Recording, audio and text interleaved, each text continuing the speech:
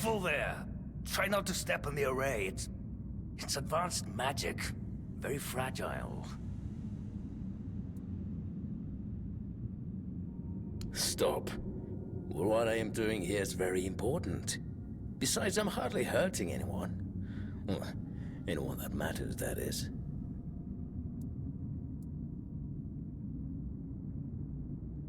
That is a gross oversimplification. I am conducting valuable research, and yes, I do get rid of vermin and give their sorry existence some actual meaning. Posthumously, but, well, as they say, better late than never, right? Don't tell me you care about the lives of a few bandits. Very well. Do you know what I like most about the dead? They don't tire, and they don't feel pain. But you will.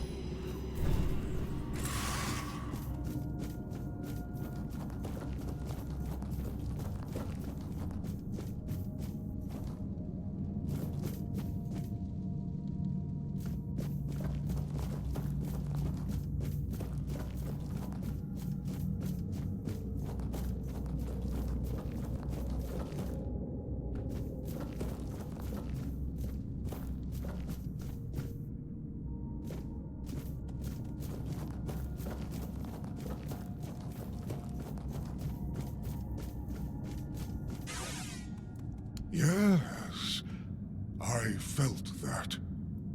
He must have been surprised. People like him tend to forget that it can happen to them too. I guess I'll do what I always do.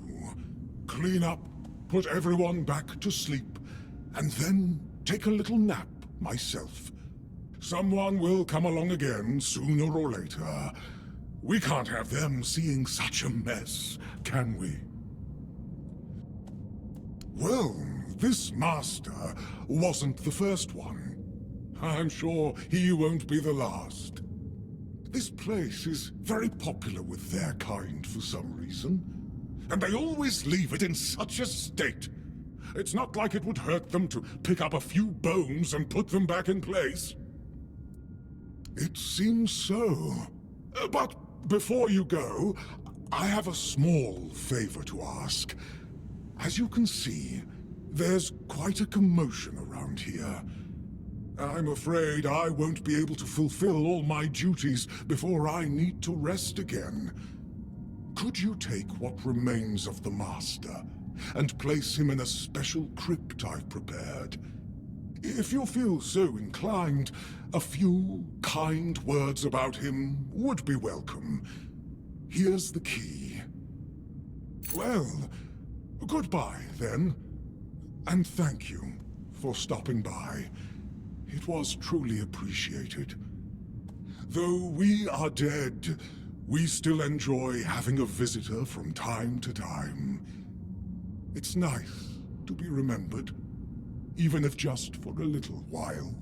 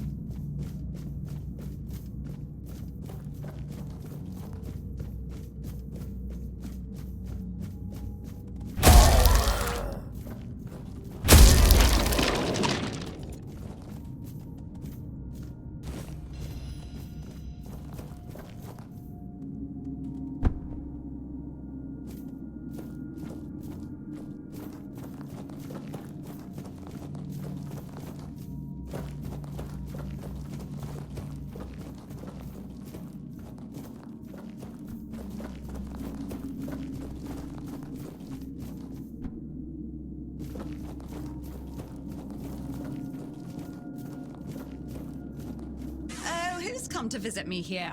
Surely you're not here to steal my treasures, are you? Oh, they call me all sorts of things. Evil spirit, lurking fiend, imp fae, nasty little thieving pest. But really, my name is Mark. We're definitely not fae, that's something else entirely. I'm what people wanted to believe in. The one who snatched their last coin for a beer, swearing they had it just a moment ago. The reason they can't find their left sock in the morning. The cause of a missing wedding ring, oh, so on. It happens. I suspect it's because I really like to snatch people's little trinkets. But between you and me, if they paid more attention, it wouldn't be so easy to steal their things.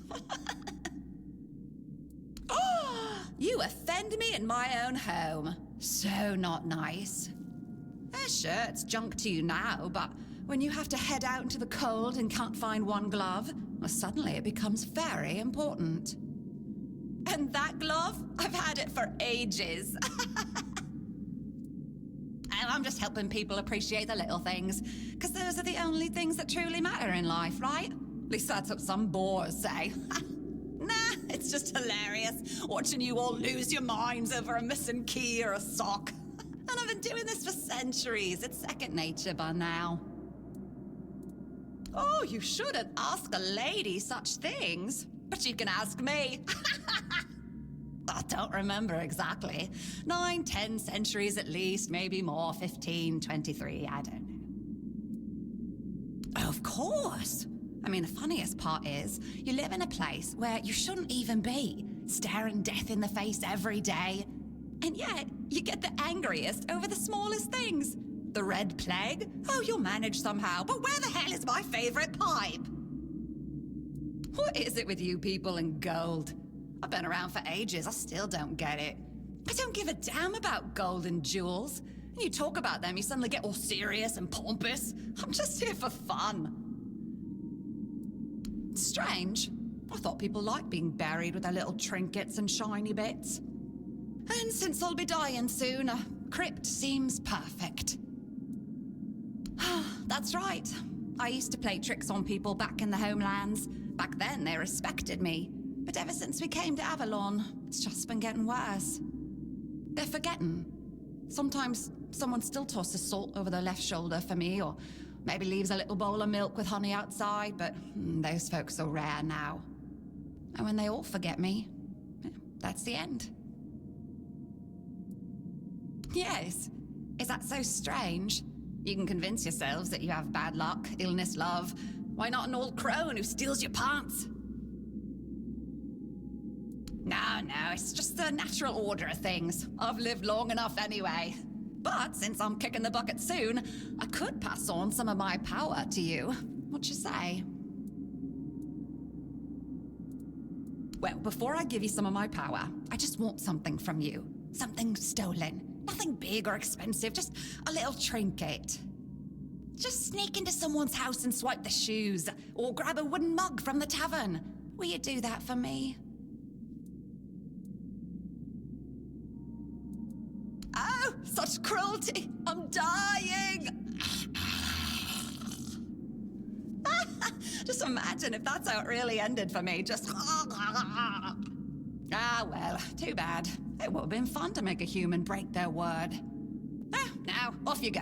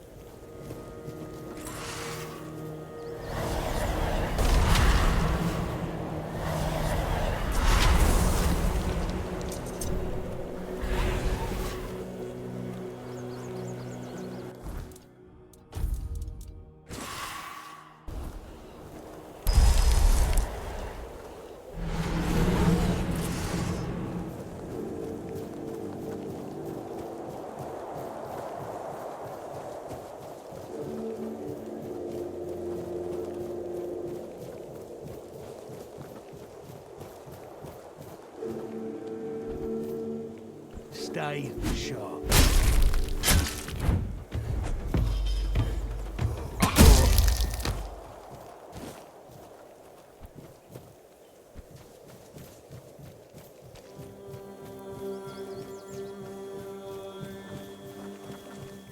It's not right.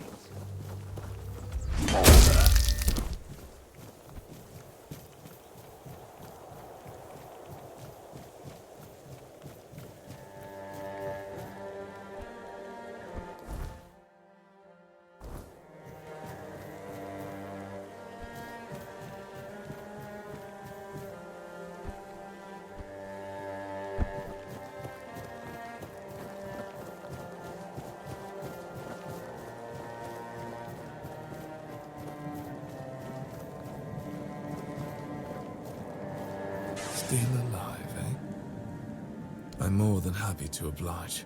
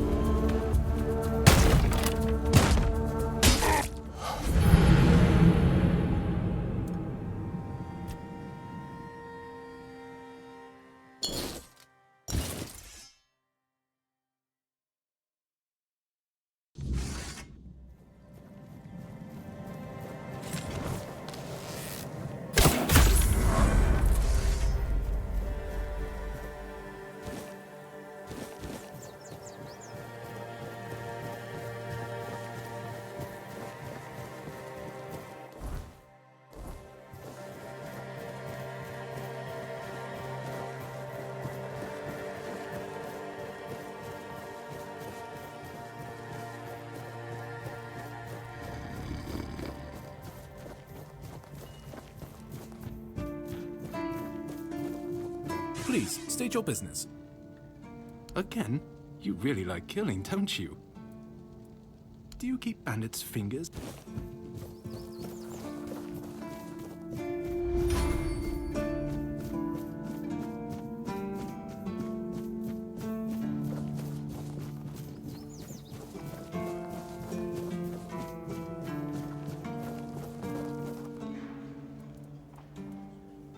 Yes?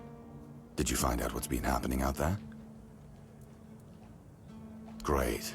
A necromancer. Just what we needed. It wasn't the Dark Druid from the legends, was it? Good thing you got rid of him then.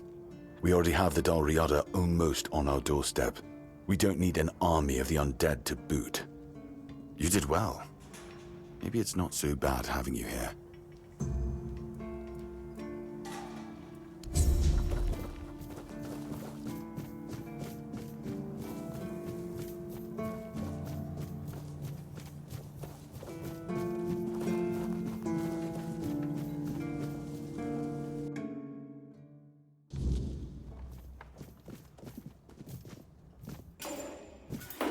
It's you.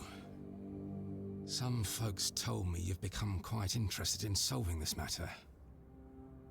Well, I don't know why, since we're strangers, but thank you. Here. I hope it serves you well in your travels. Now, forgive me. I feel better, but I still need rest. More than I'd like. It creeps in, slow at first, then all at once. And once it has you, it doesn't let go. I can feel it now, crawling beneath my skin, whispering like a thing with breath. Stopped? No. Delayed? Maybe. But the weirdness doesn't play by our rules. It doesn't care about walls or swords or prayers. It moves. It shifts. And it takes. Once, I saw a man walk straight into it. Some bandit, most likely. No hesitation. He was smiling, I swear it. By the time we pulled him out, his face was wrong. Like something else had decided to wear it instead. We had no choice but to kill him on the spot. Farewell.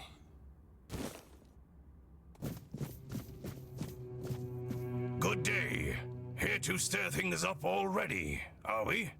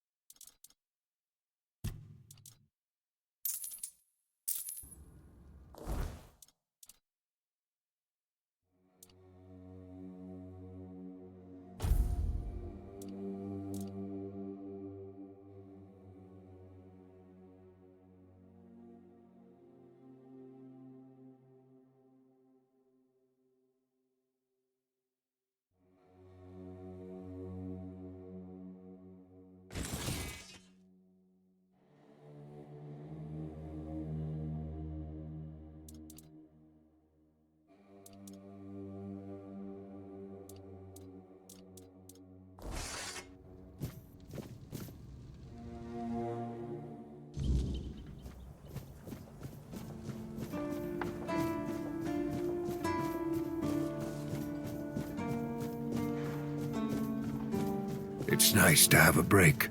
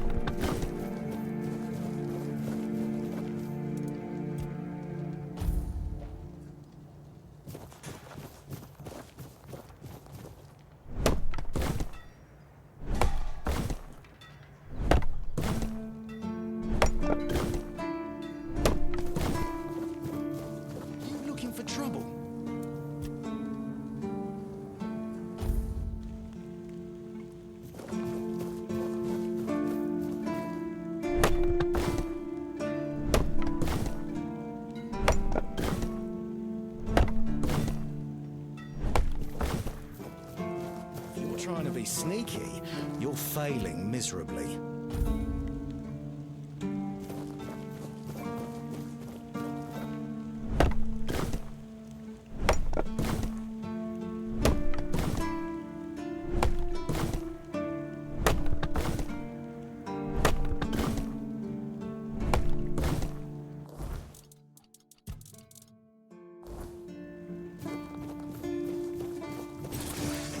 Trying to be sneaky, you're failing miserably.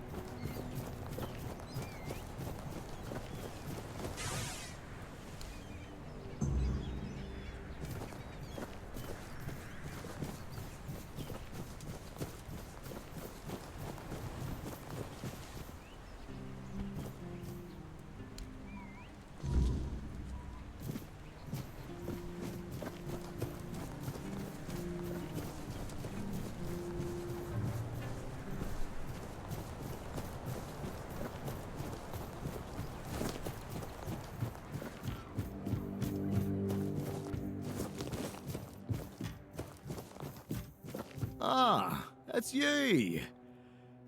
Do you need something? I know. The gate's standing proud again. And that monument, well, it actually looks like something worth remembering now. Folks around here might not say much, but they'll notice. A place that looks cared for makes people care more in return. Good work. If I had a medal to give, I'd pin it on you myself. Maybe Fergus will even crack a smile. Or at least grunt in approval. That's about as good as praise gets from him. Either way, you've done well. If something else comes up, I'll let you know. Ah, it's you. Please.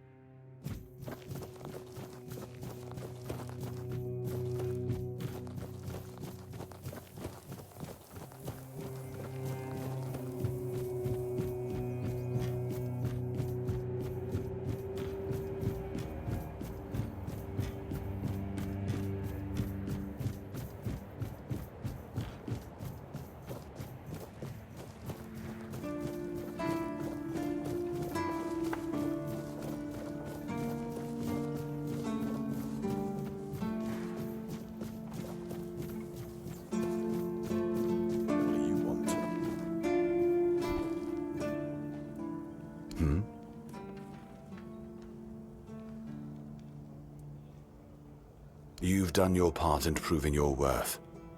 All right. You deserve the truth. You won't find the captain at the Horns of the South. He ordered us to lock down the keep, and then he disappeared. I have my suspicions about where he might be, but I can't say for sure. And frankly, I hope I'm wrong.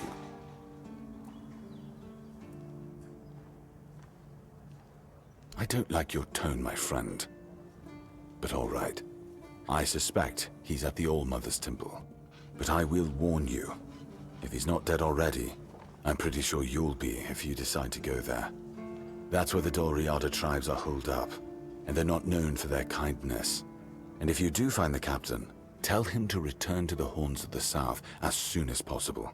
Galahad the Pure is already on his way, and he won't be pleased to find a bunch of keepers hiding behind the walls without their commander.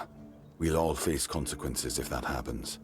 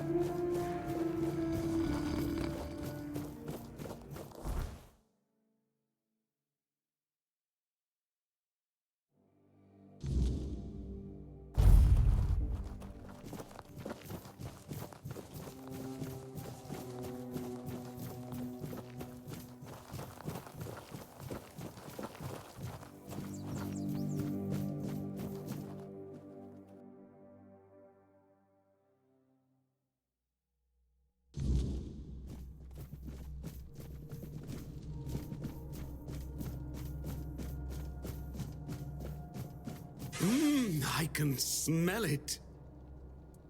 Sour herring with cheese. I can smell it. You made it. Do you understand now?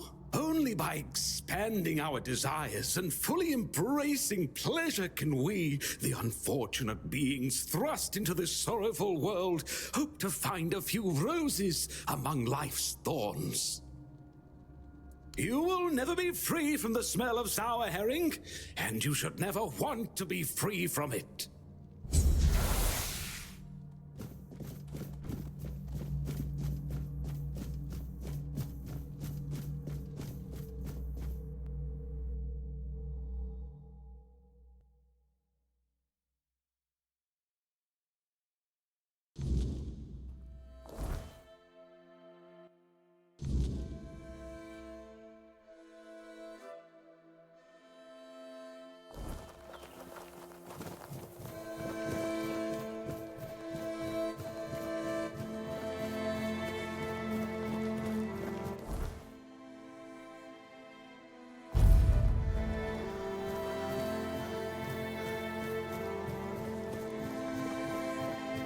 Where do you think you're going?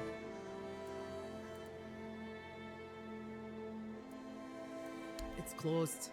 Find a different one. Not my problem. Now scram before I lose my patience. Oh, really?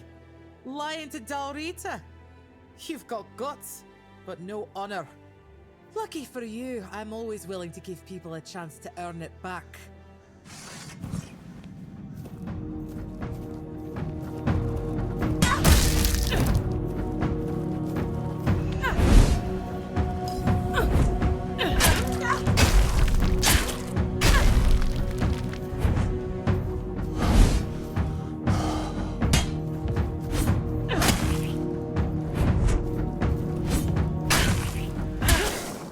It's been a while since someone bested me. I guess I really have gotten rusty. Still, a win is a win. You can pass through. Just don't do anything stupid. Fran's berserkers have even less patience than I do.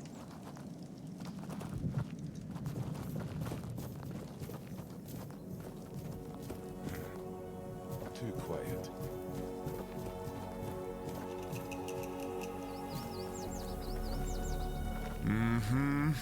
Still doesn't tell me anything. First, you showed up here like a dimwit.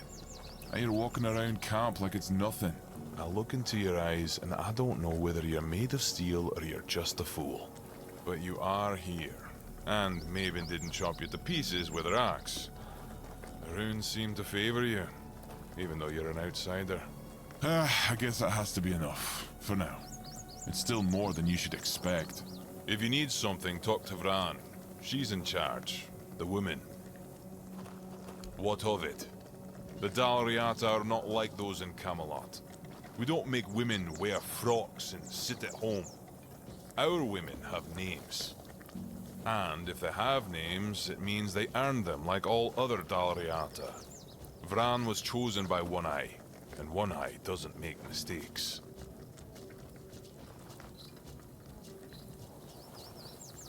I don't need to tell you anything.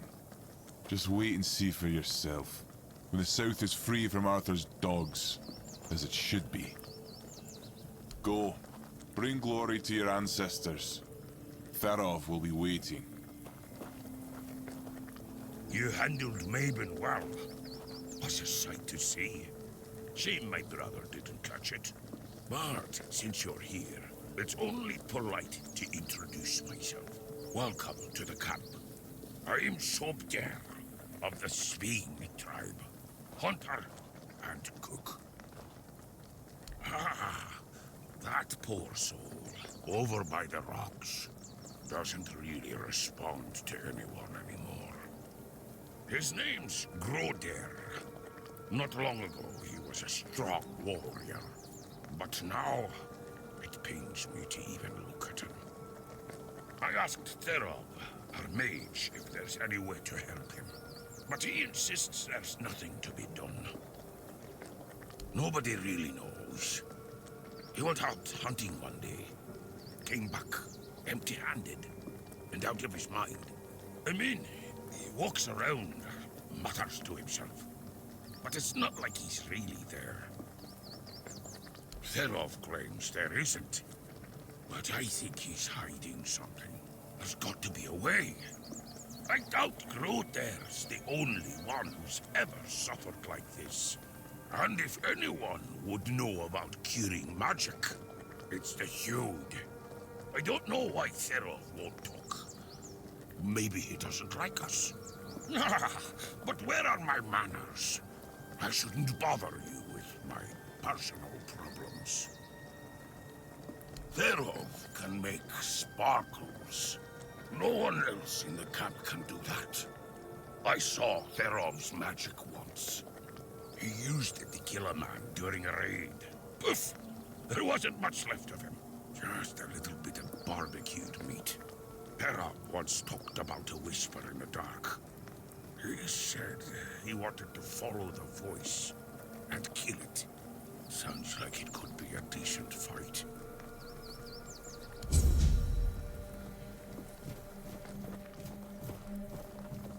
Oi, keep your hands where I can see them. You've got balls to come here, but one wrong move and you'll lose them. Yeah? I do. What are you doing here? Why am I sitting here on my arse instead of doing something worthy of a warrior? That's a damn good question. One Eye told us to guard the entrance to the Bloody Temple. So, we're guarding the entrance to the Bloody Temple. If you want to enter the Bloody Temple, you're not going to. Because if you make one step towards the Bloody Temple, I will cut your bloody legs off. You want to attack a bunch of armed Dalriata warriors? You know that's madness, right? Oh, you want an understanding? With me, a warrior from the Ulfer tribe? Piss off or I'll shove my axe up your arse. Getting restless.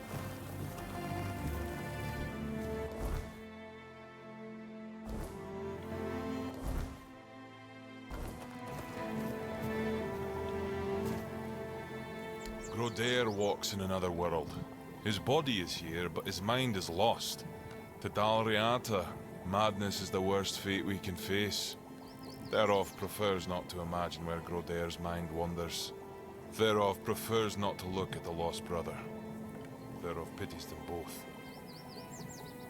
Therov hails from the Theod tribe, while the brothers are Svein. Therov prefers not to interfere in Svein matters, out of respect for their independence. Aye, there is wisdom in that, Wanderer.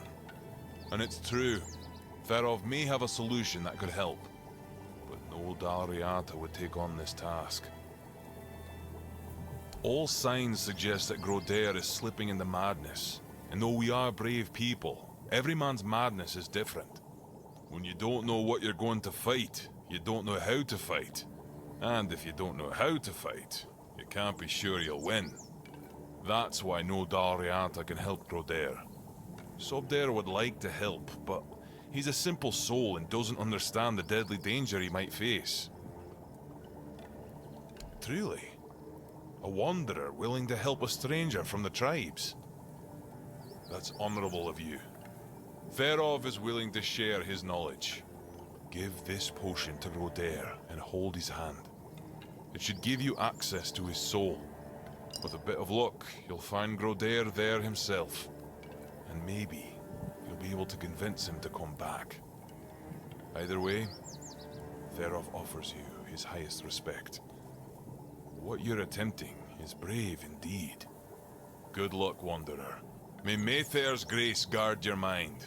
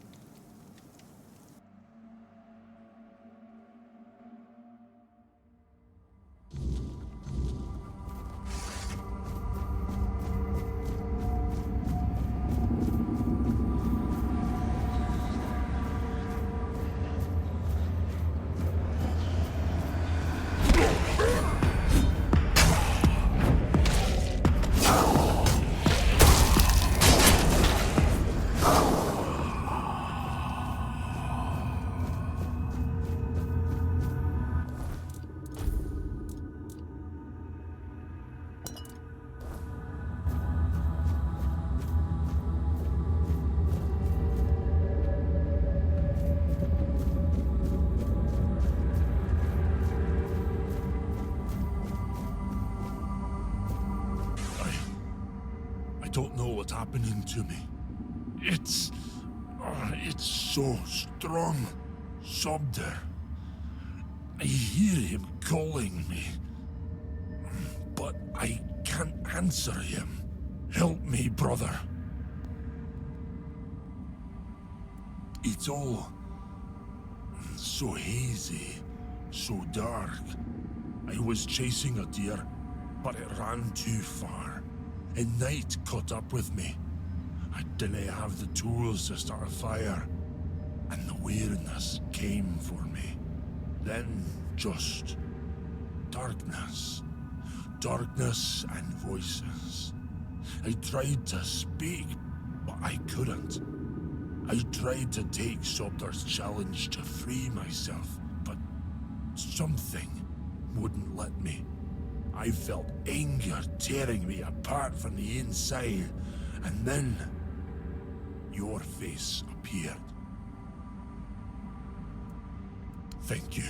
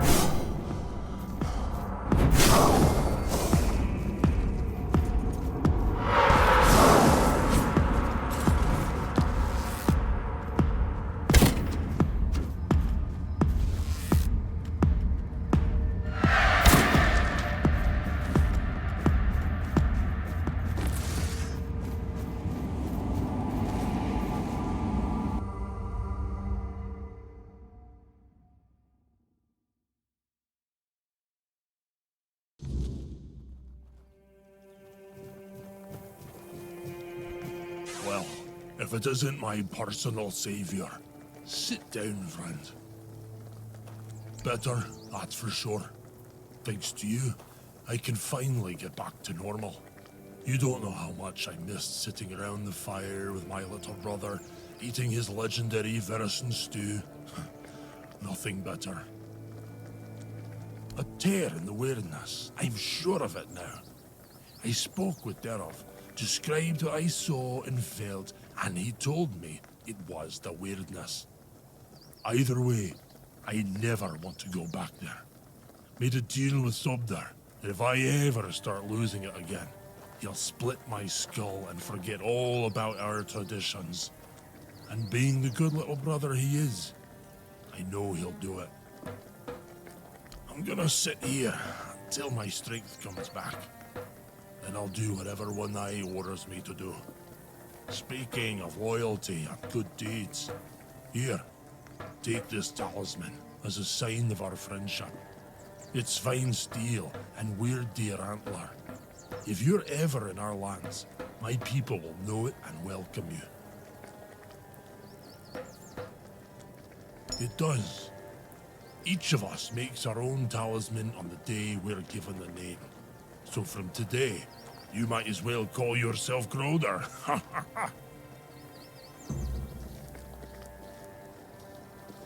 May the weirdness never swallow you. I don't recommend it. Nothing ever happens.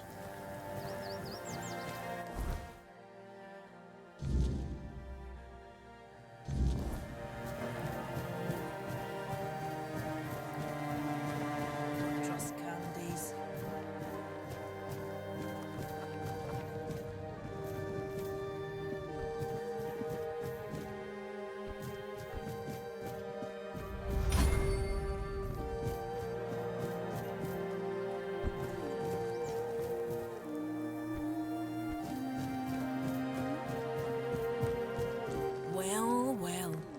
I never thought I'd see Mabin flat on her back, especially no by the hand of an outsider.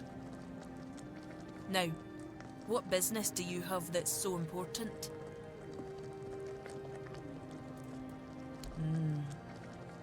You don't strike me as a godly sort of person. But I must be wrong if you're willing to risk your life just to visit some old ruin. Go ahead. It's just up the stairs, and past all my berserkers. Fair warning, though. They're not a very talkative lot.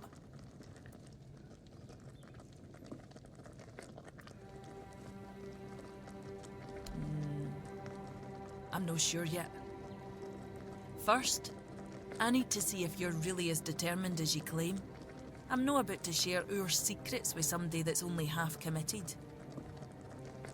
I've got a potion from Therov, made for my warriors. He claims his alchemy is better than what the Volker tribe has known for generations. The thing is, I don't fully trust his brews, so I need somebody else to test this one for me. That's for you to find out, isn't it? It's supposed to enhance my warrior's abilities. In the long run, it could be useful, but my berserkers are already few and far between. I can't risk my men just to prove Therov's point. Here, drink up.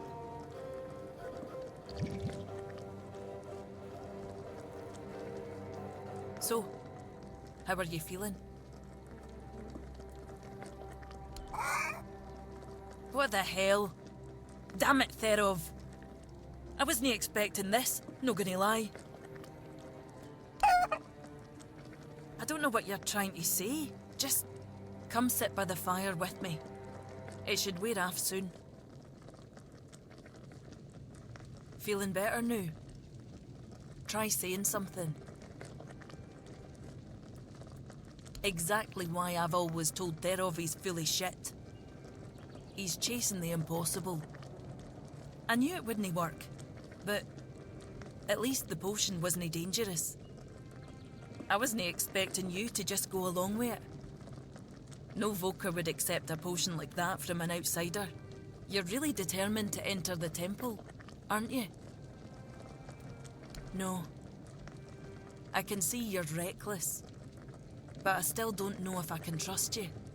Lucky for you, there's a rather delicate matter that needs handling.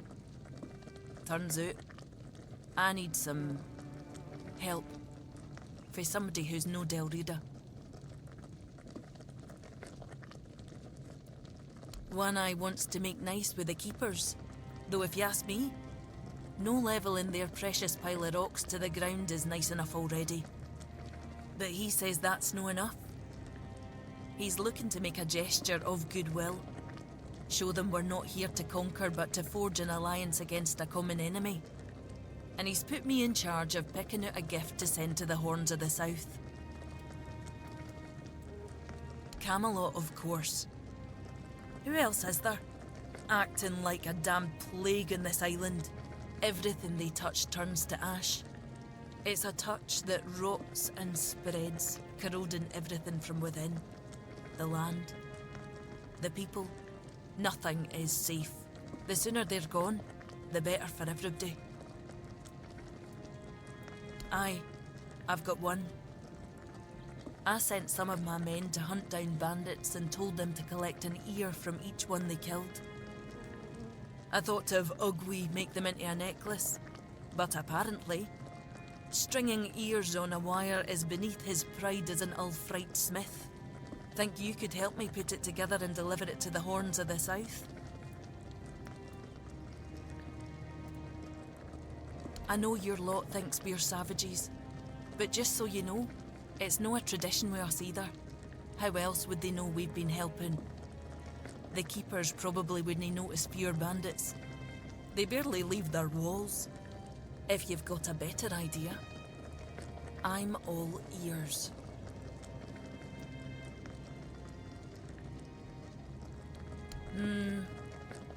I could have Ugwi forge an axe, but he doesn't see much difference between the Southerners and the Camlotians. No that I blame him. I can't either. I just take One Eye's word that it exists. but I don't trust Ugwi not to somehow make it insulting. As for my people, the Volker stripped themselves of any meaning a long time ago. The only thing we have left is the Berserker potion. But that's too precious to just hand over.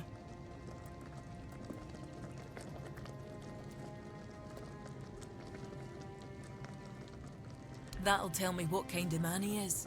If he thinks we're so dishonourable, I don't see a peaceful coexistence in our future. Maybe that vial would be worth the risk. Aye. As much as I hate to admit it, you might be right. If they accept it, maybe they'll accept us. If no, at least we'll be prepared for the worst. So, I'll need a few things for you. I'll handle the brewing. No, I couldn't. But I could give you the recipe for a different potion if you help me out. Now go, afore I change my mind.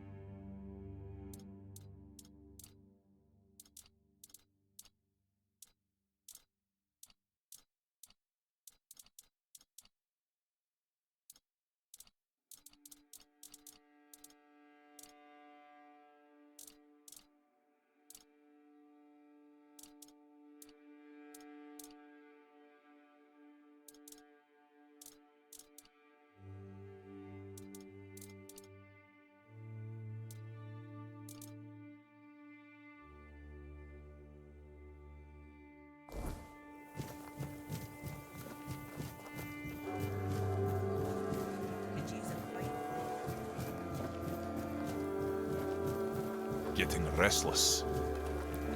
The Wanderer saved Grodair. Therov is proud. He'll be fine. He's back with us, safe. He'll recover soon.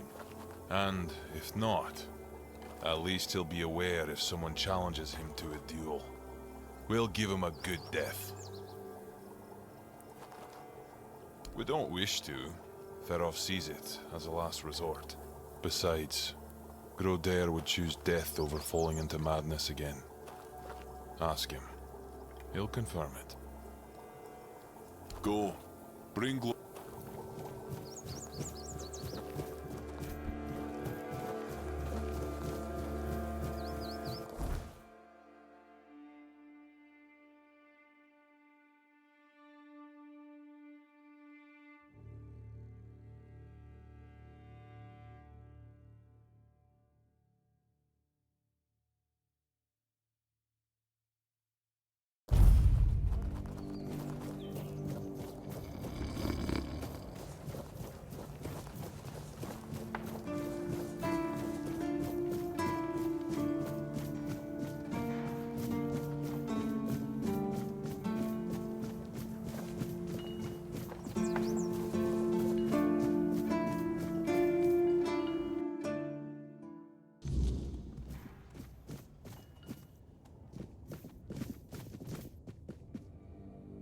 I figured it out! I figured it out! The mistletoe! Oh, how could I have been so blind this whole time? It's obvious, don't you see? They weren't laughing at me, do you see? They were telling me to embrace the part that I play in the world. The part that we all play in the world. Listen, mistletoe was their sacred plant, right? We know it's a parasite, and in extreme situations, can even kill the tree on which it grows. Why would you worship a parasite? I finally got it. They realized that if everything goes well, it has minimal effect on the tree. Sometimes it's even able to give something back. Even better, it's evergreen, so birds can feed off it in winter. And even though it's poisonous to humans, druids were able to make medicine out of its fruits. Do you see? It's so obvious that it's no wonder the answer eluded us all. It's not about the mystical arts, the scrolls, or the rituals. That's all smoke and mirrors. It's about observing nature and drawing the right conclusions. Mistletoe feeds off the tree, but it doesn't just take. It gives back, just like we all do. We always take from something. The trick is to give back more than we take. That's meant to be our role in the world. It really isn't, though. I've been obsessed with their power and their rituals. I thought there was some forbidden knowledge that could make me more. But it turned out it's not about gathering knowledge and power just for the sake of it. It's about understanding our place in the world as parasites, but useful ones. There's no more knowledge to gain besides what's already here. The trick is, we need to learn to see it. Ah, this is my new quest. Thank you for initiating this discovery.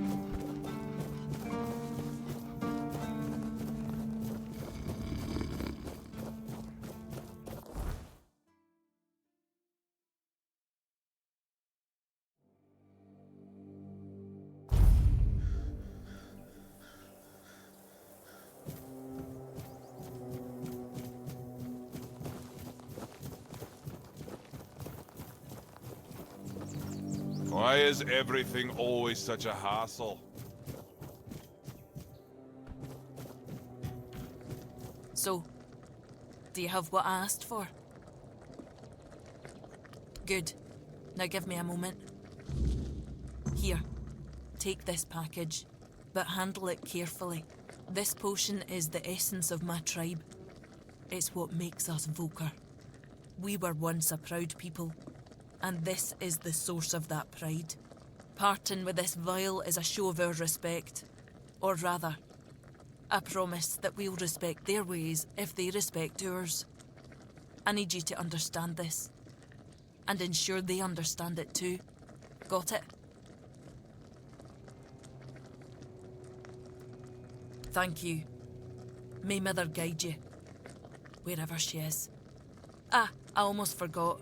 I did promise you a recipe for a different potion. Here you go.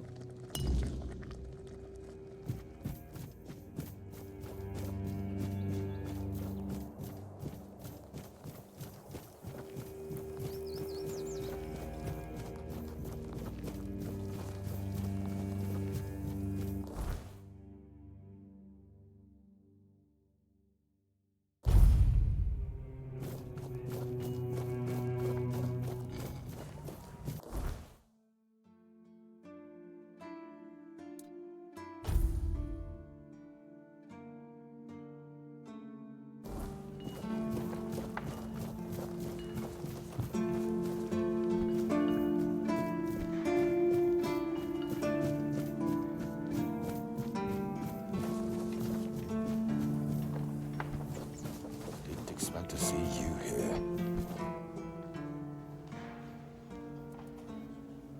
What in the world is this supposed to be? Some kind of potion? We already have Heba with his endless experiments. Do we really need more dubious concoctions floating around? You don't suppose they're trying to poison us, do you?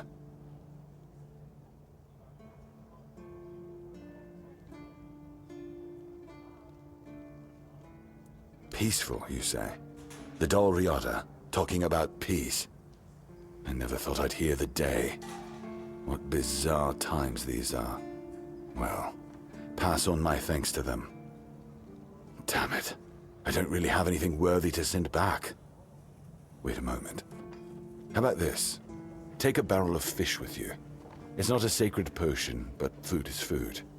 Not something to scoff at nowadays. I just hope they won't take offense.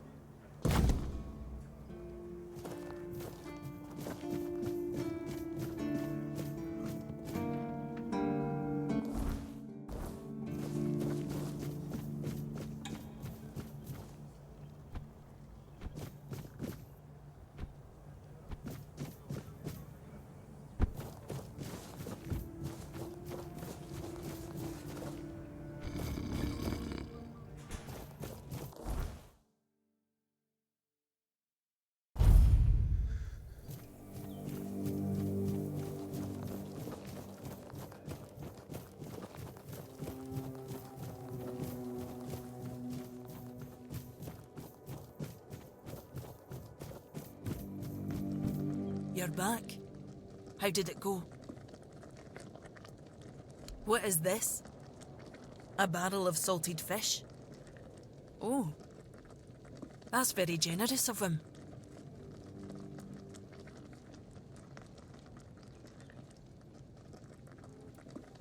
Aye, to be honest, I wasn't expecting much. I figured the potion would just end up shattered on the stone. But he's not only took it, he's reciprocated. Maybe I was wrong about the Southerners. Maybe there's hope for peace with One Eye's plan after all. You head to the temple. I'll bring him the good news once you're gone.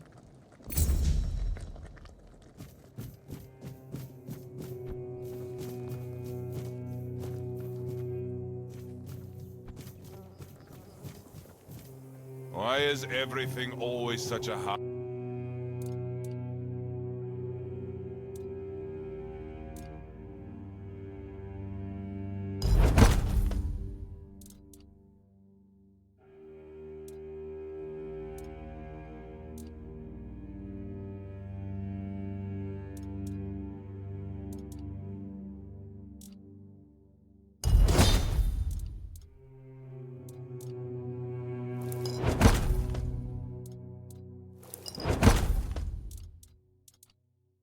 Asshole.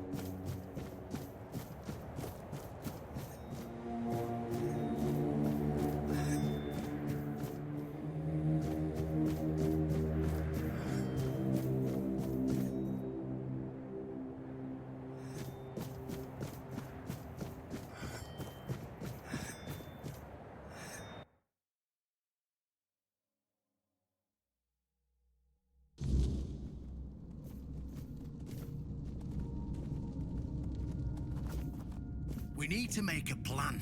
Camelot will soon figure out something's not right. Don't fret.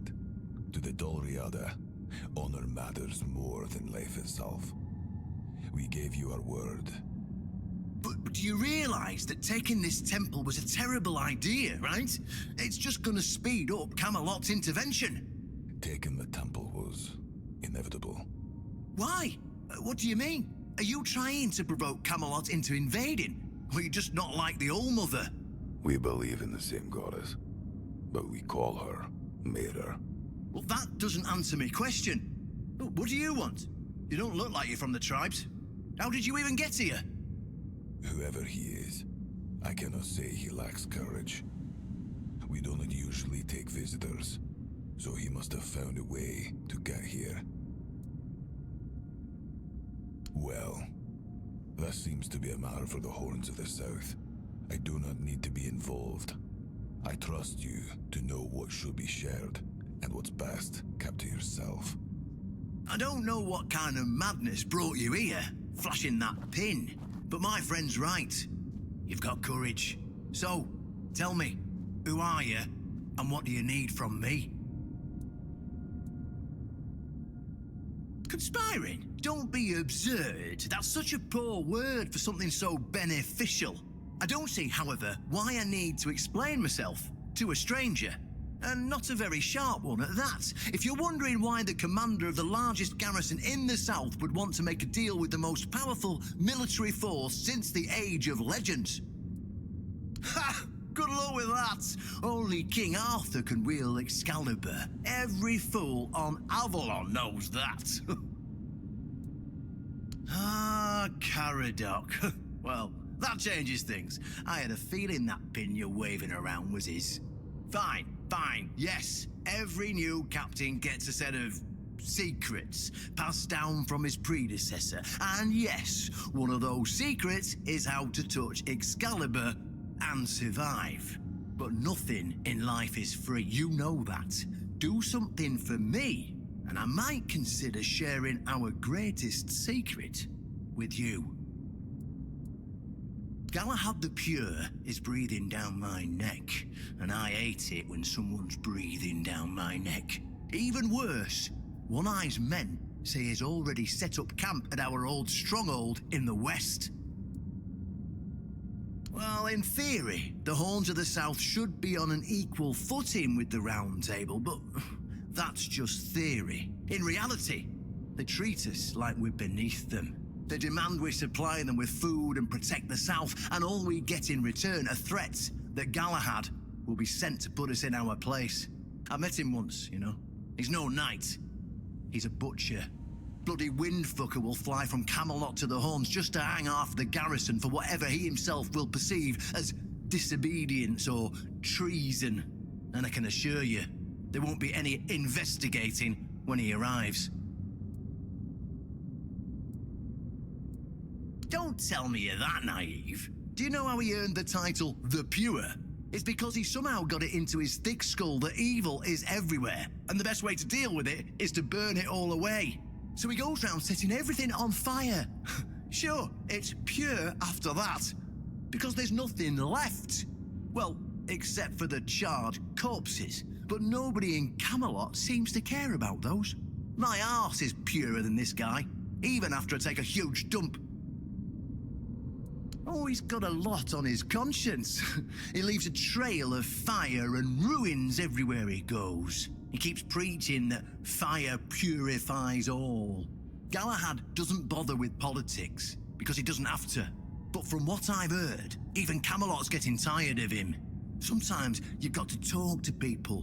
No need to chase after them with a torch. You'll see soon enough how fanatical he is. Galahad's the last thing the Horns of the South need right now. Galahad needs to die, obviously. That'll solve most of our problems. We'll just say he had an unfortunate accident, you know, fell on a pitchfork or something, and sweep it under the rug. By then, we can continue our talks with the tribes, and by the time anyone from Camelot decides to act, it'll be too late. What's wrong with that? It's him or us. If we let him snoop around here any longer, he's going to uncover our plan to protect the South. And if that happens, trust me, you'll be going down with me. I don't see any way out of this that doesn't end in open war between Camelot and the tribes. Not to mention, half of my men will probably end up burned at the stake for treason or some other drummed-up charges. And I can't openly risk a coup. That would only make matters even more complicated. So, as you can see, you're the only one who can do this. The choice is yours. Well, in theory, the Horns of the South should be on an equal footing with the Round Table, but that's just theory. In reality, they've been trying to suppress us. And the fact they're funding most of our operations, like building the new lighthouse, for instance, doesn't exactly help things. Yes, it's that simple. Just flash that pin to his guards. They'll let you in without a problem. And now, excuse me, I have things to do before the matter is settled.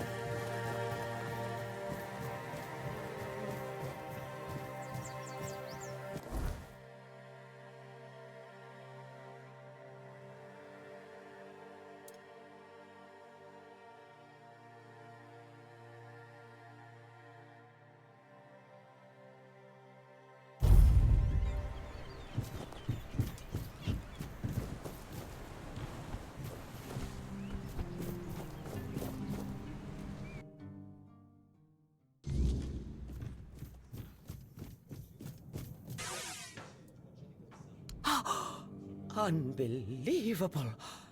The book clearly described a figure like a Minhead. Oh, no, no. I never thought it could be actual Fordweller. Probably one of the lost. Elvis never described him as a living, intelligent creature. More like a piece of furniture.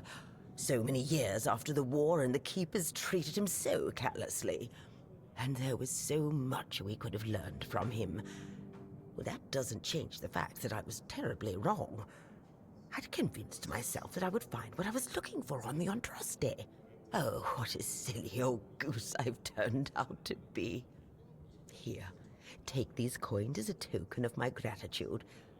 Although the knowledge you found is invaluable, you are a bright child. Who knows? Maybe you'll find a way to beat the weirdness.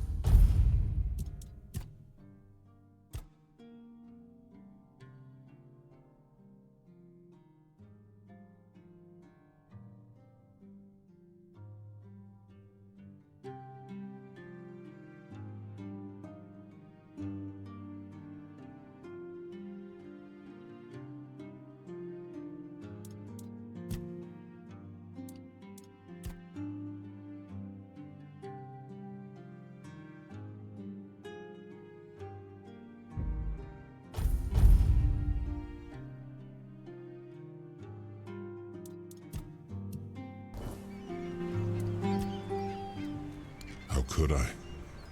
It took place after my death, and I was not summoned back when it happened. Yet I believe they did what had to be done. If the Fordweller was a threat, one that could neither be questioned nor studied, then he had to die. You do not understand how dreadful these creatures are. Even with the weirdness weakened, they remain formidable foes. We cannot fault these people for defending themselves.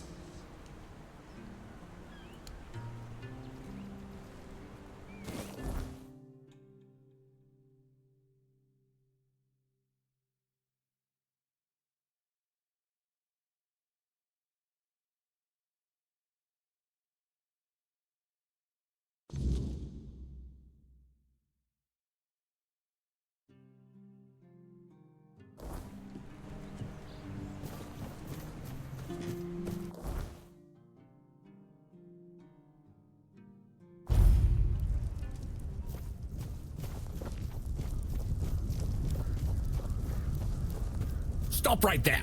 Who are you? And what do you want here? It's Sir Galahad to you, vagrant. But it's true, this is our camp. We're his personal guard. But you won't be meeting tonight until you tell us why you're here. It's true that this pin obliges me to take you to the night. But did you actually earn it? Or did you just pluck it from a corpse? Well, that's for Galahad to decide. Go. But bear in mind that Galahad is not a patient man. I only hope your cause is worth his time. Otherwise, we'll be carrying you out in a sack. The door is open. You'll find Galahad inside. Try not to make him angry.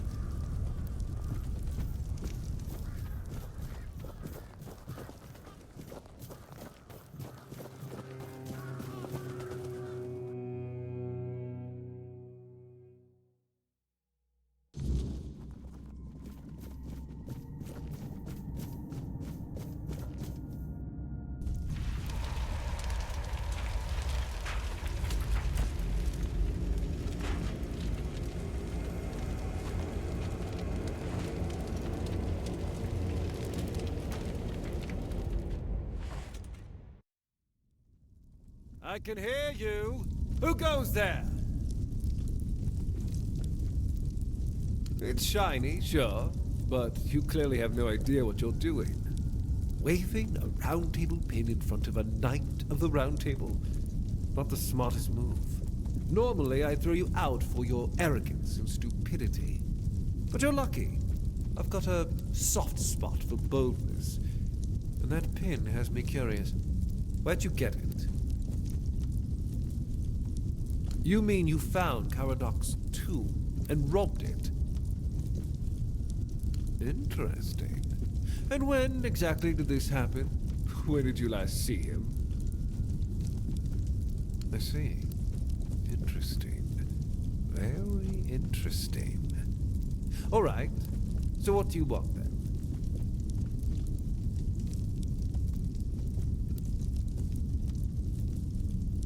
The one on the left was questioning my orders. For some reason, he thought his opinions were more important than obedience in the middle of a war. They aren't. The one on the right decided Camelot wasn't paying enough, so he thought that was a good enough excuse to help himself to his comrades' pockets. It wasn't. Ask them. We're going to fight the Dalrita. We're driving that rabble out of the All-Mother's temple. And when we head home, we'll put their heads on pikes at the gates of the Forlorn Swords. That way the rest of those barbarians will know Camelot is still watching over them, even if we have to protect them from themselves. Oh, so you don't know? One-Eye's a traitor. He's fooled the younger tribesmen with grand promises of uniting the tribes and marching north. The Council of Elders is still loyal to us. They want no part in a war. He's just a bandit, abandoned by his own people. When his village fell, no one came to help. And One-Eye, like the rat he is, ran. I'm just here to finish what I started. And when the Elders see us take down One-Eye, we won't need to worry about those savages for another 600 years. The war's already here. It's been going on for a while. We're fighting each other in the west, and people are whispering about rebellion in the north. The last thing we need is united tribes. At the beginning, yes. But they're primitive. They don't respect order, and they never will. Arthur gave them the Forlorn Swords, a rich land where they could govern themselves. They were supposed to watch the giants deliver iron and chase after their cousins through the tunnels, or whatever it is that tickles their fancy. But no, that wasn't enough for them. I've always thought Avalon would be better without them. Arthur probably gathered them all in one place, hoping they'd kill each other. But that didn't work, so we'll have to do this the hard way.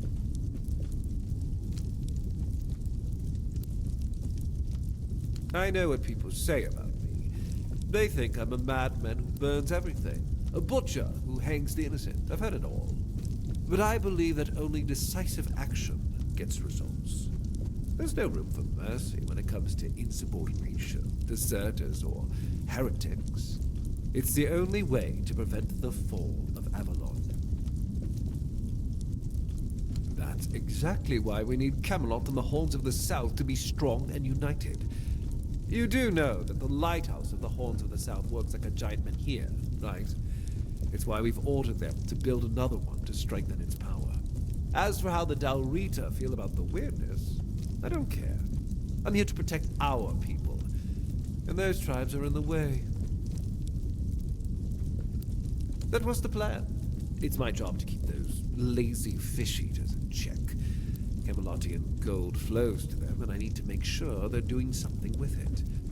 But the Dalrita showing up, that made things more interesting. Their presence will bring down the South, and I don't let things fall apart on my watch.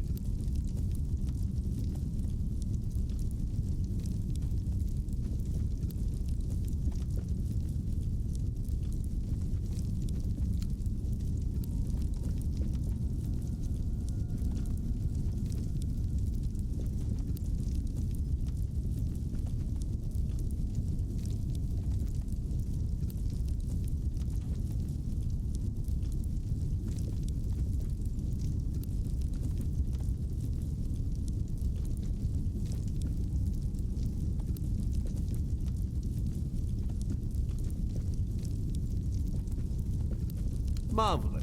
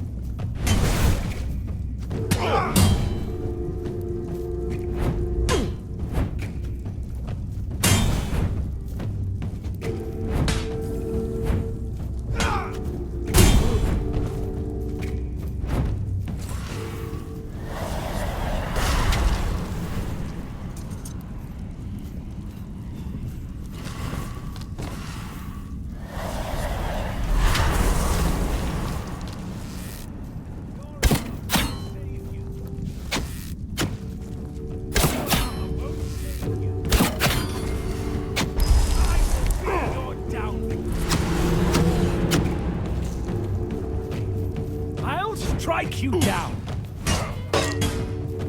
Back to your hovel, coward.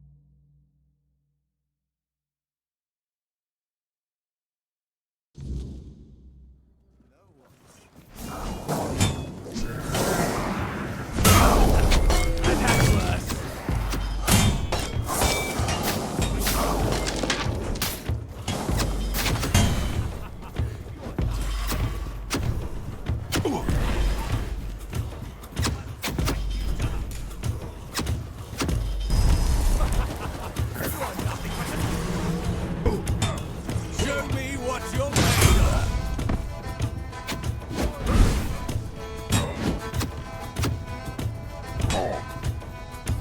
You'll fall to my sword!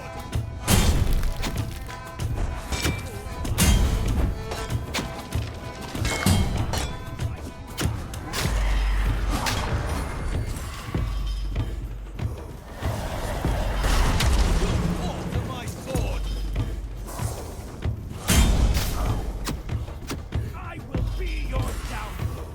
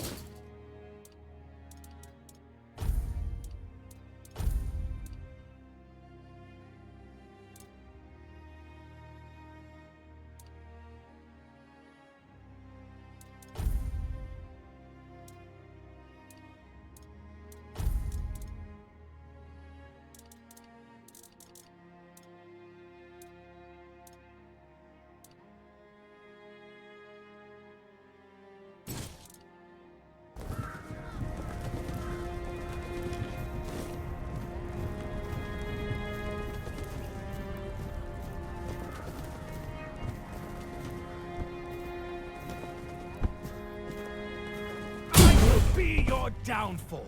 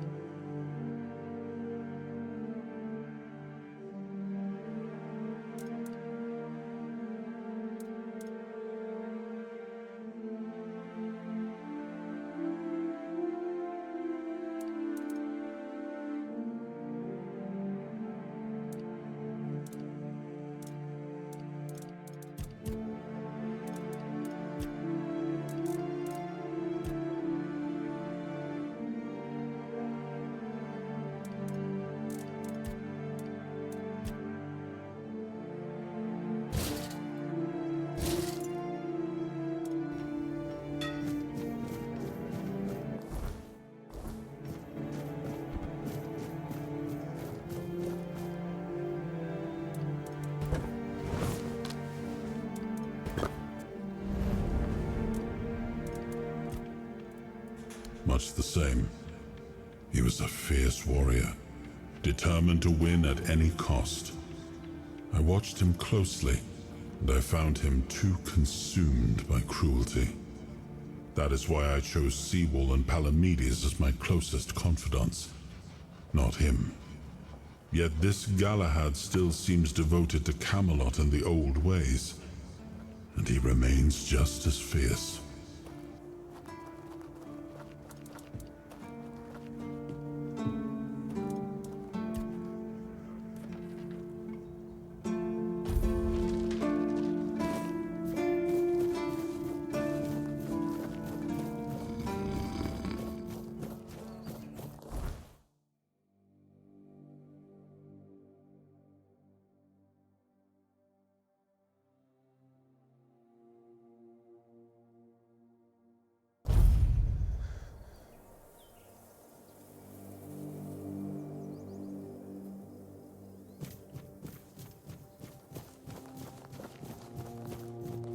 So, did you get what you needed from Vran, or are you sticking around? Oh, weird place, this. Back in the Forlorn Swords, we didn't have many strangers wandering about. Maybe a pict or two every so often, but they're a different kind of strange. Guess I'll have to get used to it. Aye, I do. It's home. Plus, it's too bloody warm here. The bugs are driving me mad. What's there to like? They only come to take. Our steel, our warriors. They never bring anything good in return. Felt like everything was falling apart back home. After Gunvalder was wiped out, nothing was the same. It felt like we were all just waiting for the other shoe to drop. Made me feel useless. And I hate feeling useless. Do I look like someone with a plan? I don't have one. Where they go, I follow. As long as I'm useful.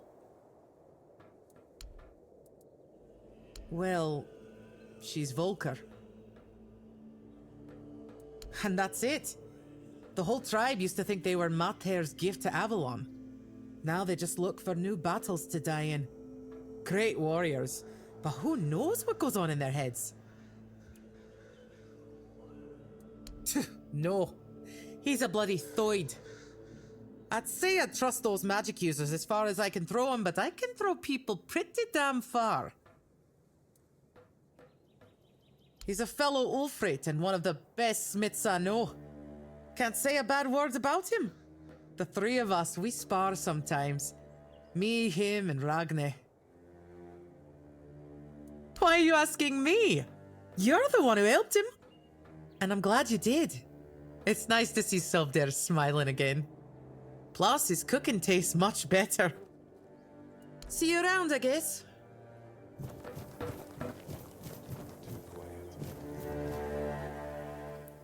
I don't know how to thank you. You didn't have to do this, but you took the risk. Praise Mather!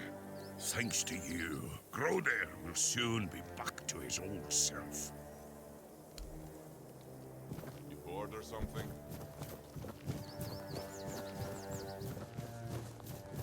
I wasn't made to wait. I was made to end things.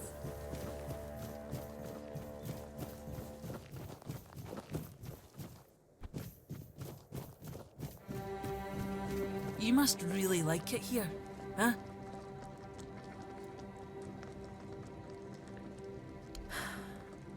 It's strange.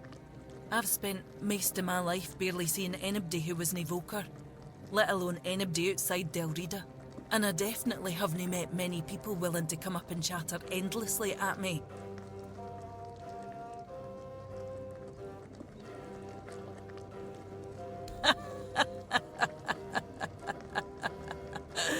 Aye, you've proven that for sure. Why? My tribe is lost. They've been stumbling around in the dark for years. I tried to push them, to remind them of our pride, to make something out of them again. But when even my own sister turned her back on me, I gave up. One Eye's campaign felt like a gift for Mither. First one since I was born. Aye, an older one. I thought she'd help me bring the Volker back to what we used to be. But she turned out just like the rest of them. She only cared about her books, no the tribe. We fought about it so much. Until I finally told her to leave. And she just did. Never even looked back. My tribe believes Mither has abandoned us. That we deserve it. Maybe they're right. But I don't think the answer is just to give up and wait for death. We need to prove that we're worthy of being her wains again. And I believe the best way to do that is by breaking Camelot's grip on Avalon. Because he has a goal that's worth fighting for, and he plans to achieve it. After living in a tribe with no direction, no ambition.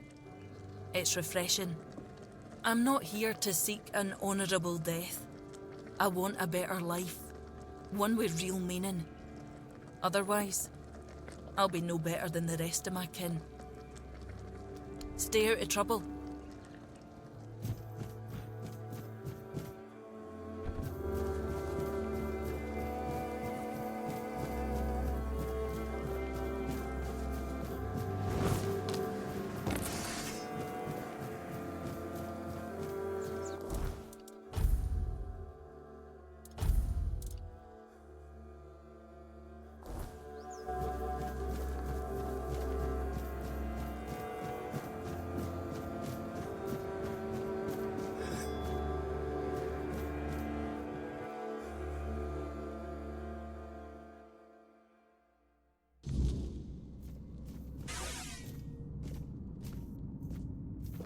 Oh, look who's here. Has the destiny of the South graced my humble abode?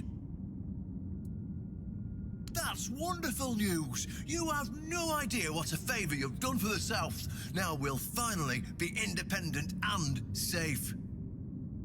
Because sometimes the best defence is a good offence. We were backed into a corner, eh? It were us, or him. First off, he represented Camelot, and we're done with their influence, no more of their wars. Second, after the massacre of One Eye's tribe, his death was convenient for both of us, and when the tribes finally unite and come down from the mountains, there's a chance they might leave us alone. Third, he figured me out. He knew what I'd discovered, and he wanted to stop me. And trust me, what I found is going to change the South's history.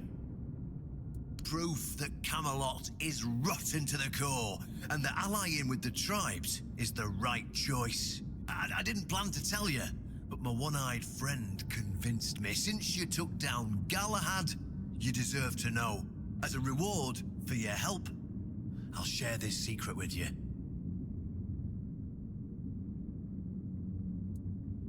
Here, take this seal.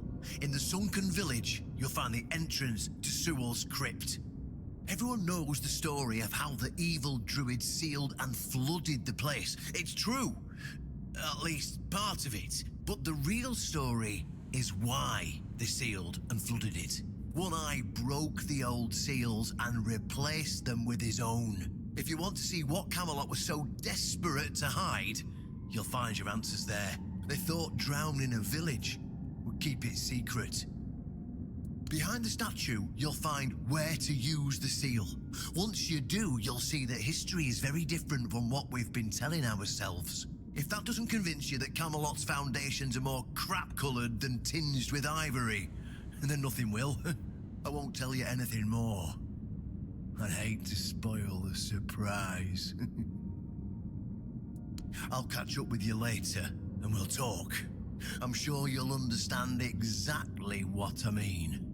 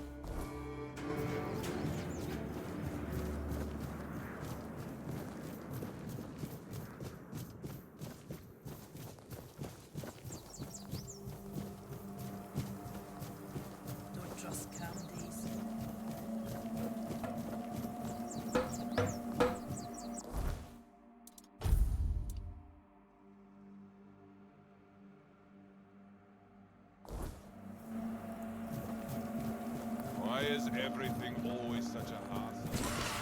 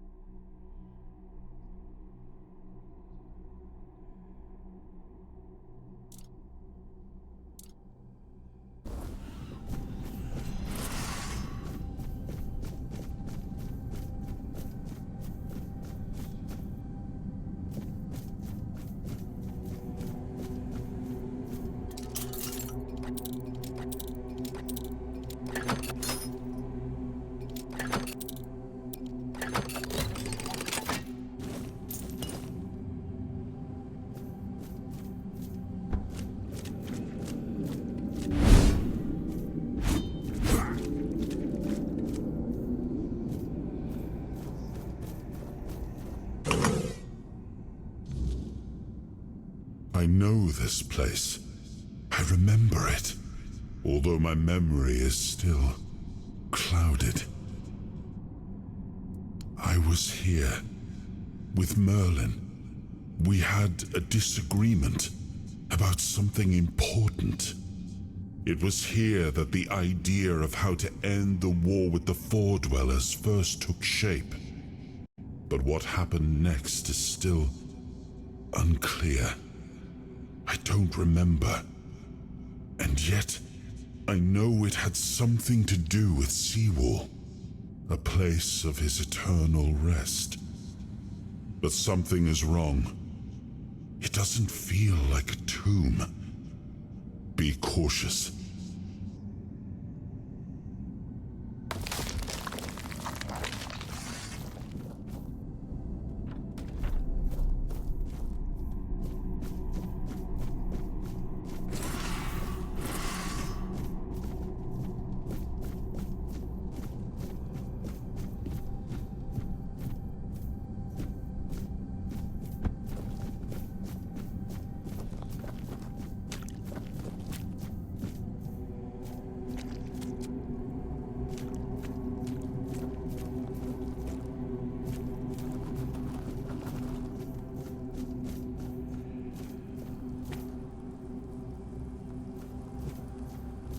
You are not him. You are different.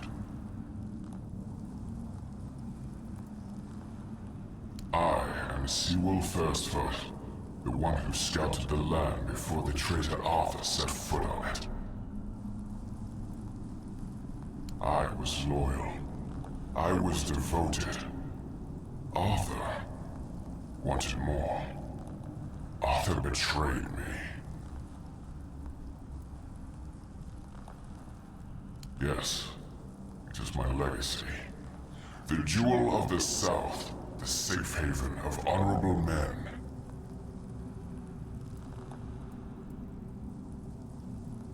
I've been here for so long, it doesn't matter anymore. The Dalriata promised me revenge. They understand what happened here. Everyone who comes here has the right to ask.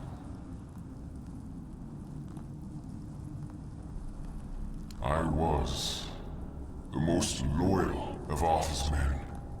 I was the first to go ashore and take on any danger that might arise in this new and unfamiliar land. Then came the war. I fought by his side, shielded him with my own body. I trusted him. But Arthur wanted more. Arthur longed to possess a power equal to that of our enemies. So Merlin decided our king must first become immortal. Only then could he achieve greatness. But Merlin needed volunteers. Trusted people to go first to make sure that his methods were effective. So we wouldn't risk Arthur's life in trying to grant him immortality. They thought I had died, so they buried me. Arthur's greed and Merlin's obsession made me what I am now. Arthur should have made sure. They thought I was dead, but I heard everything. I know there were others after me. I know that the king didn't hesitate to do anything to achieve his goal. He experimented on all the knights, abusing their oath. He told them it was for the greater good. Their lives, our lives, meant nothing to him.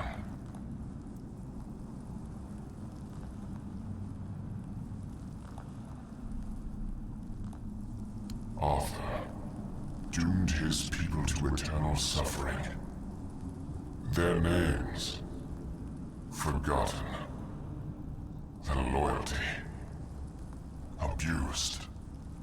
He sacrificed the lives of the noblest of men. And this is the greatest possible betrayal. We cannot be helped. We cannot be killed. The Dalriata promised to burn down Camelot, avenge the memory of all my brothers. Camelot was built on betrayal. People have the right to live in truth. When Camelot falls, we will finally be free. Build a new world. Let the dead leave this one.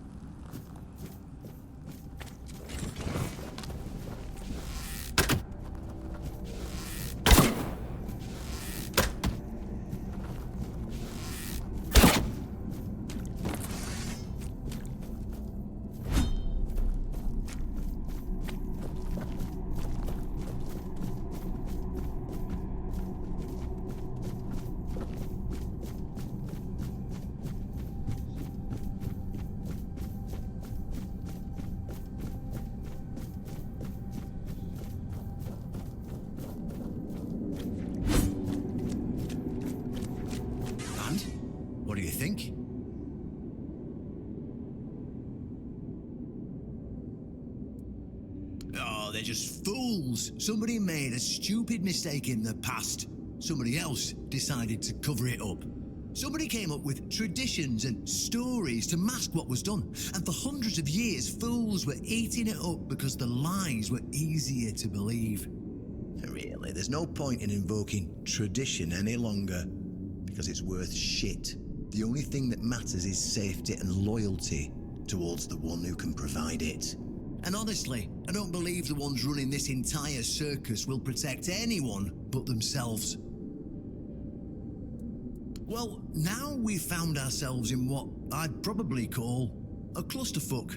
And somehow, you unwittingly became the most important person in the region because your decision will change how the entire situation unfolds. You see, my boys from the Horns of the South are split down the middle. Some will back me, but others won't understand what I'm trying to do. The latter, like Feargas, are the traditionalists, and they know me a little bit too well. If I come to them with this revelation, they think it were a conspiracy. But if somebody from the outside, somebody Feargas trusts, steps in and convinces him, you see where I'm going with this? Ha! That's what I wanted to hear. I knew I could count on you. Go talk to Feargas, get him to visit this place. After you're done, please visit me in the shrine. I just hope Feargas shows some sense and doesn't let his pride take over.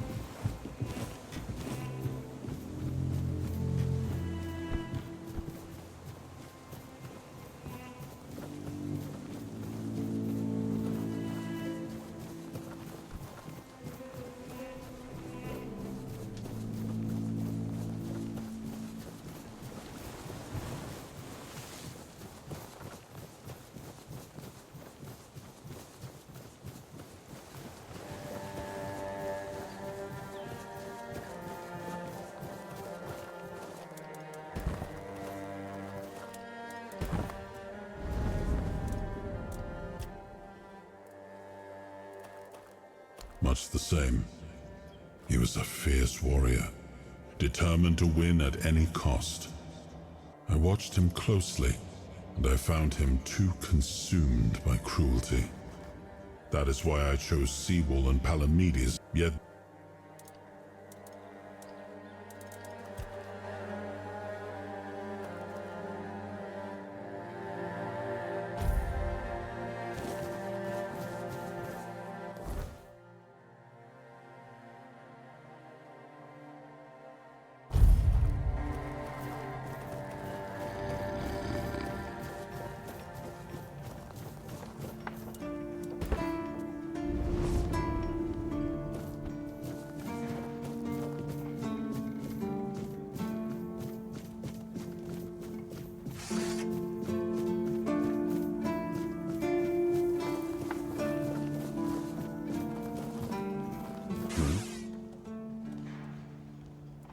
Oh, really?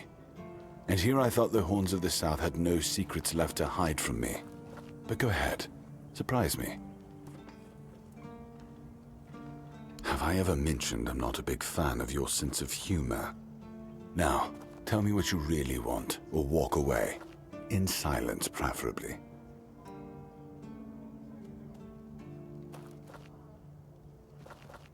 This isn't funny. I'm no Galahad, burning people at the stake for heresy, but I don't appreciate this kind of behavior either. Still, judging by the look on your face, you actually believe you've stumbled onto something important. All right then. I'll go and check it out. See what's got you so worked up. It might even be nice to get out of here for a change.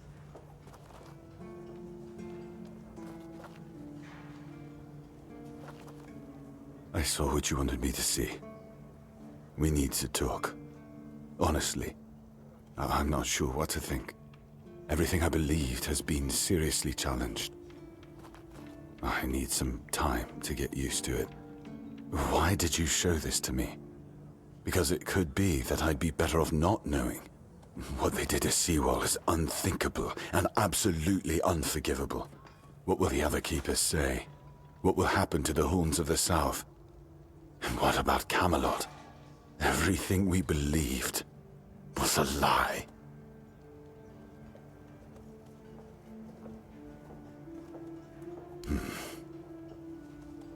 You're right. In the end, it doesn't matter what Camelot was back then. What matters is what we are now. And we did everything in our power to keep the South safe, and to keep our lighthouse on through every storm. But this will be the end of the Horns of the South. No young man will join our ranks when hundreds of years of our history are gurgling down the drain.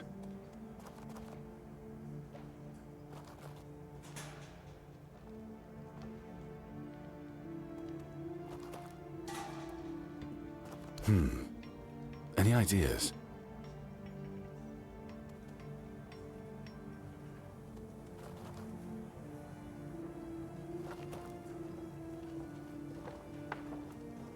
It sounds better than the alternative.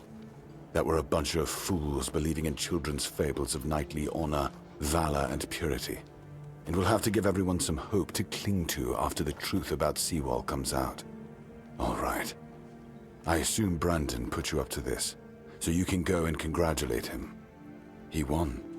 I'll support this case, if only for the safety and well-being of our boys. I don't have to like it one bit, but I can try to make it easier for the garrison.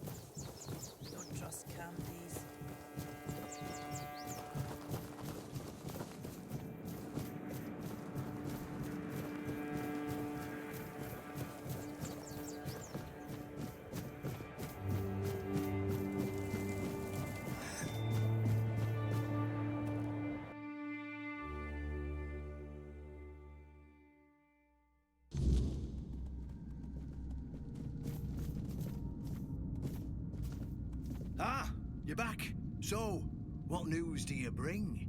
Did you talk to Feargas? Good. Just as I expected. I do feel for the boy. He really loved Camelot. Probably the last truly loyal keeper. But he had to know the truth. I knew his honor wouldn't let him hide it from the others in the Orns. Nicely done. Now, I'll get One Eye, and together we'll go to the Orns with the good news. Not everybody will be happy about it, but that's for me to deal with. Those who don't support us will be released from their oath, and I'll ensure they're safe until they leave the south. After that, whatever they choose to do is up to them.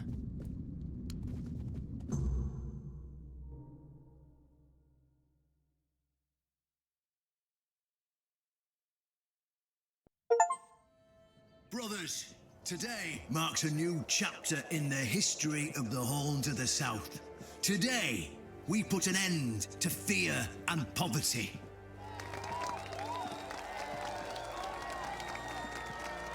I understand your pain. I know you feel helpless in the face of the looming terror of the weirdness. Camelot has abandoned us, brothers. For years, they've given us no aid. All they do is take our resources, send us to senseless slaughter, and keep us in the dark. Camelot doesn't see us as equals. They've forgotten Seawall Firstfoot's legacy and the promise King Arthur made to us. We were meant to stand as equals. We were meant to be just as powerful as them. And all this time, do you know what they've done to the founder of the Horns of the South? For over 600 years, Seawall has been alive, forgotten by King Arthur and all of Camelot. You don't have to take my word for it. Seawall's tomb is open. Go and see for yourselves.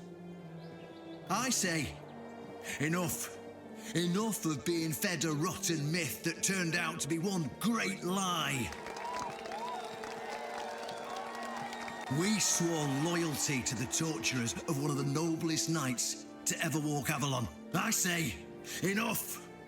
We will no longer honor an oath made to dishonorable people. We won't let ourselves be exploited any longer.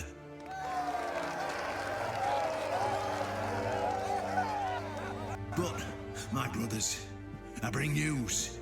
Galahad the Pure, the same Galahad who threatened to burn half our garrison at the stake, is dead. Galahad's death is our chance to break free from Camelot. Enough lies. No more risking everything for those who only know how to take. You're probably wondering, how can we protect the South on our own? How can we defend ourselves when Camelot comes to reclaim their slaves? Yes, that's what we are to them. I know the lockdown of the fortress surprised you, and for that, I truly apologize, but it was necessary to keep you from attacking our new allies, the Del Rita tribes, led by One Eye.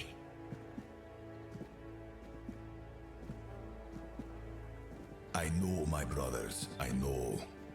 This must be a shock, especially since I didn't share my plans with you earlier. But hear me out.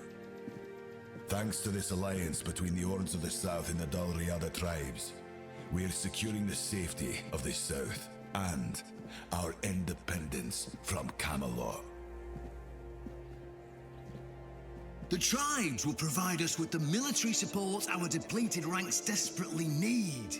The tribes will help us rid the South of the bandits who've plagued our people for years. Together, we'll share knowledge and resources to ensure a better future for all Southerners. We will not drain your resources. In fact, we'll replenish your armories and fill your pantries. We'll stand together, fighting side by side to bring peace and order back to the South. In return, all we ask is your loyalty. If you see a brother from the Dalriada fight in the Camelotian, stand with our brother. That's all. Of course, if anyone isn't in favor of this alliance, you have the right to leave the service. I declare a new era for the Horns of the South. Those who don't wish to help build this future are released from their oaths. To those who choose to stay, I promise a good life, and you won't face any more threats. Now, brothers, return to your duties and rest easy. The Horns of the South will endure, and soon we'll be stronger than ever before.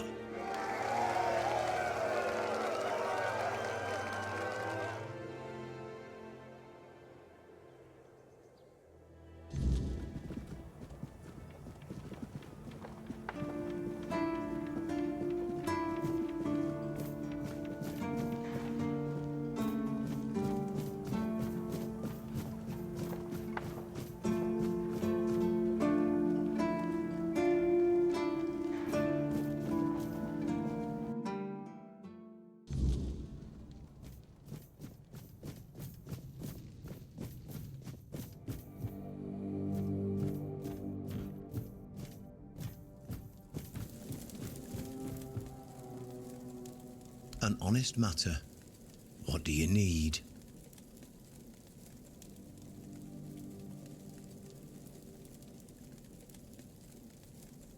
Ah, right. See, the problem with Excalibur, or indeed any of King Arthur's blades, is that you need to prove you're worthy of wielding it. How are you supposed to do that? Hell knows. But if the pin that secured your entry to the Horns has led you here, I think I know what the one who gave it to you might have been thinking.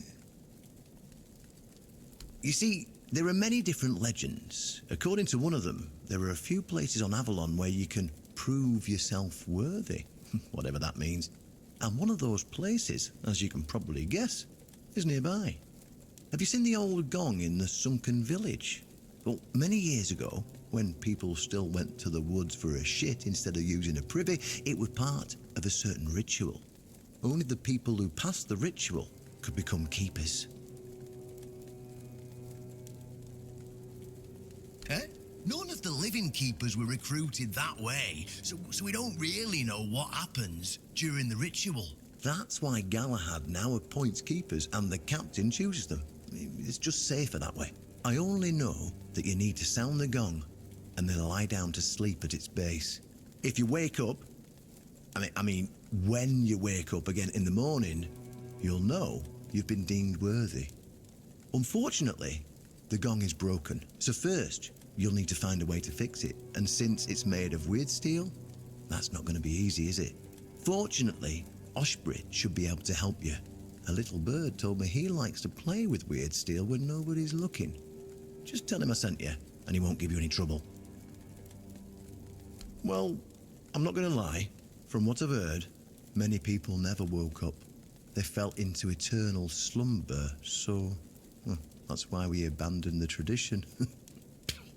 And those who woke up were changed, and none of them ever wanted to say exactly what happened there. Then you'll have to find someone smarter than me, because I already told you everything I know. Well, of course they tried. It turns out that the keepers who passed the ritual could hold it longer than anyone else. Maybe it'll be enough for what you need, and maybe something entirely different will happen. It's your risk and your decision. Go, and may the southern wind be in your favor. If you need anything from the old captain, you know where to find me.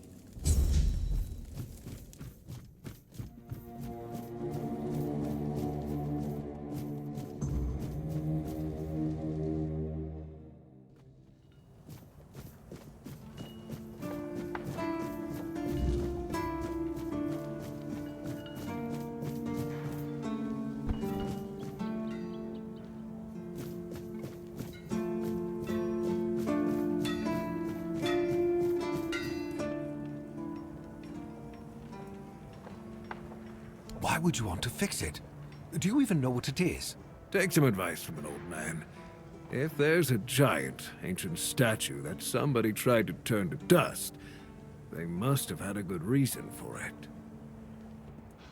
Well, if you put it that way, then I suppose I have to tell you the truth. Otherwise, the terror from the sea will bite me in the ass while I bathe. Of course I can fix it. I've been doing this kind of thing since I could swing a hammer. It's a skill we pass down from master to apprentice, generation to generation. Nothing fancy, just good old blacksmithing. Obviously, though, you'd have to bring me a couple things so that I can actually do it.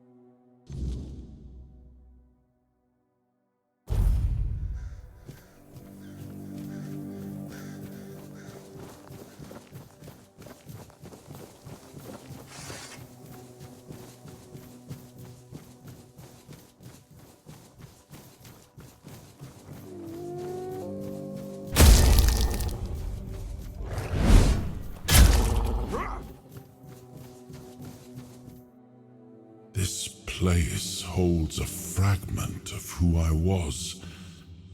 I feel its weight. Let's not leave without it. This place holds a fragment of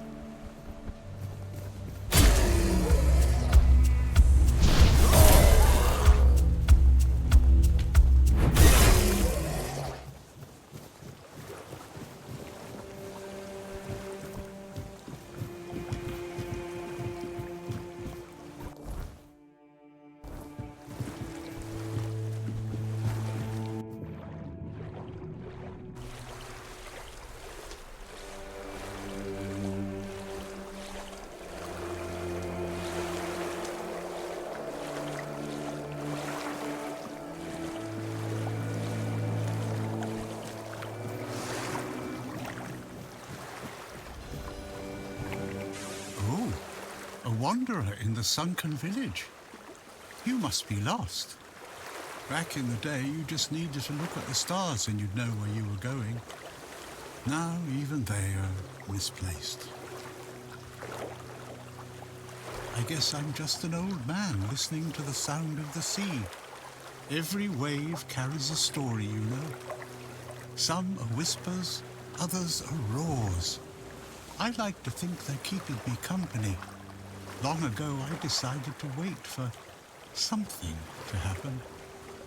So I'm waiting for what's ahead of me. But I can feel that it's closer than ever. Everything that's around us, it's not yet the end. And that thought really bothers me. Monsters? I think you misunderstand. I don't see any monsters here, only lost villagers, still clinging to their home. It's sad, but as you can see, not much depends on us.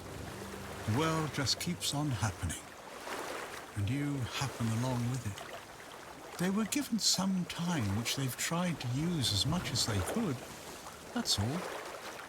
I'm glad they allow me to stay here despite what happened. I like this place. It's the cycle of life. There's nothing to be afraid of. If you're afraid, it means you're struggling with something too much, my friend. Sometimes you just need to sit and look. Watch everything turn.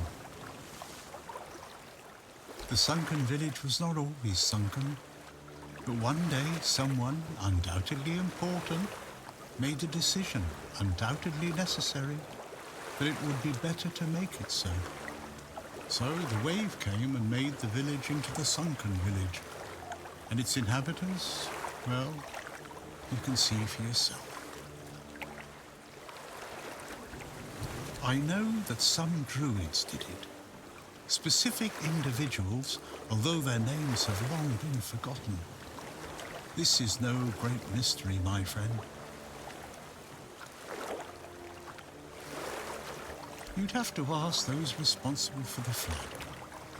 Who knows what's going through people's heads? Maybe someone ordered them to do it. You'll never know. That's a good question. Maybe they burnt during the charred conclave. Maybe not. Nevertheless, the punishment was delivered and justice prevailed. Once again, the world was made a better place. At least that's what those who set fire to the stakes preach. All in the name of the Word. Among others, this wouldn't have happened if not for Camelot's desperation. Many tragic decisions were made. I don't know if the word was so unambiguous or if its interpretation failed. What happened on the fields of the charred conclave wasn't just about the flood, my friend. It was about things and forces we don't understand. Long ago enough for people to have no chance of discovering why it happened. And yet, recently enough that this place still reminds us of it. Now the village is what it is, and the past has washed away.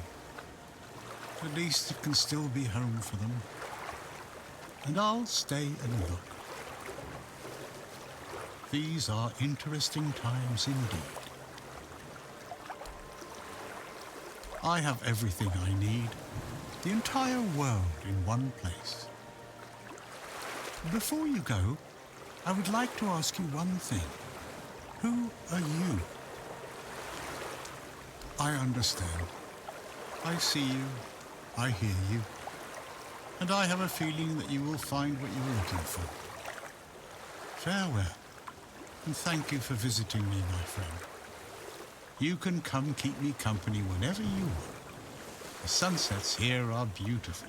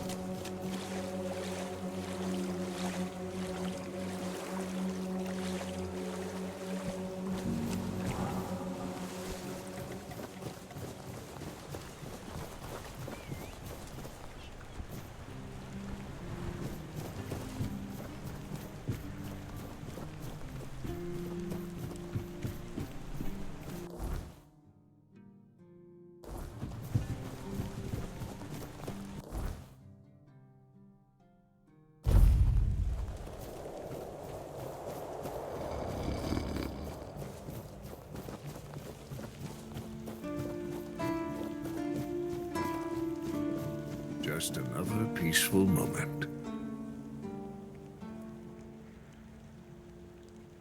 Riordan's back, and with the Dalrita, no less. Bold move. Let's hope he knows what he's doing, or the keep's going to be in for one hell of a mess. Oh, not really. Especially since we went into a lockdown a while ago. People used to come and go. Now and then a ship would make a stop at the village below, but nobody's really come around since. Well, since the entire shit show that's going down everywhere. Now that I think of it, you're the first they've let in. What'd you do? Who did you bribe? Oh, so you have friends in Camelot. Good for you. Of course I do. Those pins are peak craftsmanship, and very rare at that. We only gave them out on Camelot's orders. But when I look at you, well, it's pretty obvious you wouldn't be able to beat a knight. And even if you found one already dead, you'd sooner nick his armor than a pin you knew nothing about. Either way, good for you.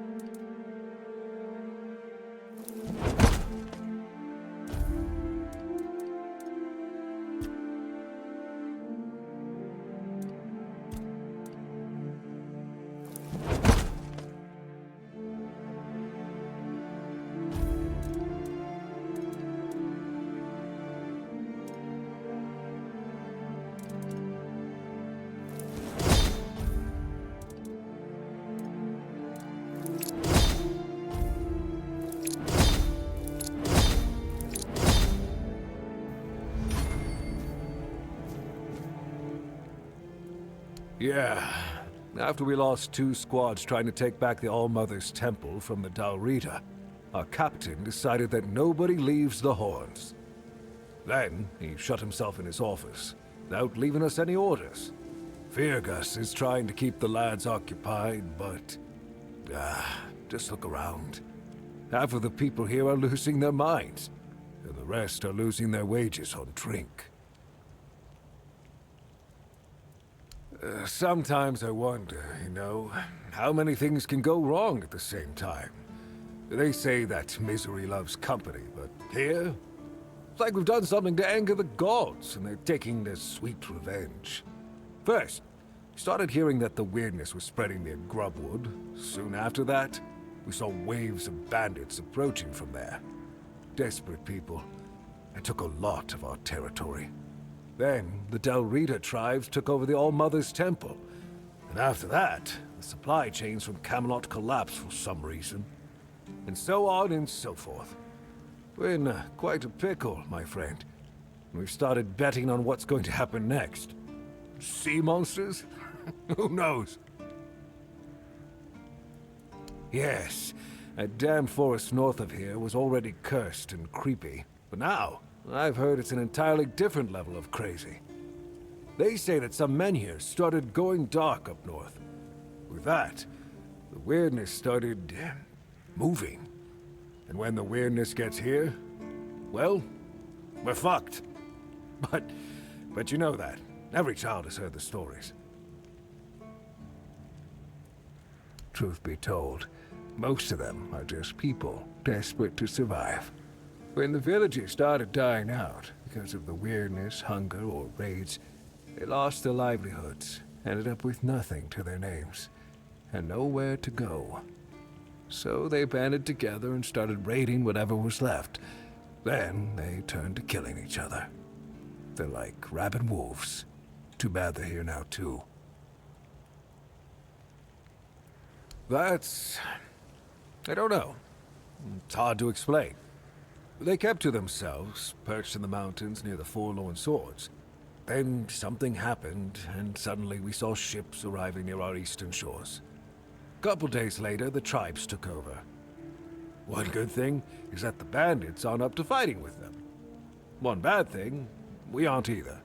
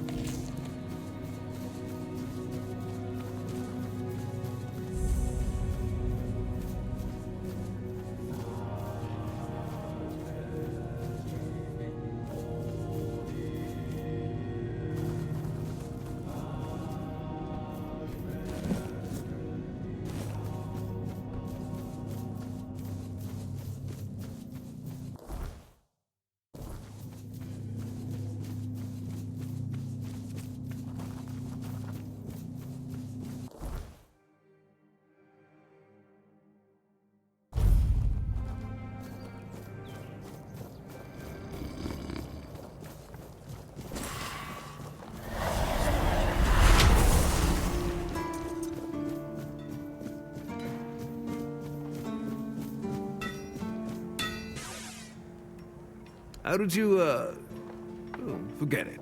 I don't even want to know. Just give me a moment. Here. That should do it. Do whatever you need to, if you're really sure about this. But please try to come back alive. I have nothing to tell you. I could try to talk you out of it, but I'm guessing that wouldn't work.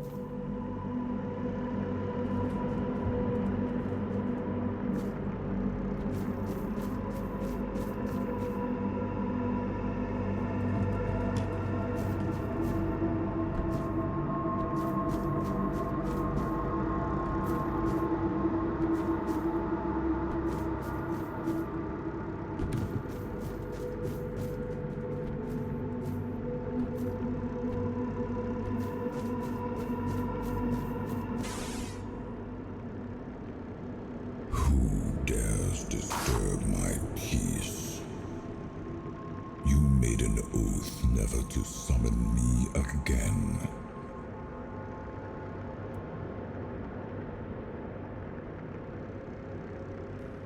Excalibur. Wait. Is it really you? You, who come from a time beyond. Show yourself before me.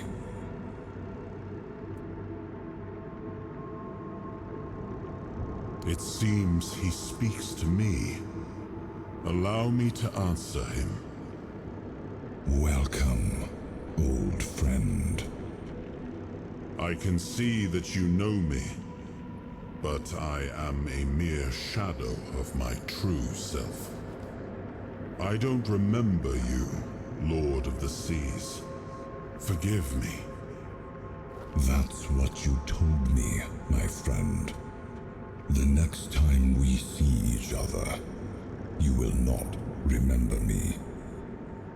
But you are here now. The will and the power led you back to this place. Even in this incomplete form. Where should I look for myself? I wish to restore Avalon to its former glory, yet I don't know how. Avalon's fate has never rested upon one person alone, not even one as great as King Arthur. Yet here you are, trying again, restless and eager to take the responsibility again. I salute you, my friend. Tell me what I must do to be worthy to lead Avalon once more. I do not think I have the strength. Your path is true. Seek wholeness, and Avalon will reveal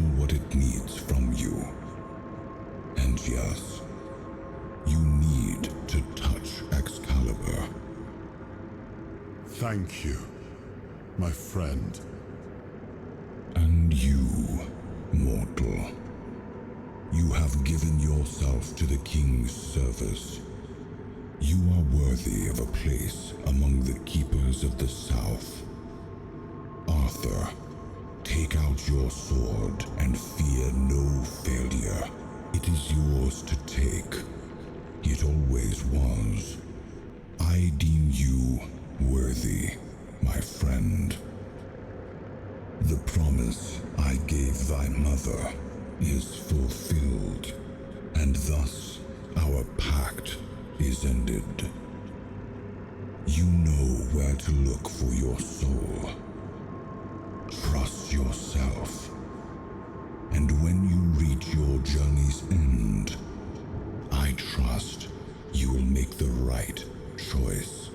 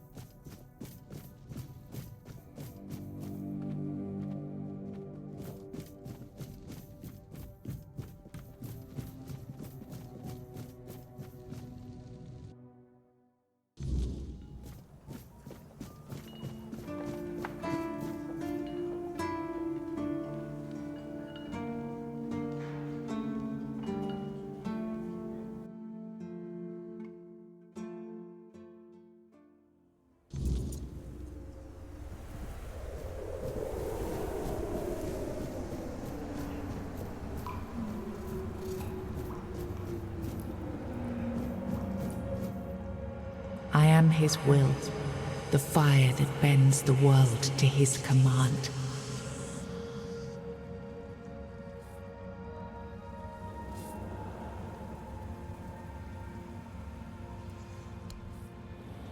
I am the blade that shapes kings and shatters tyrants.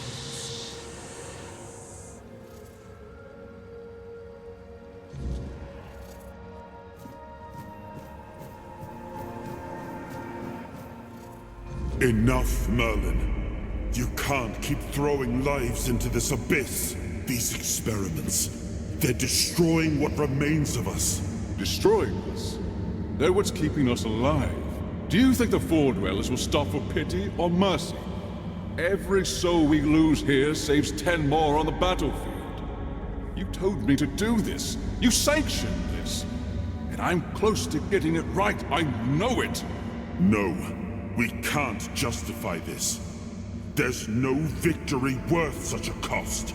You know full well, Arthur, that this isn't about victory. It's about survival.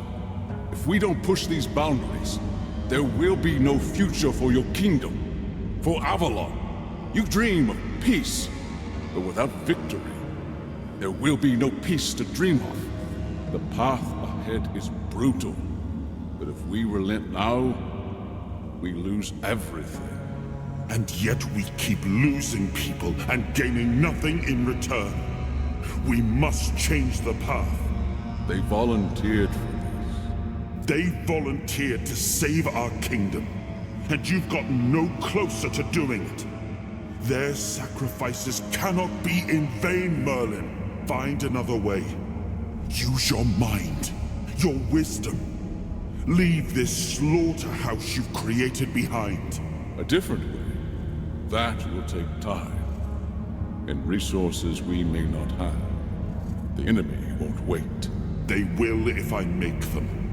Whatever it takes, I will buy you that time. Find me a weapon that wins this war without annihilating what we fight to protect. Whatever it takes. Yes. Let it be known that it was my decision, and I will bear the consequences of it. Oh no, my king. People can never know. It was all my idea, and you knew nothing about it. All of us have our role to play.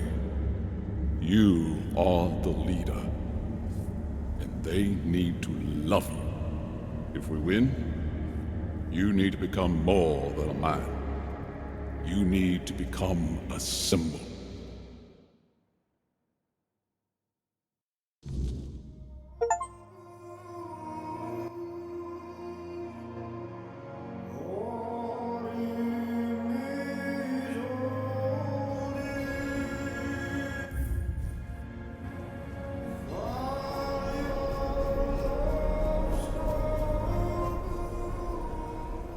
Now, I remember. Before you judge me, it all seems so obvious now, doesn't it? The right thing to do. It wasn't back then, and you can trust me on that. We were on the brink of losing the war, and wars aren't won with wishful thinking. There was no clean path, no noble answer. Only the weight of reality pressing down on our necks. Something had to be done, or everything we fought for would have been in vain. And in the end, the ones who stepped forward, who chose to pay the price, made it possible. And their deaths gave Merlin the knowledge he needed to finish his work. To find something that could really turn the tide in our favor. Justified? No. Justification is for those who have the luxury of doubt. And I had a kingdom to save. They were brave men who volunteered their lives, just as they did every time we rode onto the battlefield. The difference was that if Merlin succeeded, one man's sacrifice could have saved us all, could have ended the war before more blood was spilled. If sacrificing a few meant the survival of all, then there was no choice at all. Maybe they never saw justice. Maybe their real stories were erased from history. Call it cruelty. Call it madness. But if I'd done nothing, there would be no Avalon left to argue over. But the kingdom still stands. The people live. And that has to mean something. I did. But this wasn't about pride. It wasn't about saving face. It was about survival. The truth about all this would have broken my people. I couldn't allow that. And a king doesn't get to flinch. If that meant carrying the weight alone, so be it. I would make that choice again if I had to. I told him to stop the experiments on our men, but to keep going. And he did. He started experimenting on the Four Dwellers, the enemy. If their bodies could be broken down, their power turned against them. Wasn't that their own doing? Wasn't that fair? So he figured out how to twist the Four Dwellers' power into something we could wield. I told him to conquer the weirdness. And in the end, he did. He found a way to make me stronger. Stronger than any man had the right to be. It wasn't just magic. It was something deeper, older. A force that reshaped me. And with it, we won. The war ended. Avalon was ours. The bloodshed stopped, the banners were raised, and the kingdom stood safe. That's the question, isn't it? I keep thinking about Seawall. He was ready to pay the ultimate price for what we were fighting for. And I thought he did. I grieved him. Told myself his sacrifice had meaning, that he had given his life for Avalon. And now, after all these years, finding him like this, I told myself I carried the weight of my choices. But seeing him, I wonder if I ever truly did.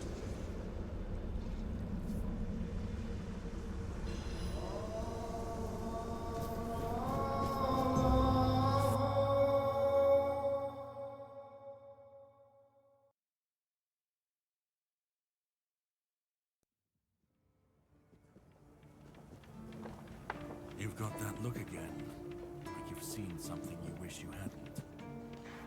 Another piece of the king's soul reclaimed, right? What did it show you this time?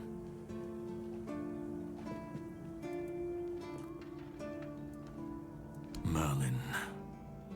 Ah, Merlin and his obsession with the weirdness. The king thought it could save us. Merlin thought it could be controlled. Together, they were willing to tear the world apart to win. I was a prototype for Merlin's latest idea, immortality. Me and Seawall, the king's loyal pawns. Used and discarded when they found a better way. When they decided to go even deeper into their madness and turn our king into a monster. Fight back. Against who? Merlin? The king? You don't fight gods when you're just a pawn on their board. You endure. You wait. And when the time comes, you either break, or you're left to clean up their mess. That's what I do. What I've always done. Even if he didn't, he should have. He was desperate to win.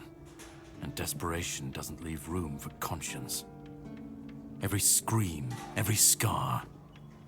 Even if he didn't see it, he allowed it. That's as good as approving it. Seawall was Merlin's first attempt. I was the last. We could say I was lucky, but to say that would take a truly macabre sense of humor, don't you think? The monsters, the weirdness, the chaos. All of it leads back to them. We're left in the ruins of their grand plans, trying to uphold their ideals, fighting for what never was. It's time to bury all these fairy tales in a well-deserved grave. And that's what I do. Of course he'd say that. There's always a scapegoat and a convenient excuse for men like him. But it doesn't absolve him. Not when he was the one who unleashed this madness on all of us. He wanted victory, no matter the cost. And when you want something that badly, you stop looking too closely at what's being done in your name. And, after all, who said we were supposed to win this war? Who said we were supposed to survive? You've seen what they did, what he did. And that's not the end of the story. It's not the extent of their sins. Find the pieces of his soul. Put him back together, if that's what it takes. And then we, or I alone, if you decide to defy me, can end the cycle. Either way, we will get to his resurrection. I've seen it too many times to believe the cycle will be broken before it happens. But know this, once he's whole, Arthur's power, his mistakes, and his madness will all return. And when that moment comes, I'll be there. Whether to stand with you or step over you. The choice is yours. Just remember that when that happens, and you stand by his side, there won't be room for both of you.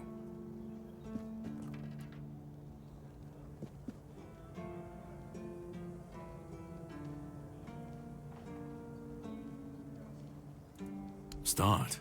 You've already started. But if you want the next piece, head to Kunacht. The menhir there is failing, the weirdness swallowing what's left of the village. You will need to find another artifact. The shield our king gave to Palamedes. He was one of the king's finest, a voice of reason amidst the madness. But it didn't save him or his legacy from what they had coming. Find the shield, and then, well, we will meet again. We'll see if your perspective changes.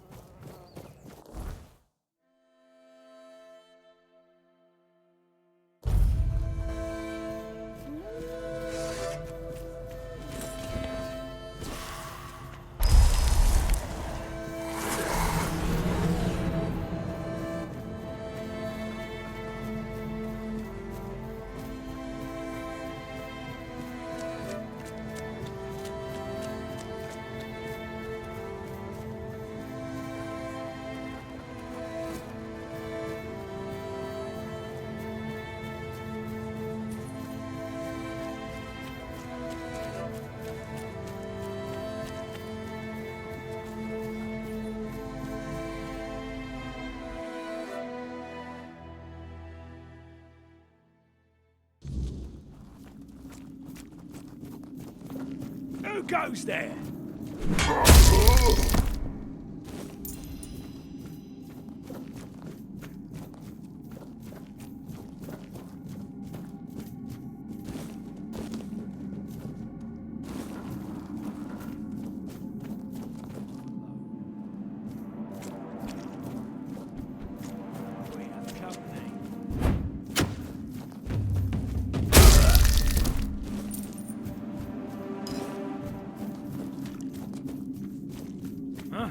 Did you hear something?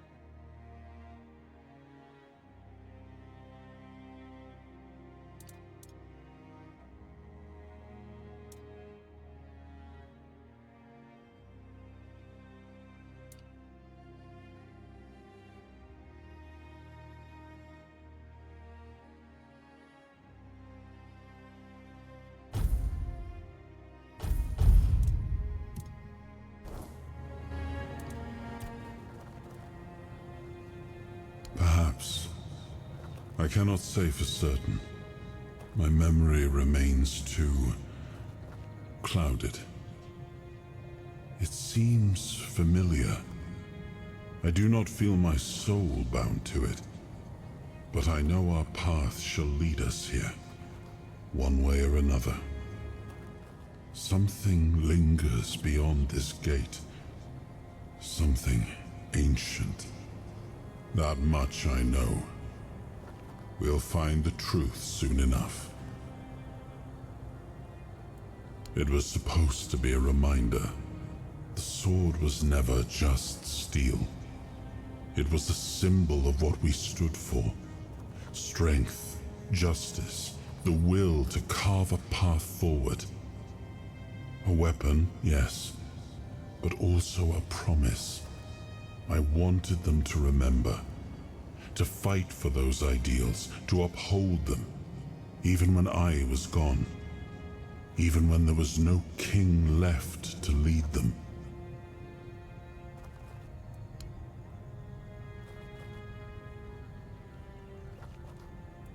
Yes, it seems we knew each other well during the war. And this proves that I sought allies beyond our own forces. And I trusted him enough to carry the knowledge of Excalibur. This must count for something.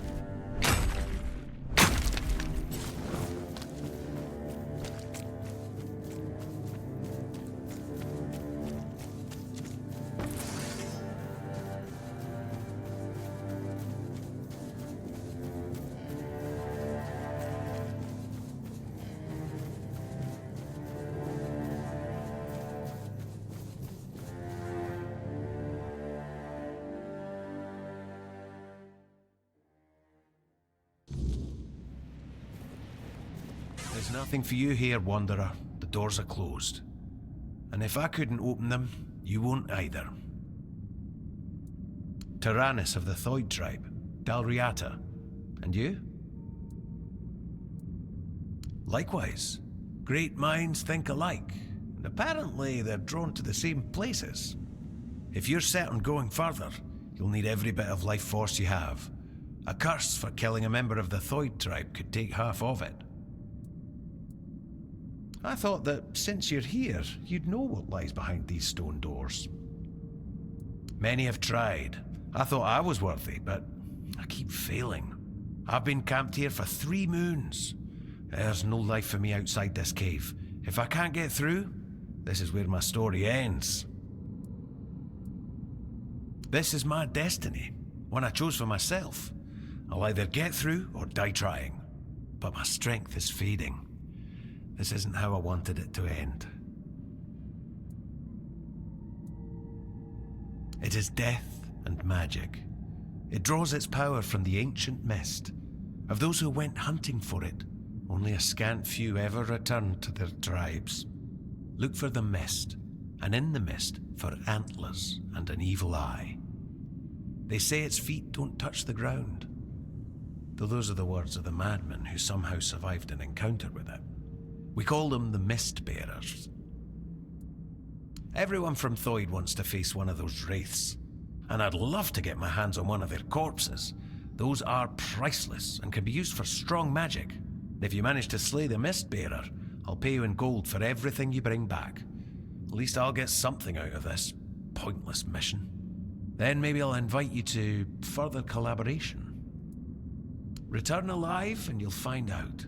Good luck, Wanderer. May fate be kinder to you than it has been to me.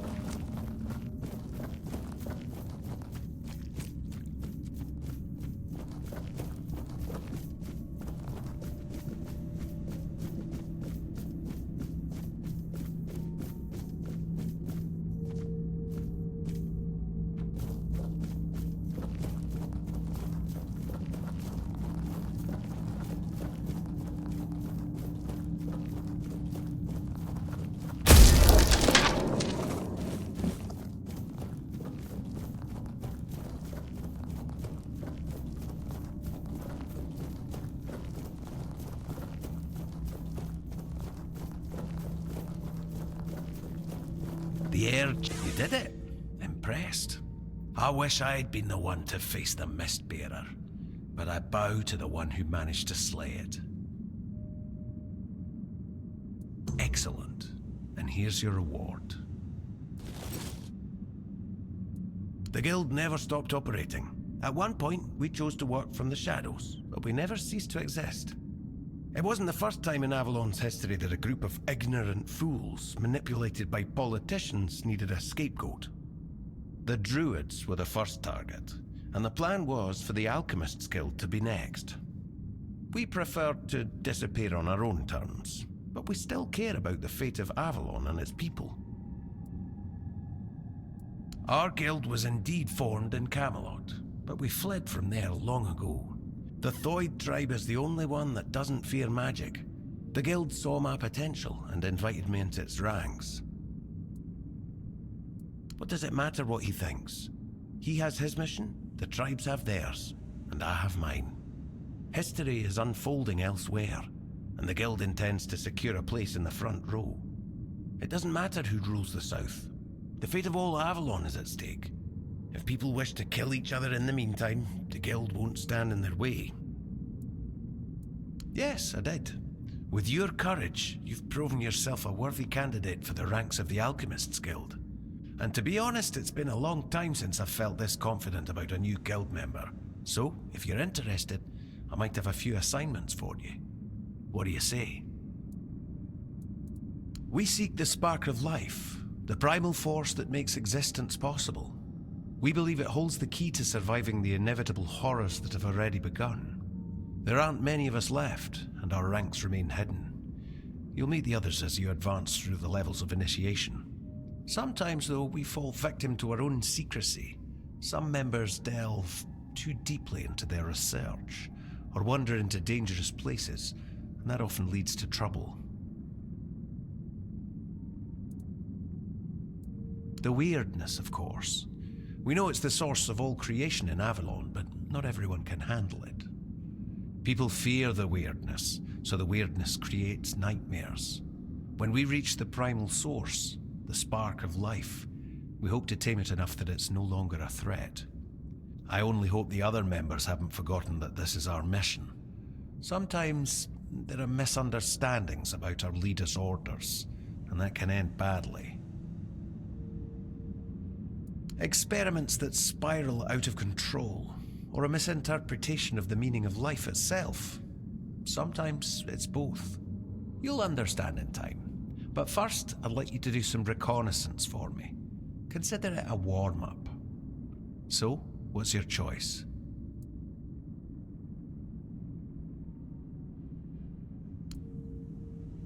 We have a valuable member, a researcher of the weirdness named Eckhart from Connacht. A very wise man. I have my own mission to complete, so finding out why he hasn't contacted us falls to you. I'll mark his workshop on your map. If something unfortunate has happened to him, at the very least, recover his research. Let's meet at the statue of the Morning Harpist in Connacht.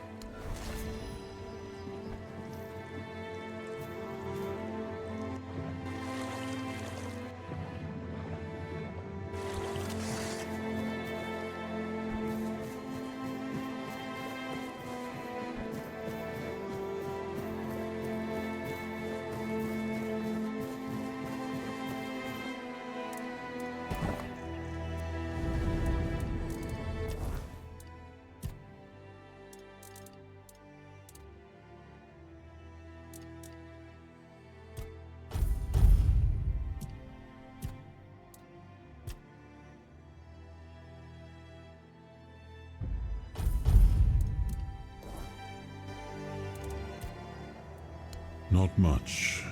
I never encountered one myself, but I heard stories about them.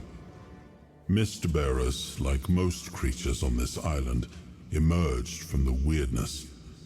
They were always drawn to magic. The druids believed they fed on it in some way. Merlin forbade his apprentices from hunting them. Druids were too valuable to our war effort to be distracted by such pursuits, and they were meant to carry on Merlin's legacy should he fall. What became of them after the war, I do not know. Much the same, he was a fierce warrior, determined to win at any cost. I watched him closely, and I found him too consumed by cruelty. That is why I chose Sebel and Palamedes as my closest confidants, not him. Yet this Galahad still seems devoted to Camelot and the old ways, and he remains just as fierce.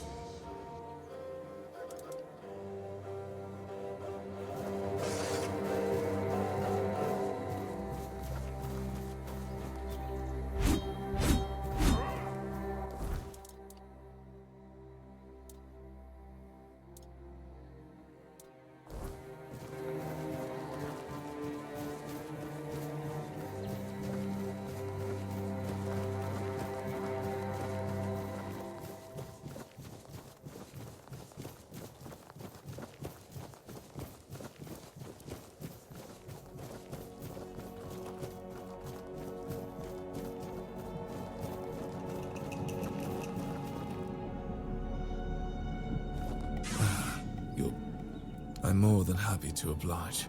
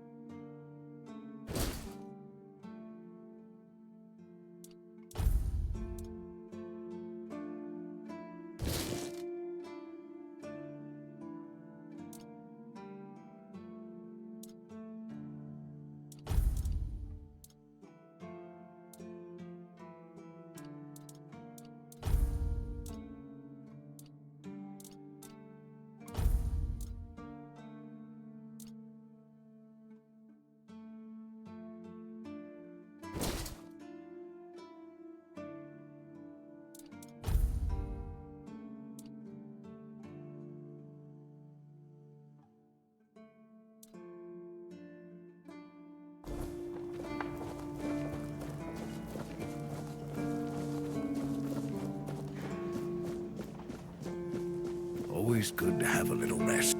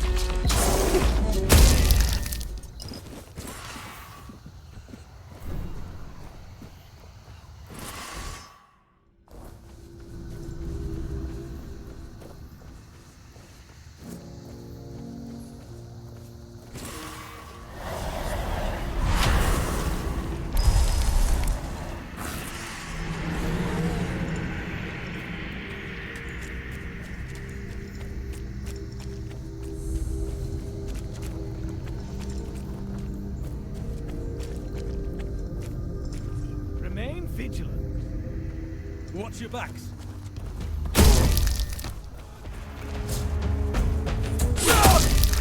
You'll pay for that insult.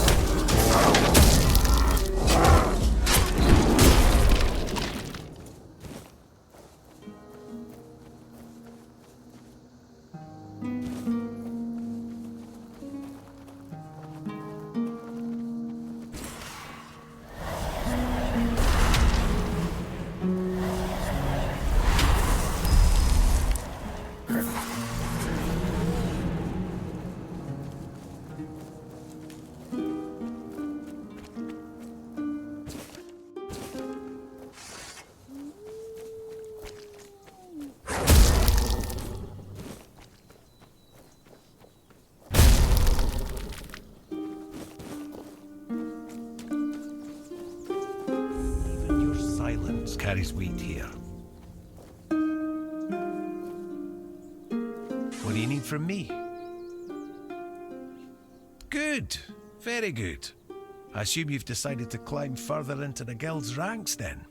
Are you ready for your next adventure? It's unrelated to your task, but since you're curious, this is the statue of the Morning Harpist, built in the memory of the twin sisters from the court of Sagramore, the former ruler of Connacht and its lands.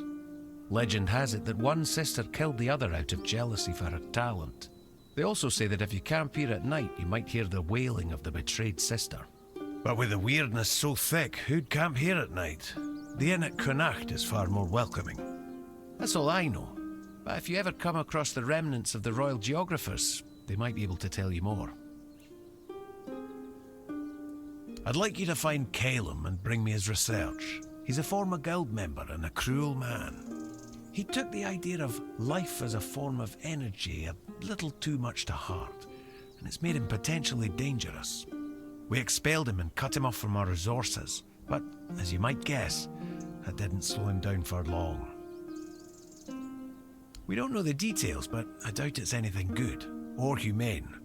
From what I hear, he's gone completely mad and started experimenting on humans. He always claimed it's the only way to unlock the spark of life, but practicing necromancy is, of course, strictly forbidden by the guild. Personally, I'd like to treat him the way he treats his test subjects. That's just my own view on the matter. The guild only wants information on what he's doing. It'd be best if you didn't get yourself killed while gathering it. The owls are hooting that he's holed up in some hut at the swamps. But knowing that lunatic, he won't be doing his experiments anywhere out in the open.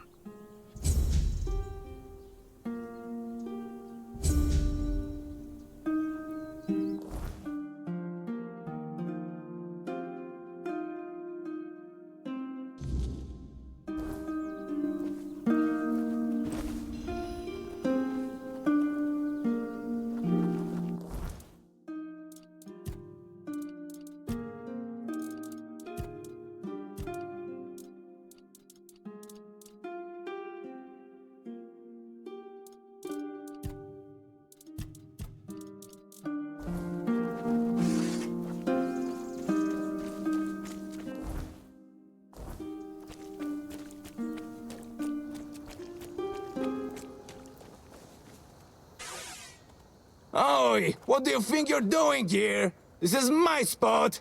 I got here before dawn, so you better get lost, you miscreant! I don't need to explain anything, but you better explain why you're trying to steal my mushrooms! Oh, so now you're going to tell me you didn't know and that you were just passing by, huh? That actually sounds almost plausible. Well, you'll find loads of penny buns growing here. I once picked a dozen for beneath just one tree. That's why I call this place Penny Bun Grove. You aren't really interested in picking mushrooms, are you?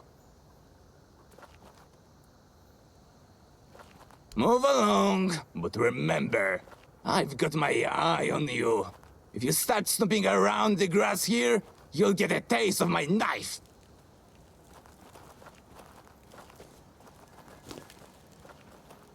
What are you still doing here?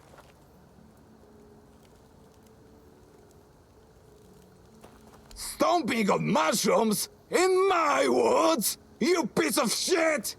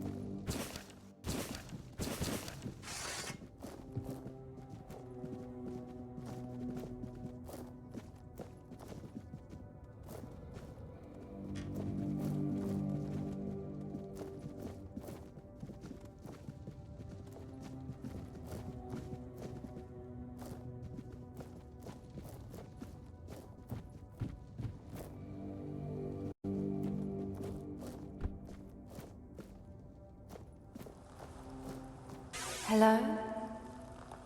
Who's there?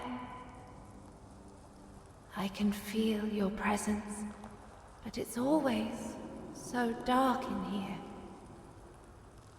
I can't see very well, even when Calum brings light.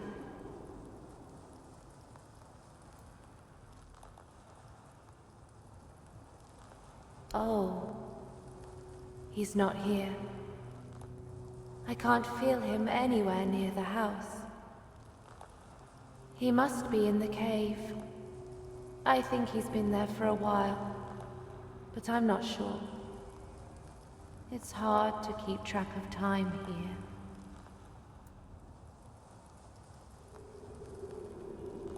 The one with the plant.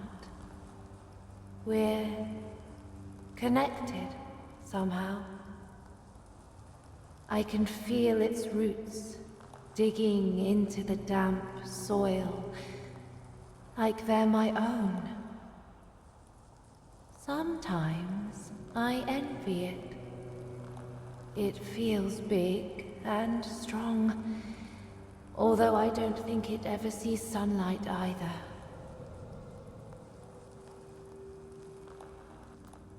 I'm Ely. I used to beg on the streets of Connacht. I hated it. The rain, the cold nights, the eyes that looked past me, the feet that kicked me. This is better in some ways, and worse in so many others. I really miss the sun. I don't know. Am I? It sounds beautiful. But Calum never told me what he made me into. What is a dryad? Will you tell me?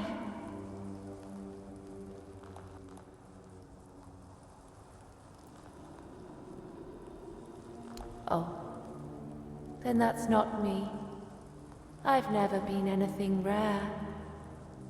Just a street rat like many others. Until Calum found me and made me into whatever this is. Not a dryad, I guess. He offered me a job. Said I could stay at his house. At first I didn't agree. I've had plenty of men offer me jobs, and I wanted no part of that. But he said all he needed was a housekeeper, since he belonged to some important guild and didn't have time to clean up for himself. So I said yes. He gave me a hot meal and a warm drink. Then everything went dark. I remember the floor glowing. When I woke up, I was this.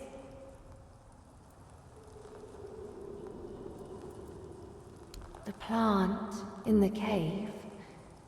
We're linked. If you destroy it, I'll be free. I'd like to be free again. Not Calum's. Not the plant's. Just mine. Even if only for a little while.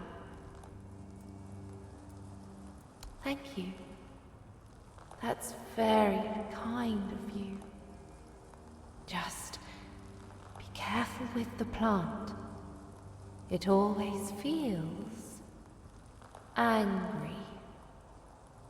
That anger, sometimes, I think it took from me.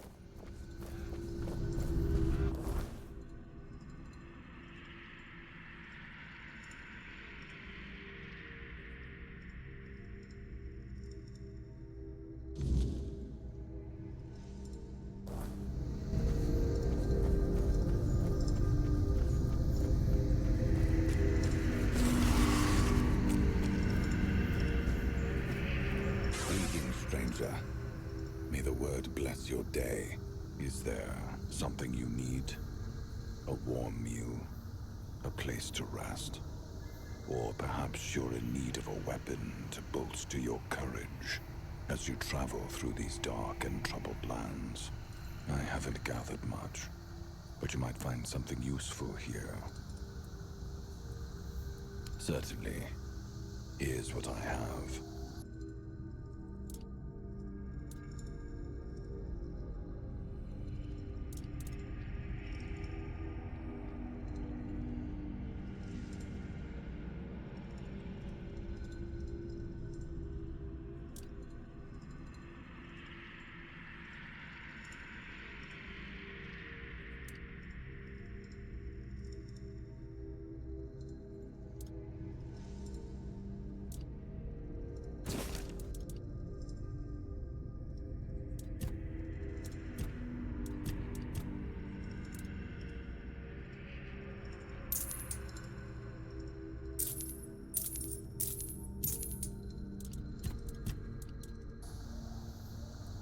At the end of his papacy, the 18th Pope of the Red Church issued the papal bull of calling.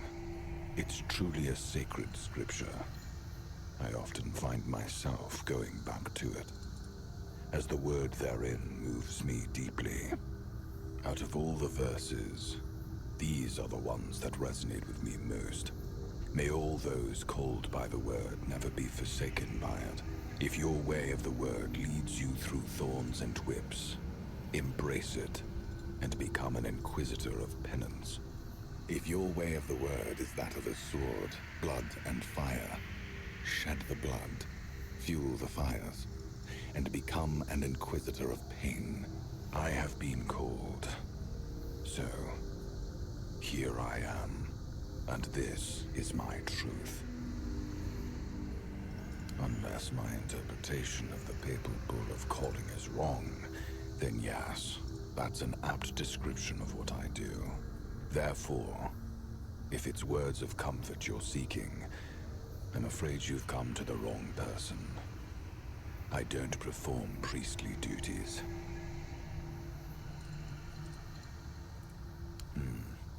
Fare thee well, then.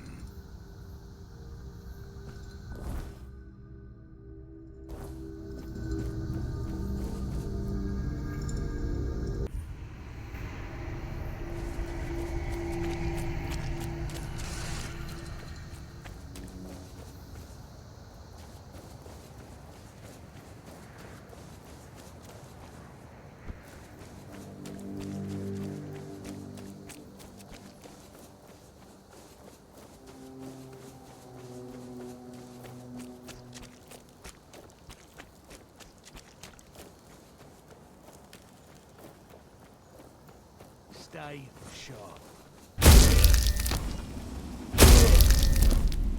Your wealth is ours.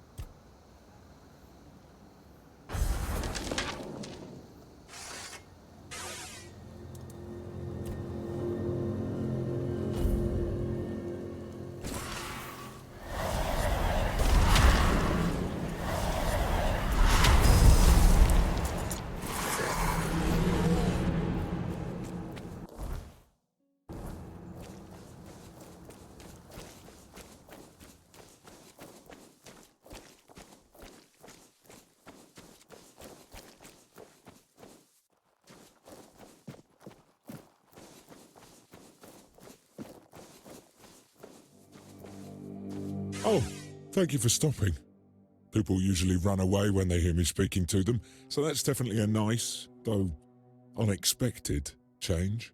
You must be really brave or really stupid. Which one is it? Well, that's either really smart of you or really stupid then. Who am I to judge, though? Your guess is as good as mine, my dear. But I've had some time to think about it, and the best I came up with is that I just did not want to die when they were hanging me, and the weirdness granted my wish. So here I am, not dead. Oh, I was a soldier, under the mighty Legate Denham, and one day I decided that I didn't want to be a soldier anymore. I don't exactly remember the mission. It must have been related to either killing somebody or taking something from somebody, as they always are. It could have been a search party. To capture Thorn the Bloodbound? I forget. But I think I just couldn't. I didn't want to go there, to certain death, just to try to kill a man who fights for reasons I don't understand, to comply with orders I couldn't care less about. Am I, or was I, a deserter? I don't really think these things matter anymore.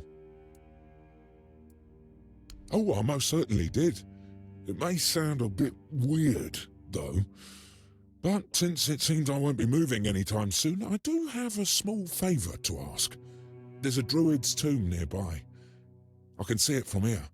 Almost every single night his spirit rises from the grave and does unspeakable things with the fae or dryads that swarm around this place. I mean, good for him, but I do have to watch it, you know? And it is, let me tell you, disgusting. Well, get rid of him, of course. He's not human anymore. All that's left is a perverse, hungry spirit, raised from its grave by the weirdness. And you must know that the weirdness can do anything. I wouldn't want to find out what it will transform this hungry spirit into when enough time passes. Honestly, I'd fear for my life, if I were still alive. Sure. I'll be happy not to be able to watch it anymore. And it's not like I can close my eyes, you know?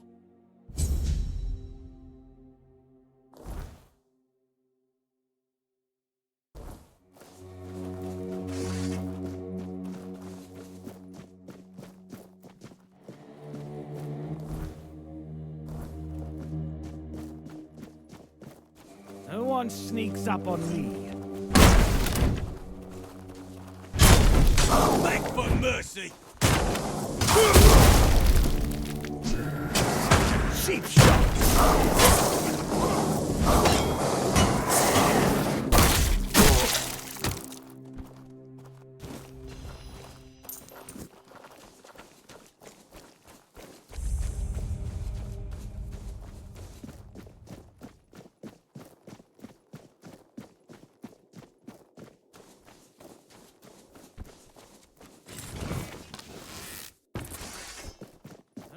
Sneaks up on me.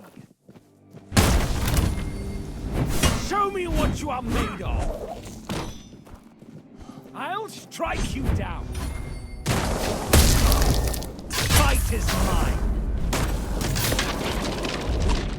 You'll pay for that insult. Show me what you are made of.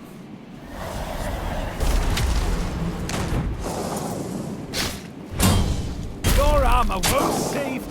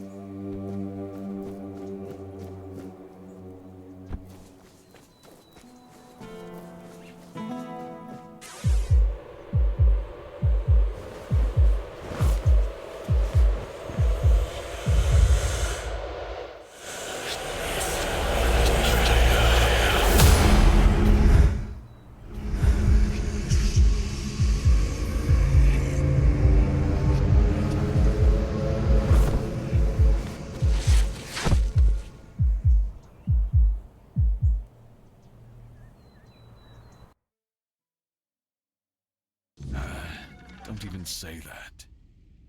Someone comes, lights them in here, and then dies on all watch? People would be at my door with pitchforks.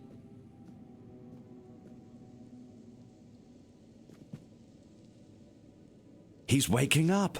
Welcome back to the land of the living, our hero. Help him up, Ansem.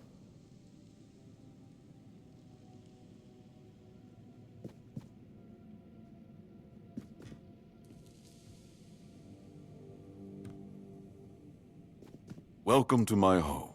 Quite a scene unfolded at the Menhir, with you at the heart of it. I can't decide if I'm more delighted or surprised.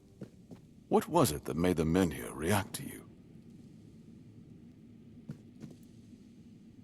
The local Menhir here have been rather lifeless for quite some time. Then you come along, breathe life into what was dead, and, whether you meant to or not, alter the course of our history. That's how I see it anyway. Tell me, do you know what this Menhir represents?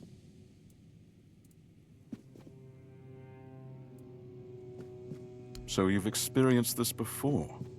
That's remarkable. A kind of symbiosis.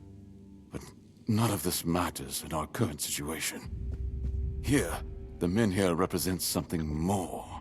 For some, it's a symbol of freedom and independence. Strength, if you will.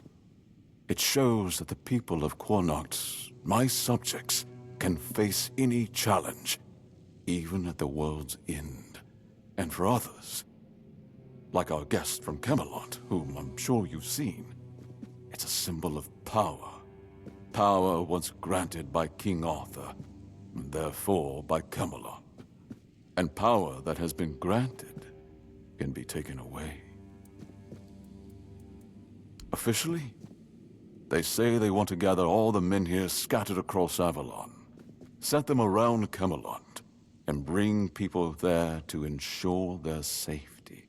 That is, if they can figure out how to restore the power of the Menhirs. I don't think we know each other well enough to speak on unofficial terms. I'm well aware. And now we're also facing an outbreak of the Red Death, which will no doubt influence Camelot's decision on whether to offer my people shelter. But with the Menhir reignited, the people of Quanacht will be even less willing to give up and go to Camelot. If anything, I expect rebellion to break out, and bloodshed is something neither we nor the capital want. I don't know, to be honest. It's not something I could admit publicly, but I feel both sides have a point. I understand the people who don't want to abandon their homeland, and I understand the knights who must face a long-lost terror and find a solution to an impossible problem. Believe me, being a lord in times like these is a heavy burden. I want you to speak with Dinho and try to calm him down. He's the commander of Camelot's forces stationed in Quanacht, and as you probably imagine, your presence here didn't exactly make his job easier. With the Menhir active again, everything could change.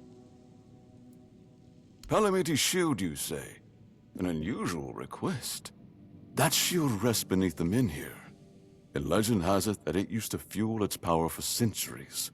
I don't mind if you look at it, touch it, whatever you need. Just don't take it. It's a treasured relic, and the people of Quanacht are quite attached to it.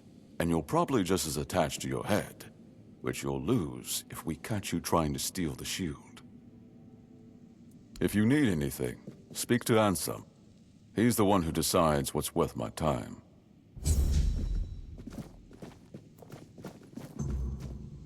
The less attention, the better.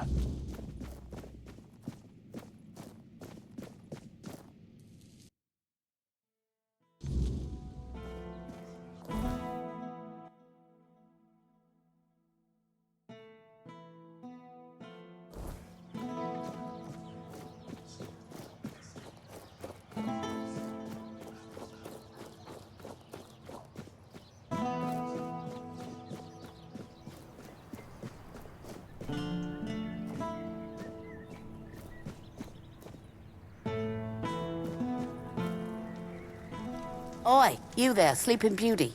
I saw them carrying you into Yvain's mansion. You feeling better now? Good. Would have been a shame if something happened to the one who lit up the Menhir. No wonder they brought you straight here. Tell me, did you get to see our lord? Or just that snake of his, Anselm? Sorry, stranger. I meant no offense. Name's Morag. I'm the innkeeper around here, though, as you've probably seen, there's not much of an inn left to keep. Truth is, I was hoping that, with what happened at the Menhir and all, you might have Lord Yvain's ear. And maybe you'd be kind enough to whisper a thing or two into it on my behalf. Camelot shut down my inn. Said it was because of the Red Death, but the Red Priests have been here for ages, and they never had a problem with my place. And last I checked, Yvain's still our lord, not one of those Camelocians. What gives them the right to meddle in our business? I thank you, stranger. All I want is a straight answer. The least he could do is make Camelot pay me some kind of compensation. Damn bastards come in here acting like they own all of Connacht. I'll wait here for you.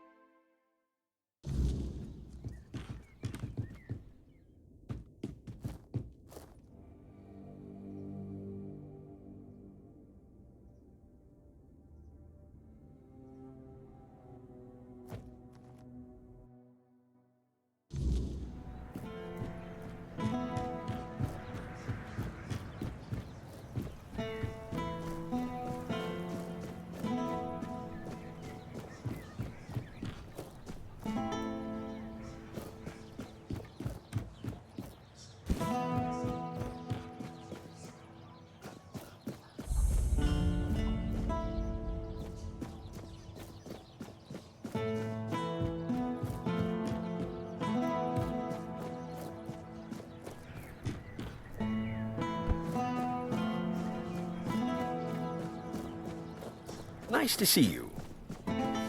How can I help? Oh no. Are you one of those people obsessed with my son? I'm sorry, but we don't accept visitors. Goodbye.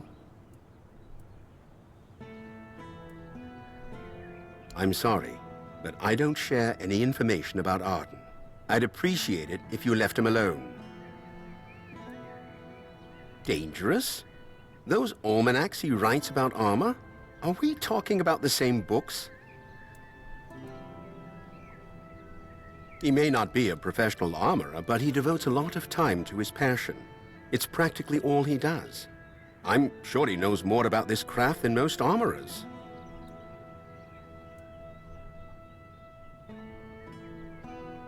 No, you've got it all wrong. I'm not the one printing those books. It's the merchants from Timberwall.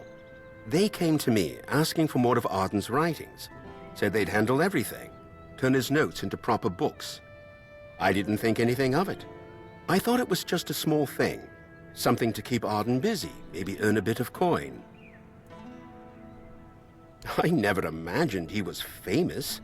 Sometimes people fascinated by the almanac show up here, but I thought it was just a handful of lunatics. Now that you say it, I suppose I should have known. When those merchants from Timberwall came asking for more of Arden's work, I should have realized something was off. They weren't just interested in making a few copies. Oh, Mother, help me. I let it happen. I just wanted him to feel, I don't know, recognized. I never stopped to think how serious it might all become. That someone would actually try to make armor based on his advice. I should have thought of it then. Should have seen the risk, but no. I just thought it'd be a little bit of coin, a bit of pride for Arden. Now look at the mess I've caused. Go inside. Speak with my son if you want. I'd be grateful if you could try to explain this to him.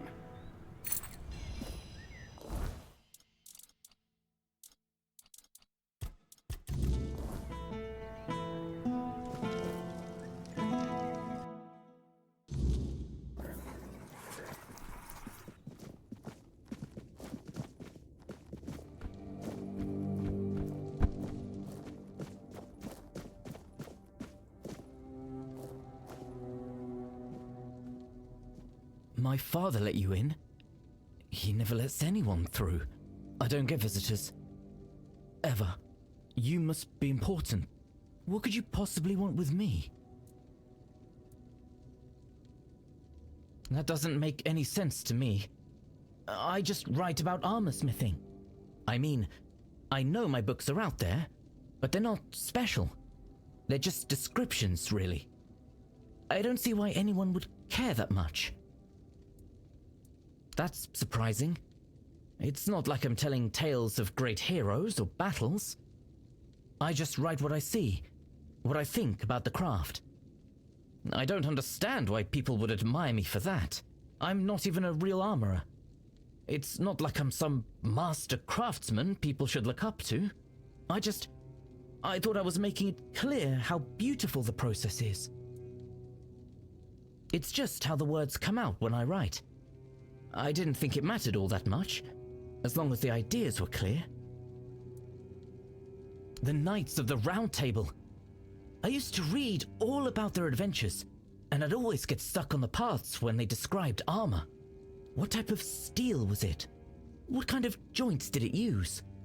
How did it move with the body? I needed to know how all the pieces fit together.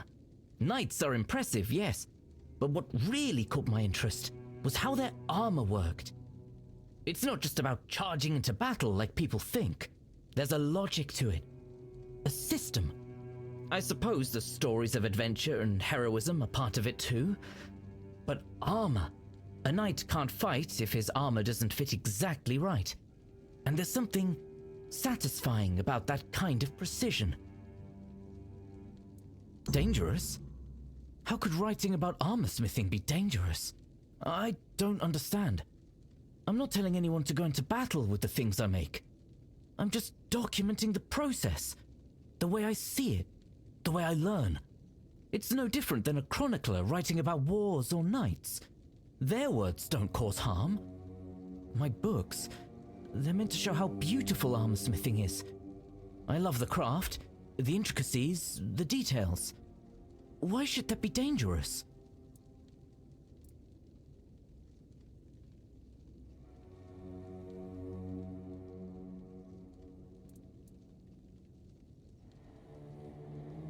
But that doesn't make sense. Why would they trust me more than actual armorers? I'm just someone who loves writing about the craft. Why would anyone take my words over the words of someone who's been working metal their whole life? I thought they'd see it for what it is. Just the way I understand things. It's not meant to replace real experience. I'm perplexed. How could anyone think that?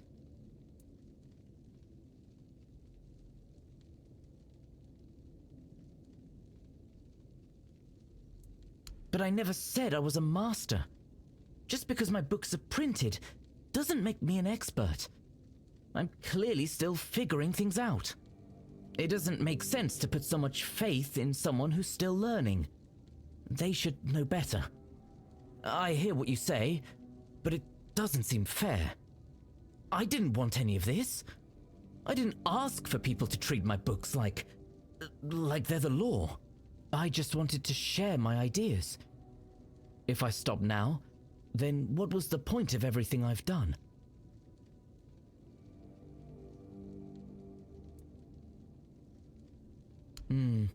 That would be practical. If I just say up front that it's not finished, people won't make the mistake of thinking it's expert advice. Yes, that might solve the problem. I can still write what I want, and they'll have no reason to misinterpret it. Please, tell my father to contact my publisher. I'm too busy right now to talk to him, and later I might forget.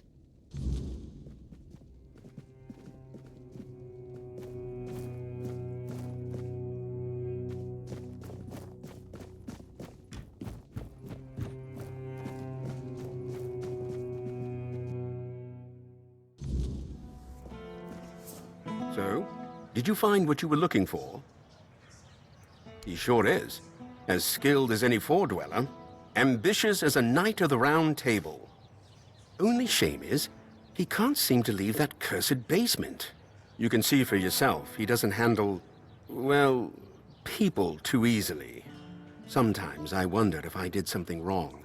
The boy never looks anyone in the eye. He only lives for those armors of his, and he'd eat nothing but that cursed fish soup if he could.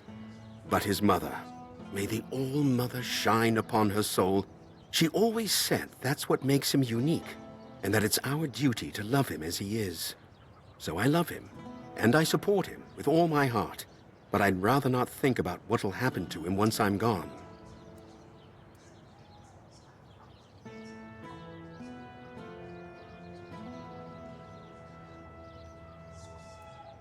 Arden, in the service of the Horns of the South? I can't see it. Although, if they'd let him have a forge and a mentor, without making him fight or bond with others, who knows? That's something to think about. Thank you for caring this much.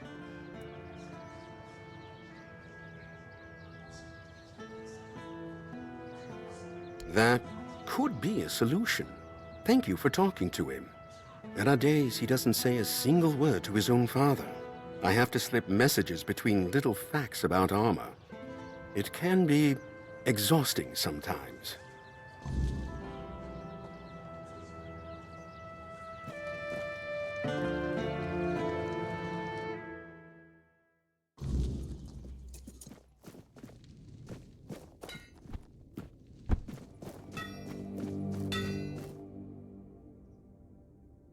I've seen illustrations of King Arthur in full armor. Honestly, it's nothing special.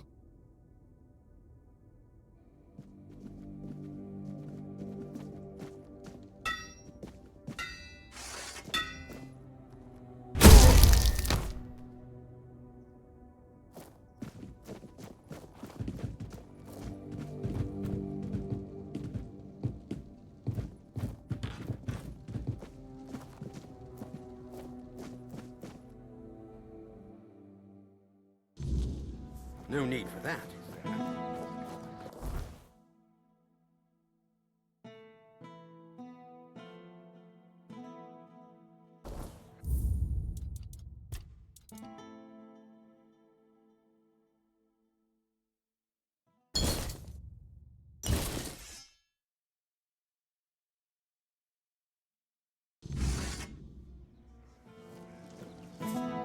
You've done more than you know.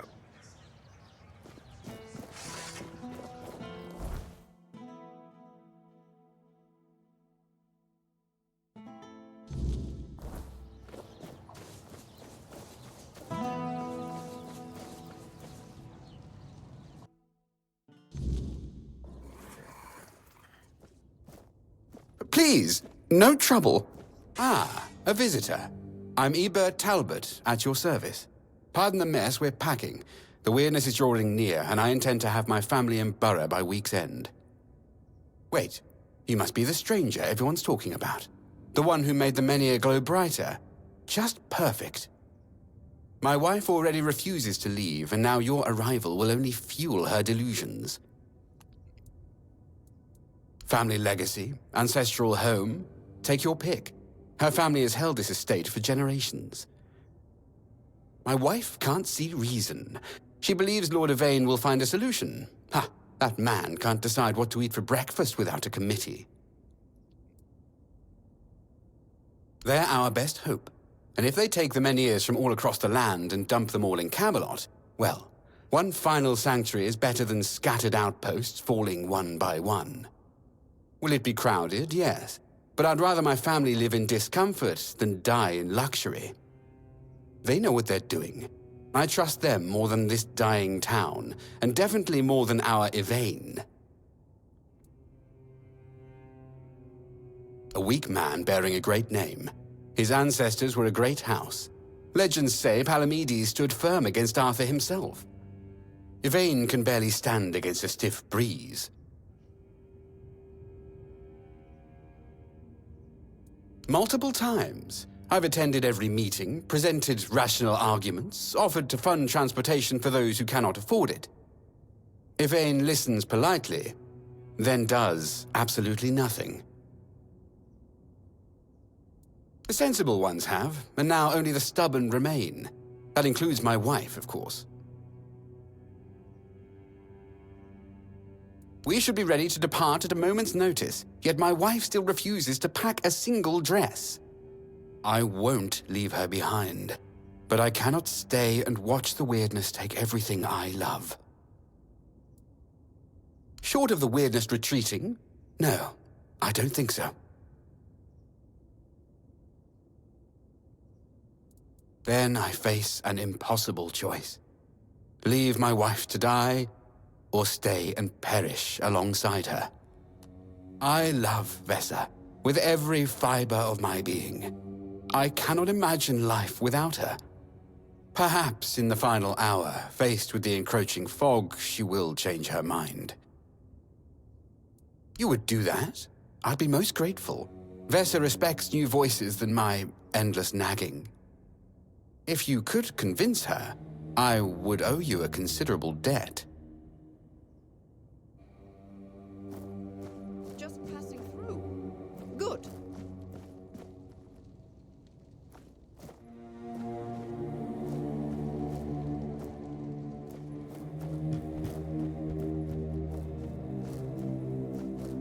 You startled me. Welcome. I am Vesa Meredith Talbot. Please ignore the crates. My husband's doing. He insists on preparing for an evacuation I won't join. 4 generations of my family have lived here. The wordness may take it from me, but I will not abandon it willingly. Each generation of my family faced a crisis, and each endured. What message does it send if I'm the first to abandon our legacy? Eadbert has always been cautious, but there are times when caution becomes cowardice. The Menhir still stands. Lord Yvain still searches for solutions. And I've heard that the Menhir responded to you. If such miracles are possible, why surrender before the battle is truly lost?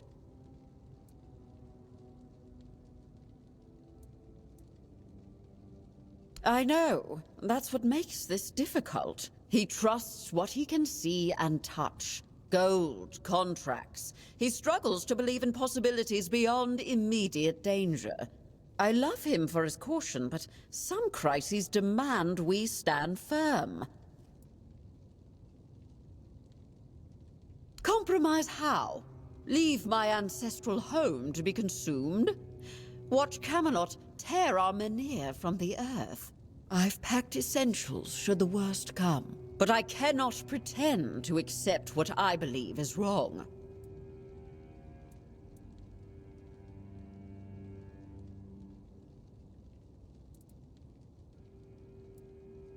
Well, my grandmother once told me that legacy lives in bloodlines, not stones. Perhaps I dishonor their memory by clinging so rigidly to walls and earth. But the Menhir reacted to you. And you're an outsider. You must have seen the wordness yourself. Tell me, truly, what would you recommend? Should we stay and fight for our heritage, or flee like Eadbert wants to?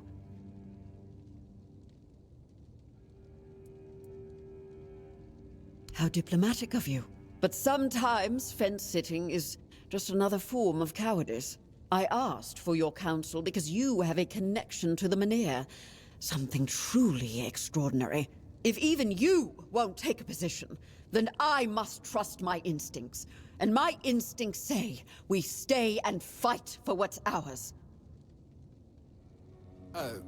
You need something?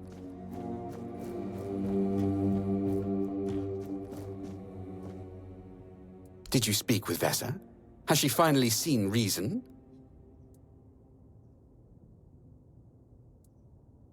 You think we haven't talked? We've done nothing but talk for weeks. Every conversation ends the same way. Her clinging to her family legacy, me pointing to the approaching doom.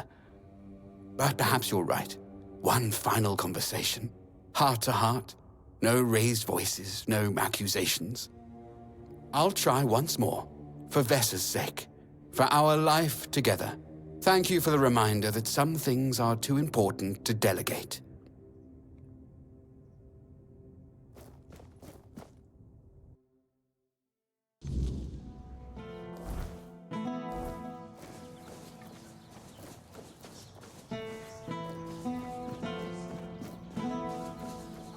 Have some spare food or coin?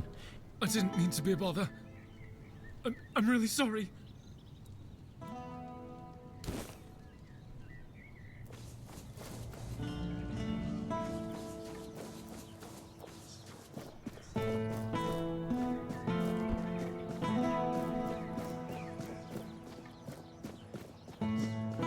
Nice to see you. You're not here to talk about the men here, are you? Oh, please say no. I've had my fill of that topic for a lifetime. Oh, there are far more exciting things to chat about. Like treasure hunting, for instance. You got a look about you. I bet you've been to some dangerous places, haven't you? I'm Bonksy, by the way. I'm an adventurer myself. I have a few trinkets to sell from my last expedition. Want to take a look?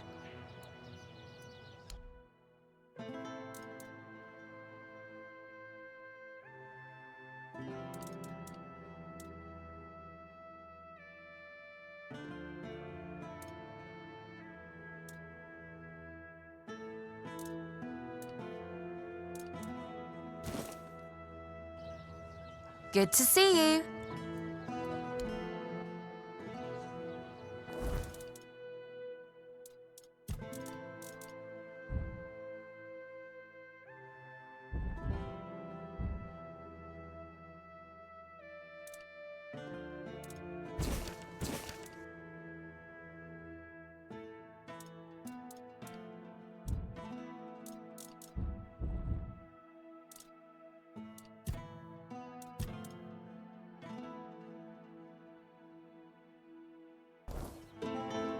Good to see you.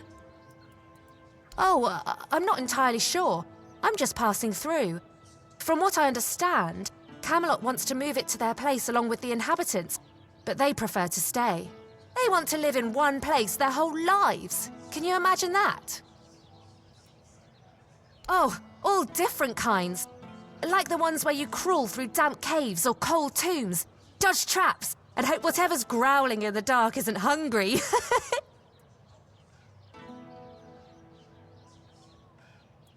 Oh, maybe I am, but I manage just fine. And I wouldn't trade this life for anything else. If I had to stay in one place, I'd die of boredom. Really? Oh, then you know exactly what I'm talking about. Oh, I just take old, forgotten trinkets. They're no use for the dead anyway. It's not robbery if nobody's around to miss them. Think of it as giving treasures a second chance to shine. A trip to the caves by the bay in the south. The bandits set up a camp there, so I decided to go after their loot. After all, stealing from a thief isn't a crime, right? They were drunk, so I thought I could sneak in and grab the treasure without any trouble. But I guess I underestimated them. They caught on and started chasing me. 4 or 5 of them, I think. I made it to the exit, and then there was a giant ogre on the beach. I barely managed to slip past it, and the bandits backed off. You bet. Well, crazy stories like that keep happening to me all the time. I usually barely manage to escape with my life. And I owe all my luck to my magical hairpin. I picked it up from a delightful wandering merchant who goes by the name Malachi. He said the hairpin was blessed by the Lady of the Lake herself. I'll show you on the map where I last found him. You should see some of the artifacts he carries. Real treasures. Slowly but surely. In Connacht, fewer people than I expected are looking for artifacts, potion ingredients, or adventuring gear, so I'm counting on travelers. Like you. You must be interested in unique enchanted items, right? Oh, of course you are. I've got something, well, peculiar. But it comes with a fascinating story. It's a piece of armor I found on one of my expeditions. A beautiful, knightly breastplate with just one tiny flaw. It screams in pain when it's struck. It's kind of funny, but I'm afraid not many people have the sense of humor to wear it. I'll let it go for a mere 200 coins. All right, deal. I just want to get rid of this gear and hit the road. Oh, one more thing. This armor came with a letter. I found both in the ancestral tomb of the Gévaudan family. Oh, I'm a little jealous, to be honest. This sounds like the beginning of an exciting adventure. I chased the trail myself, but first, I need to sell off my finds so I can travel light. With a full coin purse, of course.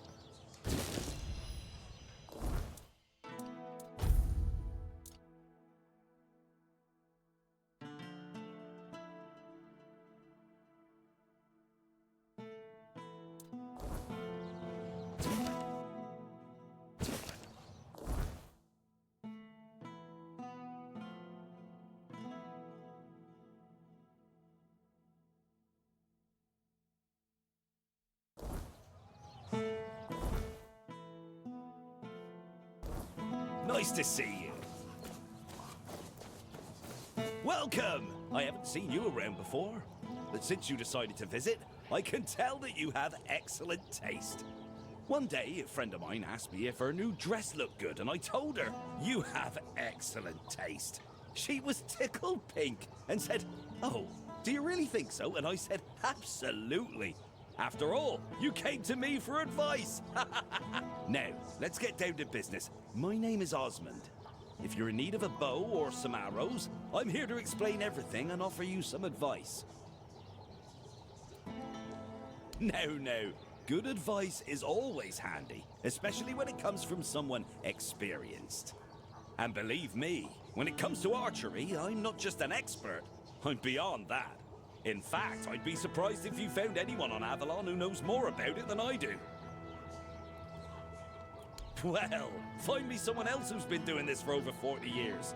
Every aspect of it. Back in '84, I was chosen to represent Connacht in the team archery tournament. And I wasn't even a lick over 18 back then.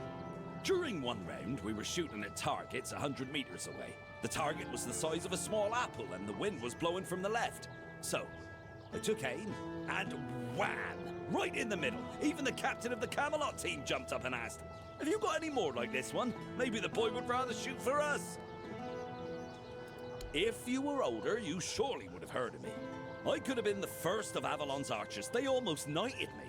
But as it happened, I joined the watch, got married, and, well, that was that. Hey, if only I'd had the common sense back then that I have now.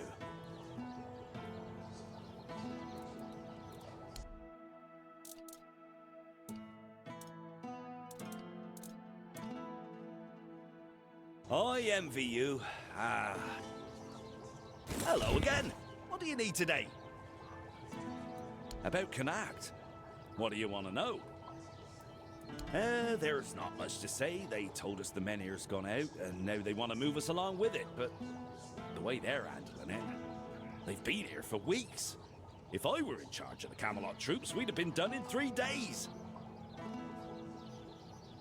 He's a good man, but that woman of his, oh, mother preserve me. She once set herself on fire along with half the mansion. Yvain nearly lost his life trying to save her. Honestly, I'd have just let her burn. She wants to go up in smoke, be my guest. It's a shame about the mansion, though. I was born here, and I've been shooting a bow ever since I was a wee lad. Even as a nipper, I had better aim than boys 5 years older than me. Around 81 or 82, I remember being allowed to practice with the adults, even though I was only 14 or so. One time, our master, we called him Uncle, gathered us in a meadow. He said, "Lads, we're gonna have a contest. Whoever shoots the farthest gets a honeyed apple and a beer from me." They were shooting and shooting, but I just took one glance, aimed, and whoosh. My arrow flew half again as far as their farthest shot. 300 meters, easily. So they turned to me and went, "Come on, Osmond, we can't compete with you. You always win." Osmond, you always win. That's what they said. I could have joined Camelot's army. With my aim, they would have made me one of the royal archers. But leaving was tough, especially since the girls here love to watch me shoot. They'd squeal with delight every time. And in Camelot, during a war, who knows what might have happened, so I decided to stay in Connacht and join the Watch. In the Watch, I taught others to shoot, Some of them loved those lessons so much they kept practicing even after sunset. So I'd ask them, "What are you doing here? You can't even see the target." And they'd reply, "Oh, but the lessons with you are just too short, and we're really excited about archery." I kept participating in tournaments. People often bet against me, claiming I couldn't hit a bird in flight or a birch as thin as 2 fingers. I usually came out on top, earning a decent amount of money.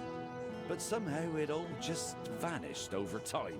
Then I quit the watch and began trading in top quality bows and arrows. That's all there is to know about me. Oh, and I have an adult daughter, but I'm not sure if she's still around. She left Connacht and we lost touch. Gossip is for women and innkeepers. You should see Morag for that. She's both. She's a good one. About 3 years ago, I helped her fix her roof because her husband had died, and there was no one else to do it. She still mentions it. "Osmond, you fixed that roof better than any roofer could." She tells me that every time she sees me.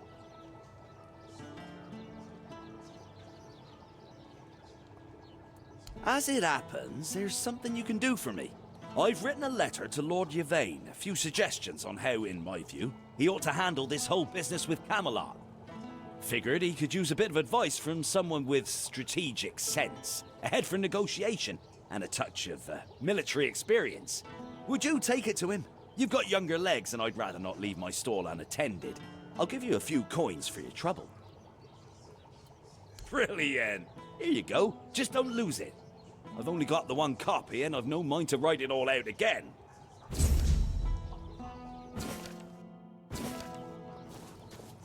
What brings you this way?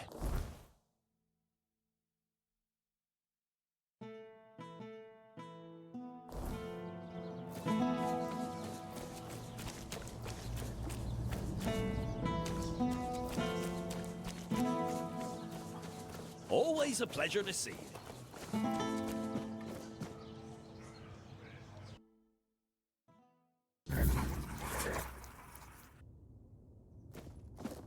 Oh, forgive the mess.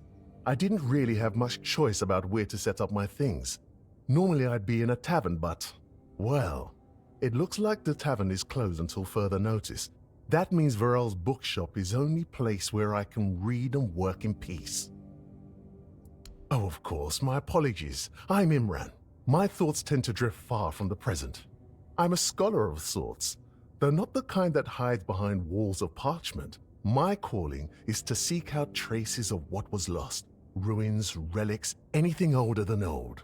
And yes, I'm a Pict. Not many of us wander these lands, I know. Staying in one place isn't exactly in my nature, so I travel. I learn. I dig through the bones of the world hoping to find something more ancient than mankind. If you're asking out of politeness, let's just leave it at this. I thank you for your interest, but I won't give an answer. Trust me. I could talk the hind leg off a donkey. No need to waste time on such things. Wow!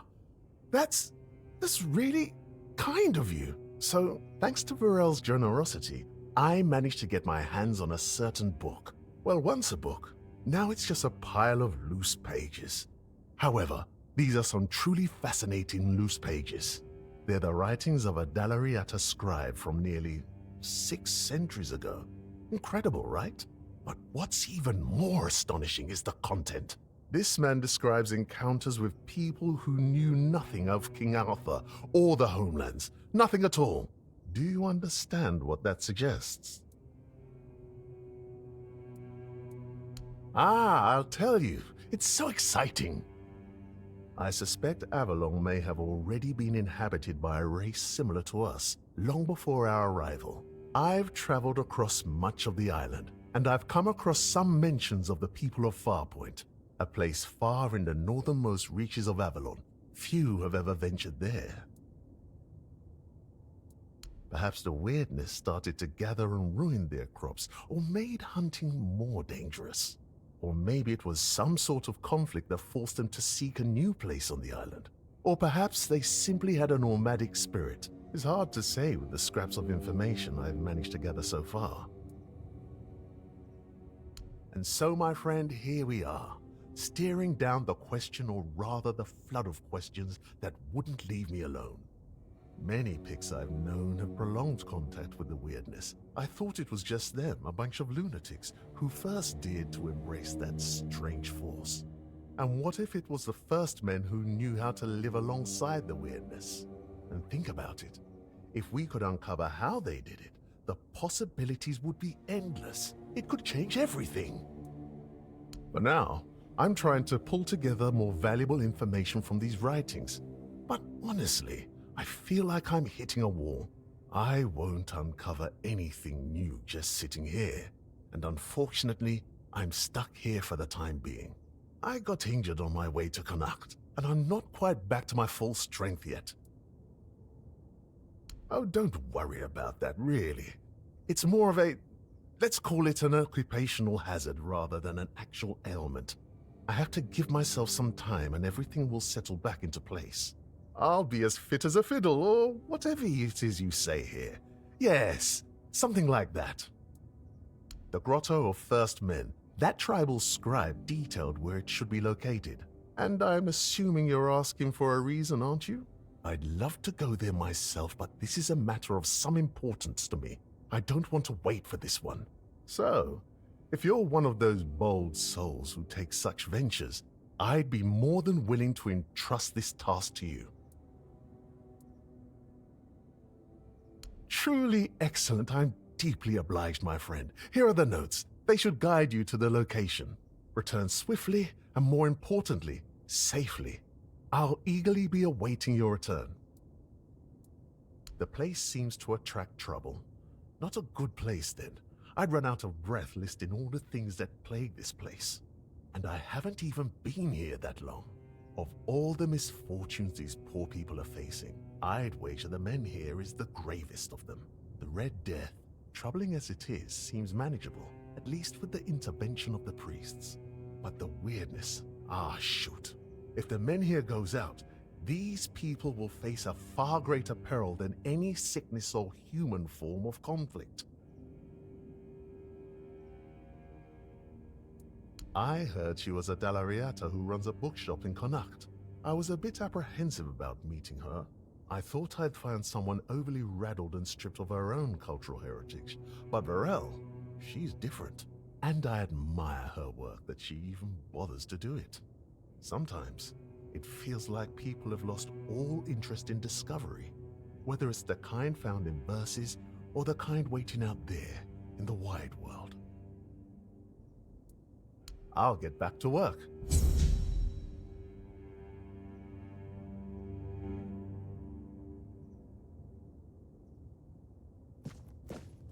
Welcome to Varel's bookshop. No reading without buying. And if you're here for porn, kindly leave before you start.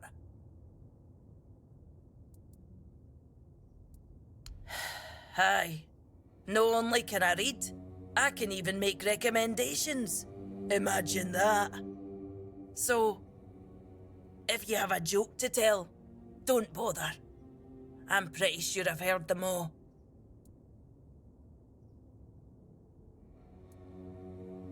Perhaps it is. But you'd think that so-called civilized people would accept it with more grace. Hearing the same crude comments over and over again makes me feel like I've never left the training grounds.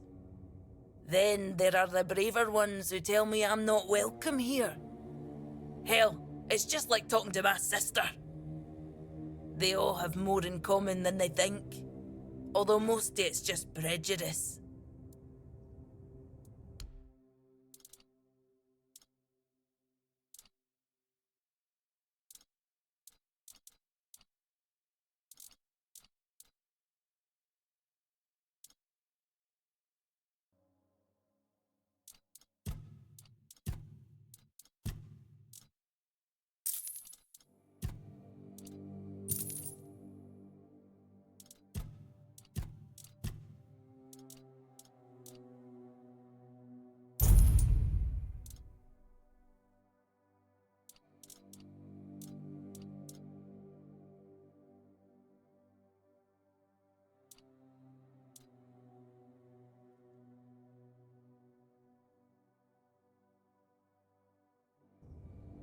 Welcome back.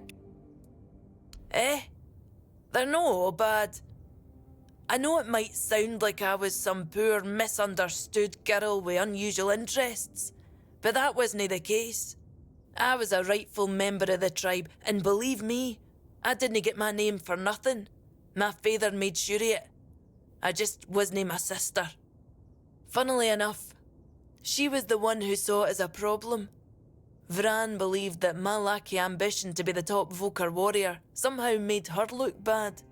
Every time I went to the temple to read in peace, she was on my ass about it. Until one day, she yelled at me to either step up or get the hell out of her tribe. You can guess the rest.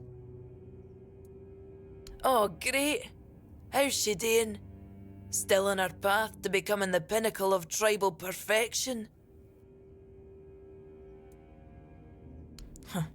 Of course she did. It doesn't surprise me that she decided to join a fanatic. Though it is amusing that she chose one capable of using compound sentences. She never believed in the power of words. But perhaps that's exactly why she ended up following a man who fed her beautiful lies. I am no sure. When they decide to kick you out and take your name, they make a whole ceremony of it. But I left pretty much the moment my sister stopped yelling. You don't have to be there for it though. Vran might have been pissed off enough to go through with it. So, maybe. I don't really care. I'm not going to stop using my name just because my little sister told me to. This shop belonged to my late husband. We met on the road. I was a mercenary hired to protect the caravan. He was a fine older gentleman, fascinated with a Del Rita lass who shared his love for books. It was a lethal combination for my poor heart. We didn't get near enough years together, but we were happy. We didn't have much family left, and they couldn't care less about this place, so he left it all to me. Well, I can't just take the shop and hitch it to a cart, can I? Although I suppose that might be more or less what I need to do. I didn't hate living here, you know. It was fine when my husband was still alive. I even thought people were starting to warm up to me. And then he died, and the respect died with him. And then Camelot arrived. Everything just went downhill for there. Thanks for coming in. I hope to see you around again.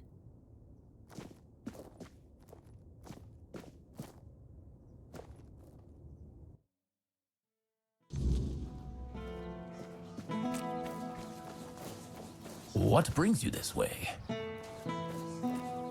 Elixirs, powders, ointments, got something for wounds, poisons, something to keep you on your feet through the night and help you survive the cold. And all of it made by my own hands, with science. No tricks, no vile spells. Yes, all magic is a scam.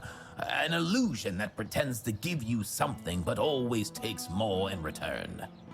My elixirs work because they're based on knowledge and experience, not some fickle power from another world. Anyway, go ahead and read my anti-magic manifesto. I've laid it all out, why the magical plague must be wiped from Avalon.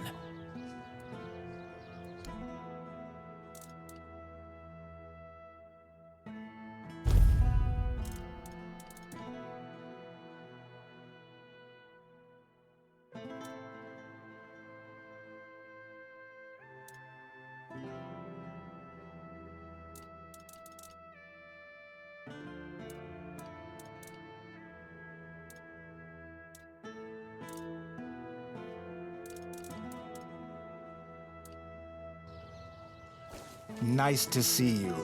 Hello there. Looking for solid, affordable gear? You've come to the right place. Ah, but where are my manners? I'm Alwyn, and you, my dear stranger, look like you are in dire need of a resupply.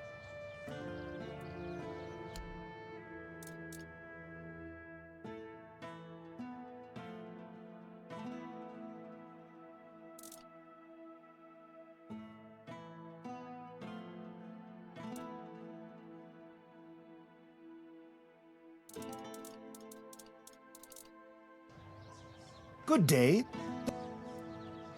Well, the men here doesn't seem to be on the verge of dying anymore, and with the Camelotians around, business is booming. The longer they stick around with nothing to spend their coin on but our stalls, the better for us. It's a bit of a shame I'll have to delay visiting my brother at the Horns of the South, but he'll understand. He always says he can't leave his stall for even a single day. It's been a pleasure. Until next time.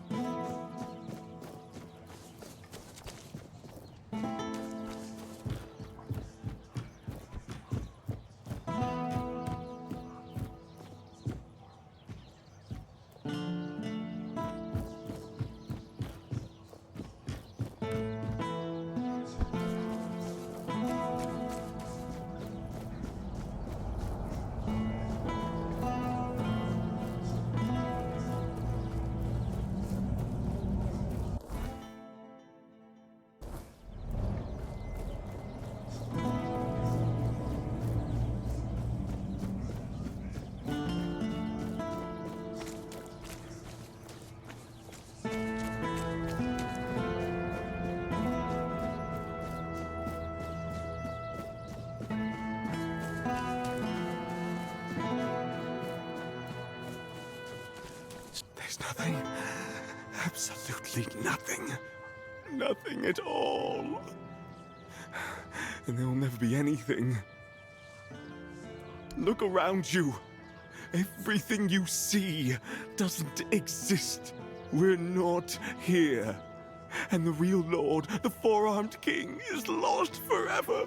There's just greedy, deceitful lords everywhere. False kings. There is no king. Sagramor wanted too much. And vain. He doesn't even know what he wants. Nothing. There's just nothing. I've seen his cursed kingdom. I've seen it haunt my endless nightmares. A kingdom now forgotten by all. An aberration that should never have existed. I saw it. He made them kneel and cry his name. Sagramor! Sagramor! Sagramor!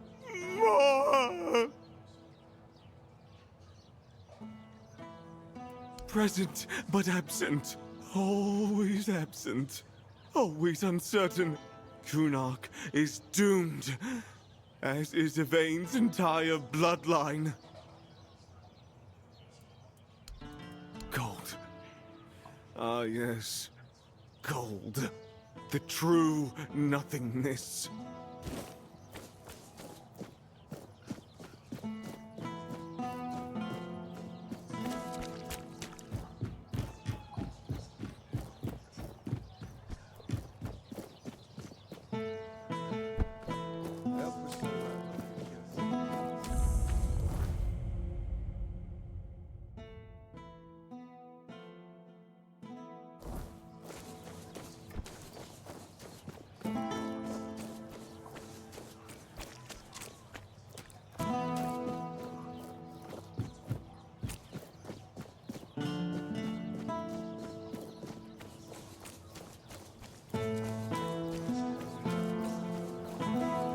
Wilkin? Wilkin! Oh, damn it, Wilkin! Is that you? Oh! I'm sorry, I didn't see you there. Say, have you seen a pig running around? Well, yes, what of it? Lots of people give their animals names. Some have a cow named Bessie. I have a pig named Wilkin. it. Well, perhaps I'm just more creative. So what? Butcher them? Oh, sweet old mother. I haven't even thought about that. What if someone ate him? Please, please, you have to help me find Wilkin before something terrible happens. Well, the thing is, Wilkin's not really a pig. He's my lover. Well, he's a pig now, but he used to be a man. He was one of Camelot's soldiers. The thing is, I might have done something really stupid. Look, I just wanted him to be happy with me. I know he's not the type to settle down, but I just wanted him to understand that he doesn't need all these other girls when he has me. I didn't want to make him love me. I just wanted him to realize that we could be happy together. Just the two of us. Love comes with time. That's what my mum used to say. I went to see a witch that lives outside Connacht. See? Here. I'll show you on the map. They say that if you really, really want something, she'll appear and grant your wish. To be fair, I thought it was just an old wives' tale. I mean, nobody can live that long. Not even a witch. But I decided to see for myself, and there she was. She gave me a potion. She told me to add it to my beloved's meal, and that would be it. He'd be right by my side, as happy as a pig in mud, just as I wanted. Yes, I can see now that it might not have been the best choice of words. But in my defense, I suspect that the witch is not really a witch. She's something evil that feeds on the misery of others. That's what she is. She wanted something precious to me, but I didn't have anything. So she said she'd take her payment later. Fat chance of that happening now. I won't give her a single coin. And if she ever shows up here, I'll tell her what I think of her and her deals. I've already sharpened my pitchfork to give her a warm welcome. That's the thing. She disappeared. I went back there, but there was no sign of her. It's like she was never even there. And then Wilkin disappeared too. Now all I can do is hope that he hasn't ended up on somebody's table. Really? Oh, thank you. May the All-Mother bless your heart. I promise I'll reward you handsomely. Maybe you should try finding the witch first. Maybe she just didn't appear to me out of spite. But perhaps she'll talk to you. Oh, that's for sure. Thank you. I'll stay here in case Wilkin comes back. Oh, goodness, I just hope it's not too late.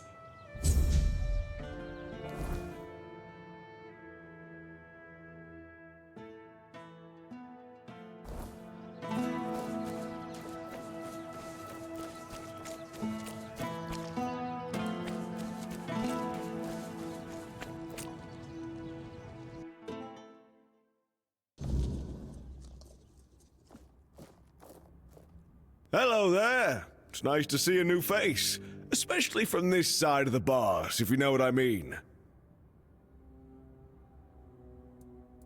Really? You walk into the prison and ask the one man in Camelot soldier gear who he is? Oh, that's a good one. Well, stranger, I'm Flan, and I am a prison guard. Fortunately, I'm not terribly overworked, now that most people have either left for Camelot or died of Red Plague. Oh, was that insensitive?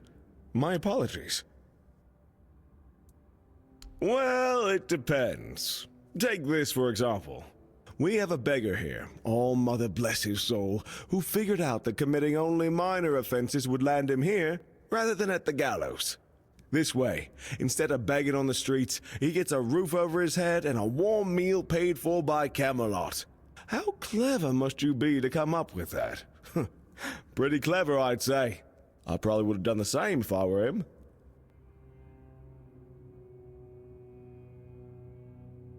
So, you're looking for the children. That means one of two things. You want in, or you're in the way. Which is it?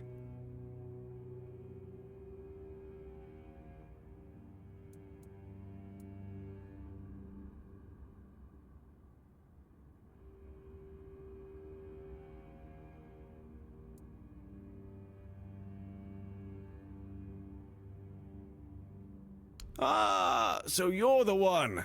Heard whispers about someone hunting the children. Nice to finally put a face to the trouble. Just don't expect to leave this prison alive.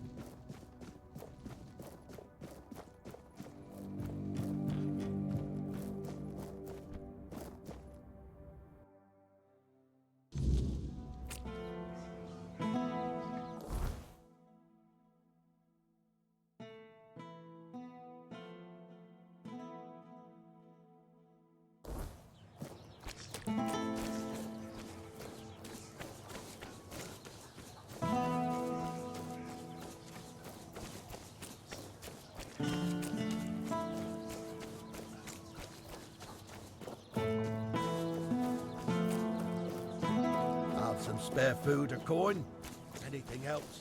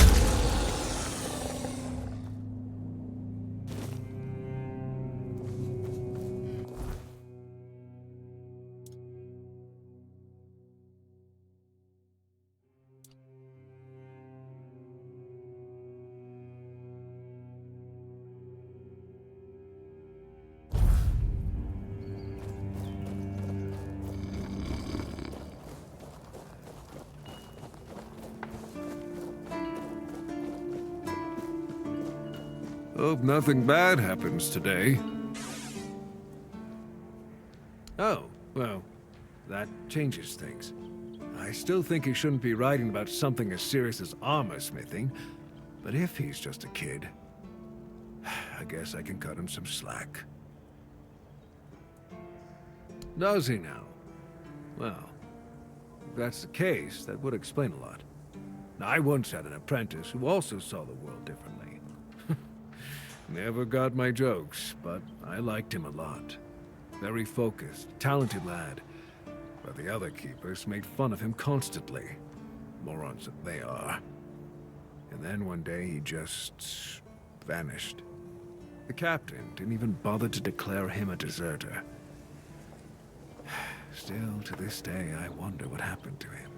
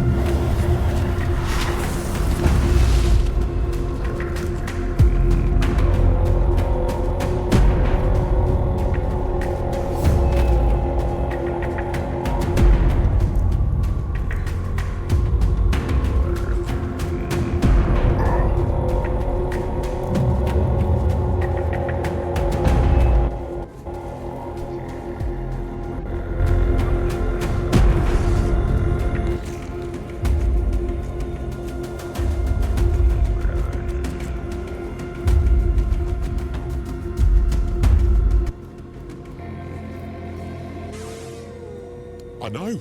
I saw that. Beautiful. Truly beautiful. I can't exactly repay you for making my life better, but I can give you directions to a certain stash I've prepared for myself for the darkest hour. It won't be of use to me. Just remember, you'll need a shovel.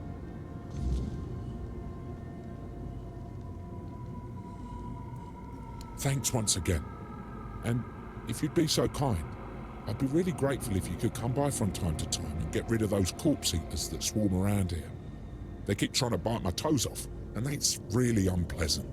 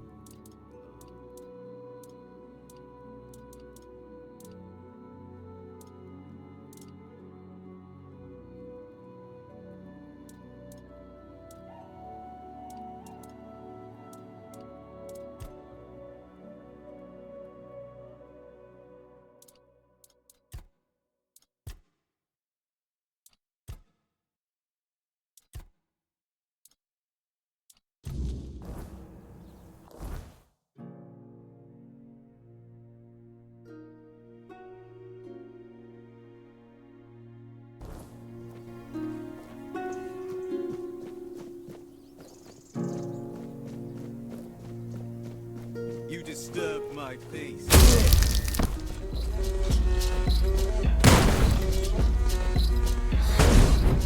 It's but a scratch.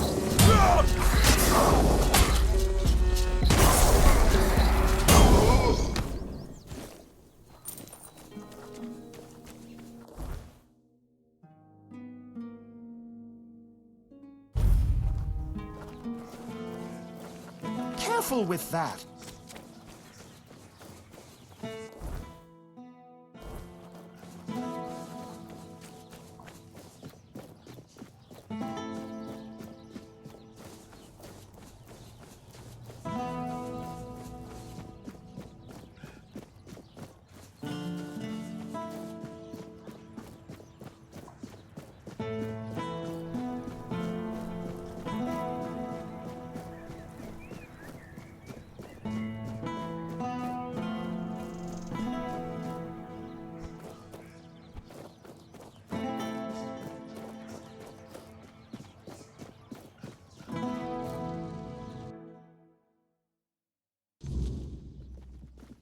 Stay quiet. Stay safe. Ah, a new face. I am Anselm, Major Domo to Lord Yvain. Any business to be done in Connacht usually passes through my hands first. From managing the court's affairs to ensuring Connacht doesn't collapse under its own weight, it's my duty to keep things running smoothly. Not an easy task, given the times. And you? What brings you here? Wandering so close to the heart of Connacht's business. You don't strike me as the idle type. Life at court is a delicate dance. It's calm on the surface, but underneath, there's always tension. Managing affairs, settling disputes, keeping the wheels turning. It's not for the faint of heart. Lord Yvain means well, but he makes decisions slowly, too slowly sometimes. Not that I complain. It's a role I've accepted, and one I'll carry out for as long as I'm needed. It's a quiet kind of chaos, but one we must master, for the sake of Connacht and those who call it home. Challenging doesn't begin to describe it. The court is the heart of Connacht, and if it falters, the rest follows. That's a heavy weight to bear. But if I'm honest, it's the plague that keeps me awake at night. I've seen what it does, how it spreads, how it steals lives without mercy. I lost my family to it. The only reason I'm still here is because I was locked away at court while they were quarantined.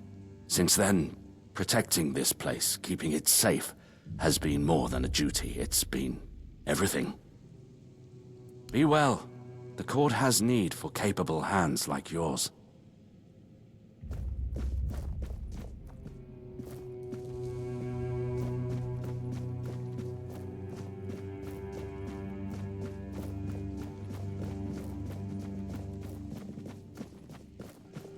What is it?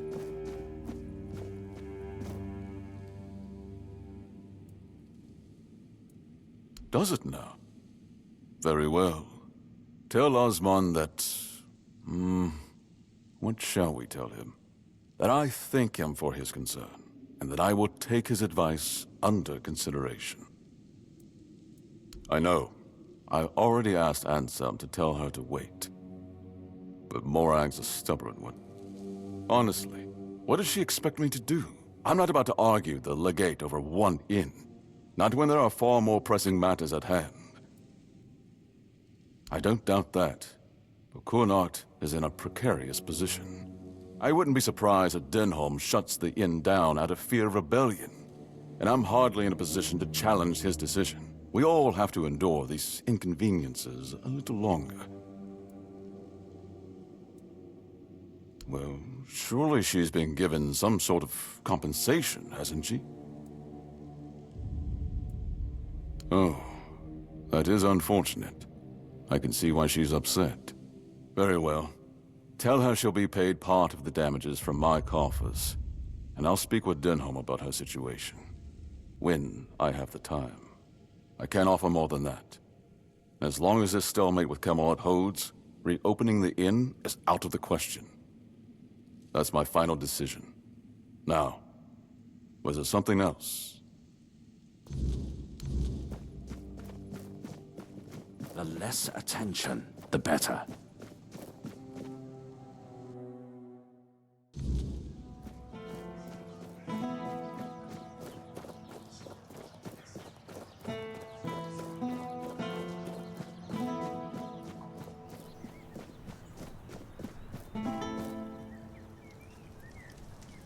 I've worked there since I was strong enough to lift a tankard full of ale.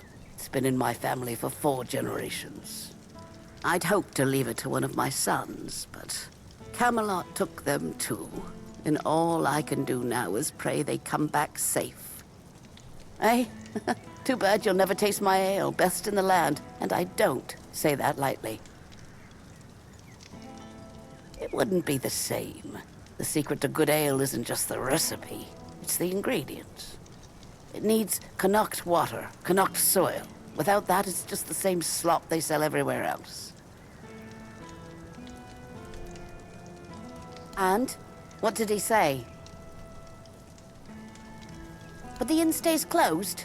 Figures. So now, instead of standing around here, I'll be stuck at home, hoping those thugs from Camelot will graciously pay what they owe me. I'd say it's better than nothing, but honestly, it's barely that. Eh? Should have known better than to count on that good-for-nothing lordling. Thank you, stranger. I'm glad at least someone here still cares about the common folk.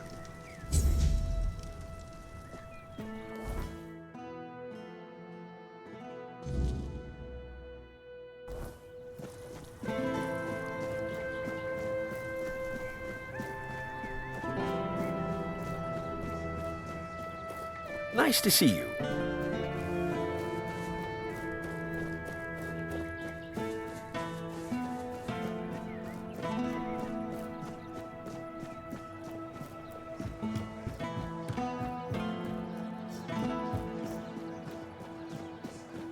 Always a pleasure to see you.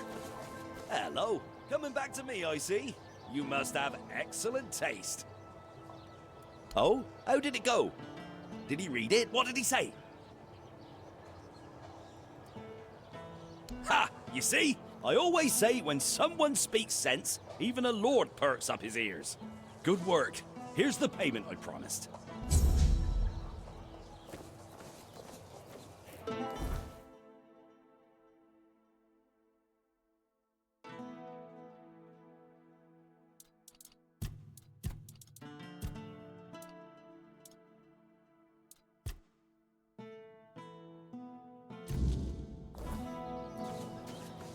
Oh, hello there.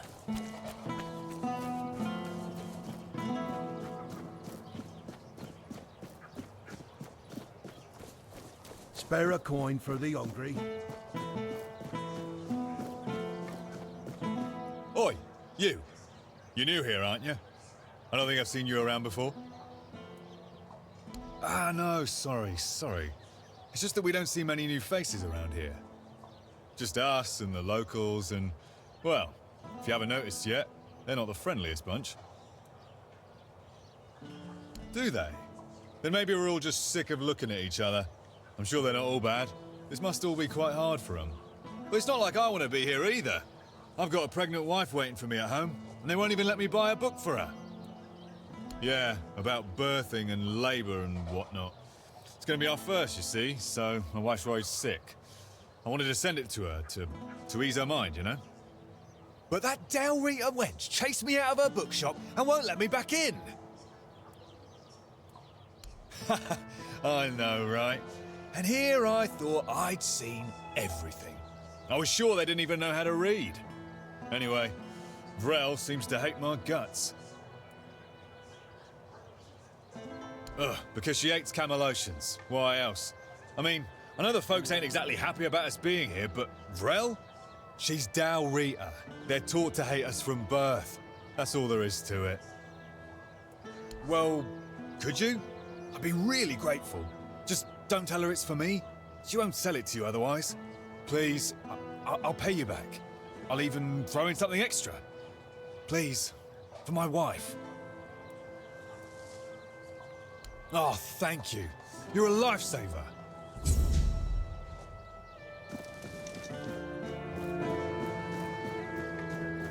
Help a soul out on your journey, will you?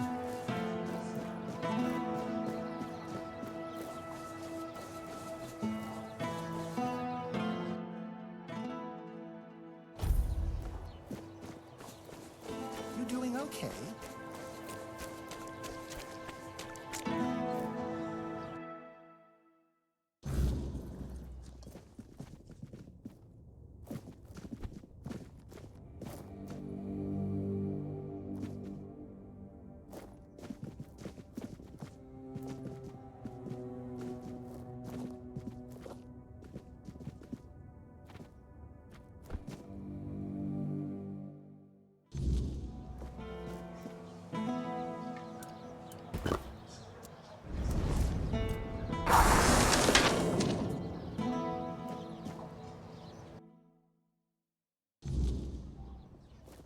Hello again.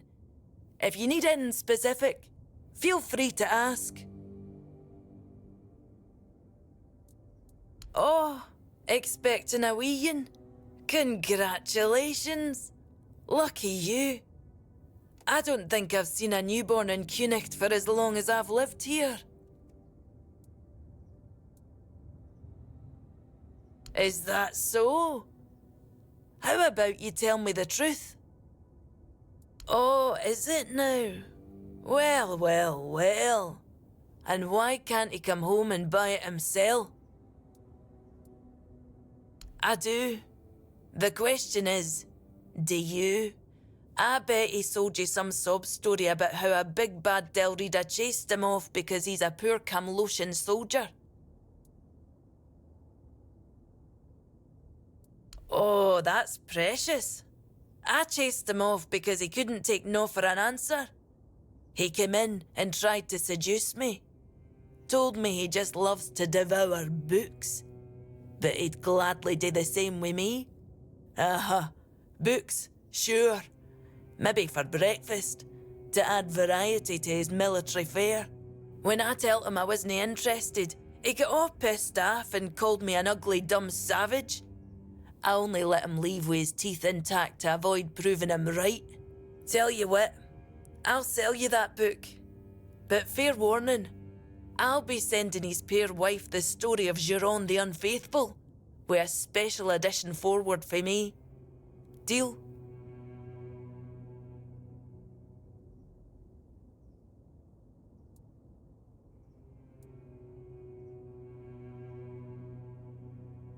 You presume a man like that can be taught reason? I'm afraid the book's lesson will be completely lost on him, if he even bothers to read it. He might just tear out a few pages every time he goes to the privy. Ha! Pleasure doing business with you. I hope his wife won't go easy on him. Well, I'm glad someone here is interested in my books. See you next time.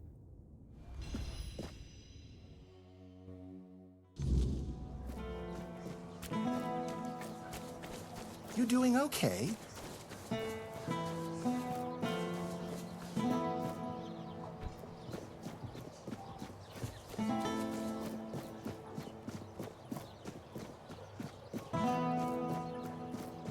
Hi. Have you had a chance to drop by the bookshop yet?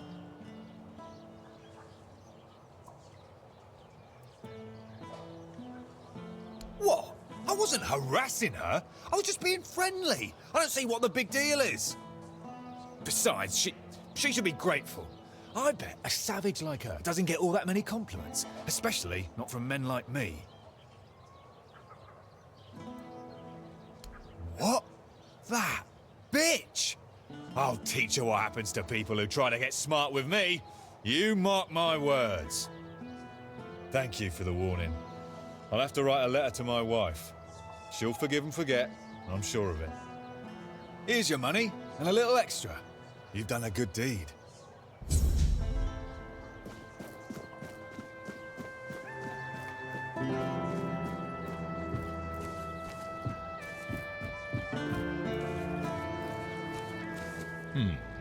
Haven't seen your face around here before. A visitor, eh? Try to stay out of trouble. I'd rather not have to put your name on the bounty board. No, that'd be Sheena. I keep this camp running and make sure everyone's pulling their weight. Idle hands have no place in Camelot's army, especially not on a mission like this. Trouble is, we've got more work than men. So if you're looking to earn some coin, check the notice board.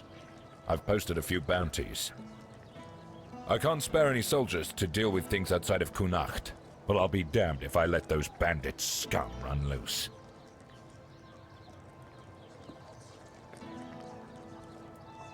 I handle what makes soldiers fight. Sheena handles what keeps them comfortable. You want glory and gold? See me. You want a softer pillow or a warm meal? That's Sheena's domain. Legate Denham is in charge here. Sometimes I wonder if he upset someone higher up to get sent on this mission, because this place, it's a damn mess. Lord Yvain's acting like a maiden on her wedding night. The Red Priests are throwing their weight around, and the locals are ignoring the fact that they're all about to be swallowed by the weirdness. I have no idea how the legate puts up with it all.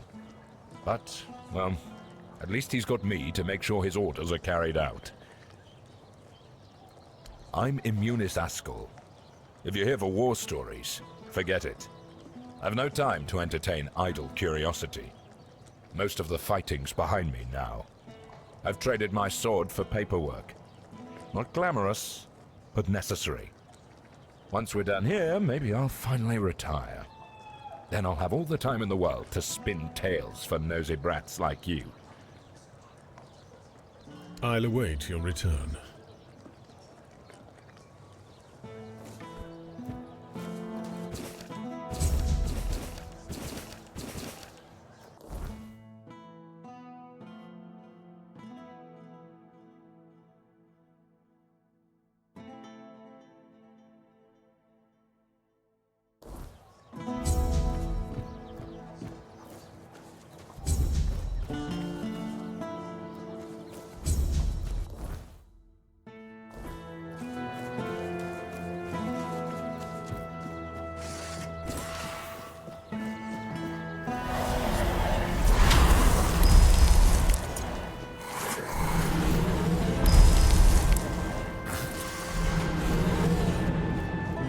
Help a soul out on your journey, will you?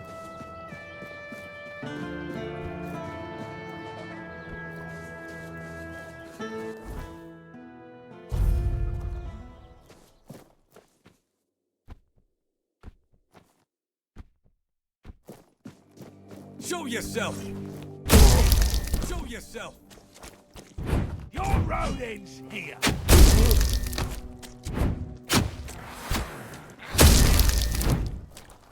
You're welcome!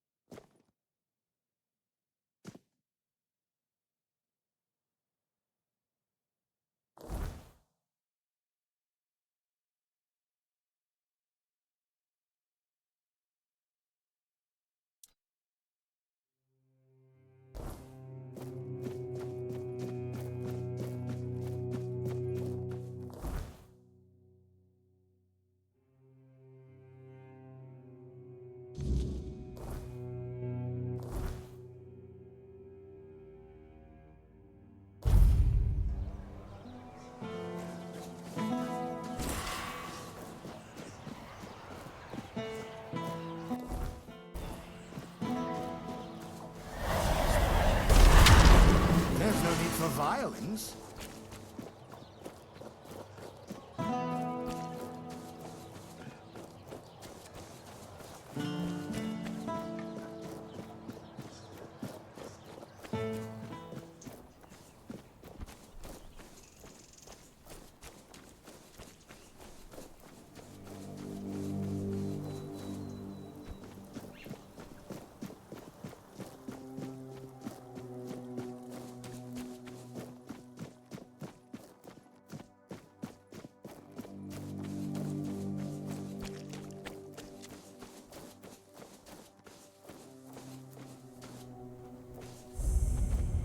Stay sharp.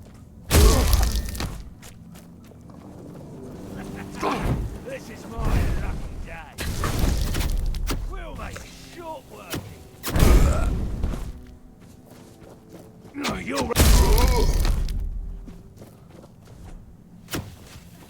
Your wealth is ours.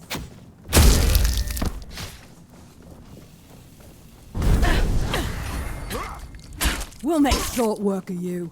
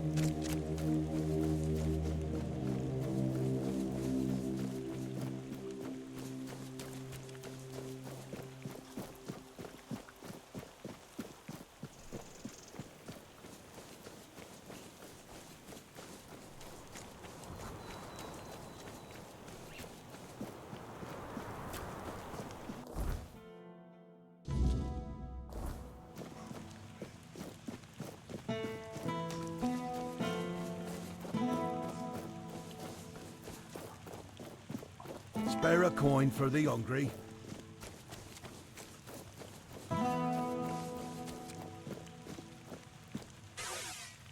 Catch you later, yeah?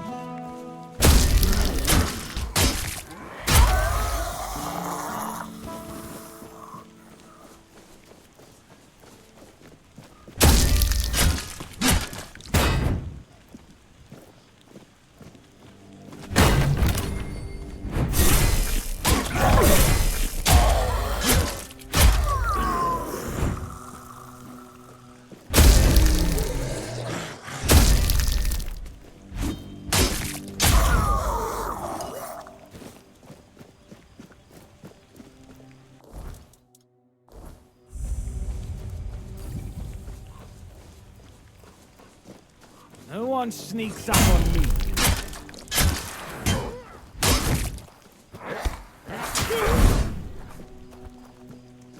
I see fear in you.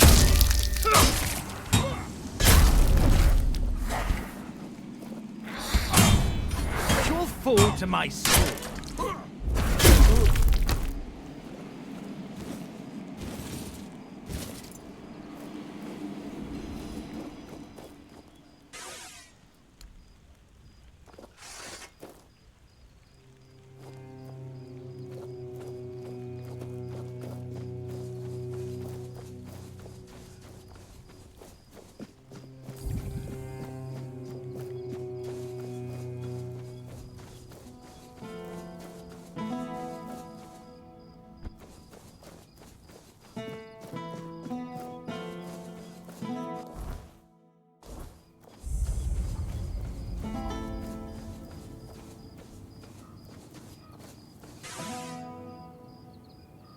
O All-Mother, keeper of day and night, shelter us in your embrace. Oh, I hope I'm not bothering you. My family, my daughter, her husband, and my grandson, we all used to live in this house together. Now, I don't even know whether they're still inside. I was visiting my sister in the borough for what might have been the last time. She's 2 years younger than I am, but she's always been sickly. When I got back, the plague was already raging. The Red Priests either took the others or drove them away. Nobody can tell me if they took my family to the island asylum, or if they're all lying dead inside, with flies crawling all over them. So I sit here and pray. What else can I do? Thank you. If you ever pray to the All-Mother, please keep us in your thoughts too. Oh, but that's dangerous. You've got so much life ahead of you. Do you really want to risk it for an old woman you don't even know? Not only could you get sick, but if the Reds catch you, they'll hang you.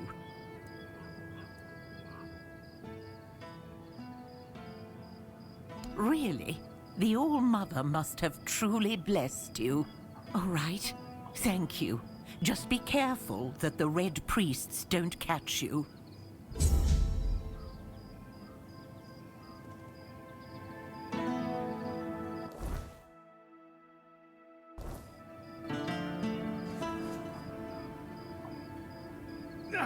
faith will not falter.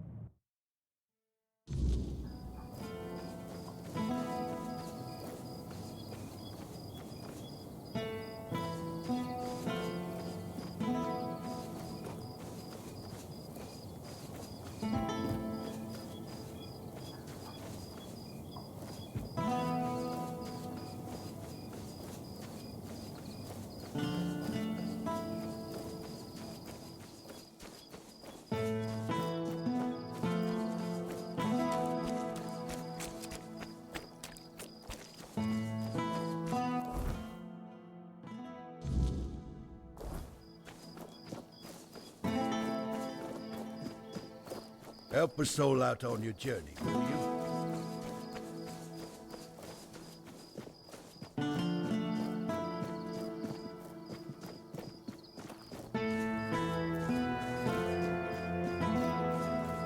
Help a soul out on your journey, will you?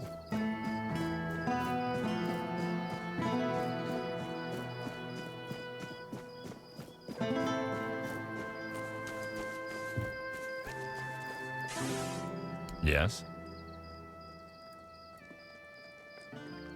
I recognize these remains. That's Thorn the Bloodbound. A complete madman. If you have his sword with you, be careful. It grants strength to the wielder, but at the cost of their blood. There are stories that Thorn got it from a demon he made a pact with. We'll probably never know. Well, I'll be damned.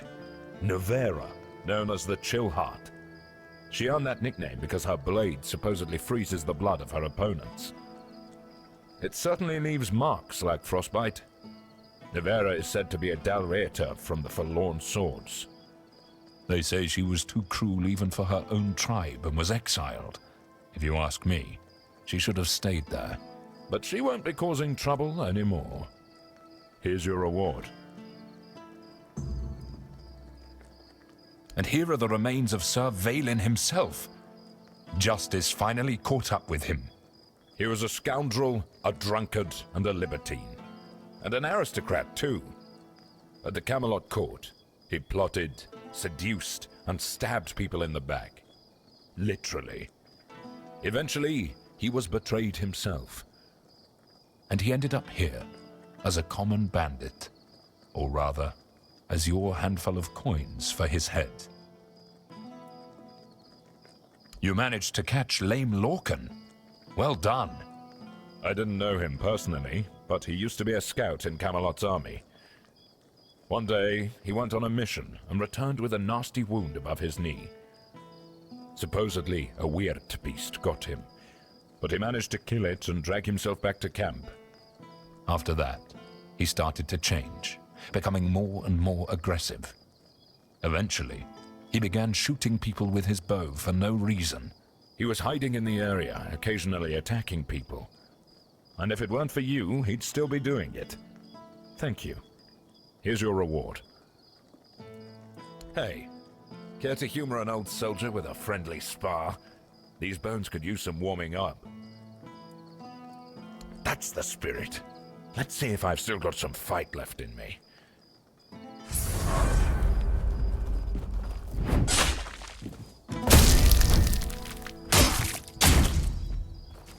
You'll pay for that!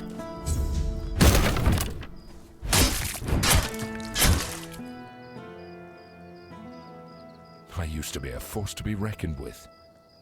Now I'm just an old fool, shuffling papers and barking orders.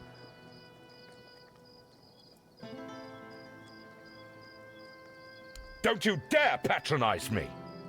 I know what I am. Weak. Useless. A damn shadow of the soldier I used to be. But I'll tell you this. I'm not ready to go down without a fight. There's still fire in these old bones, it's just dampened. Exercise? I don't have time for that. I'll be in the grave before I see results.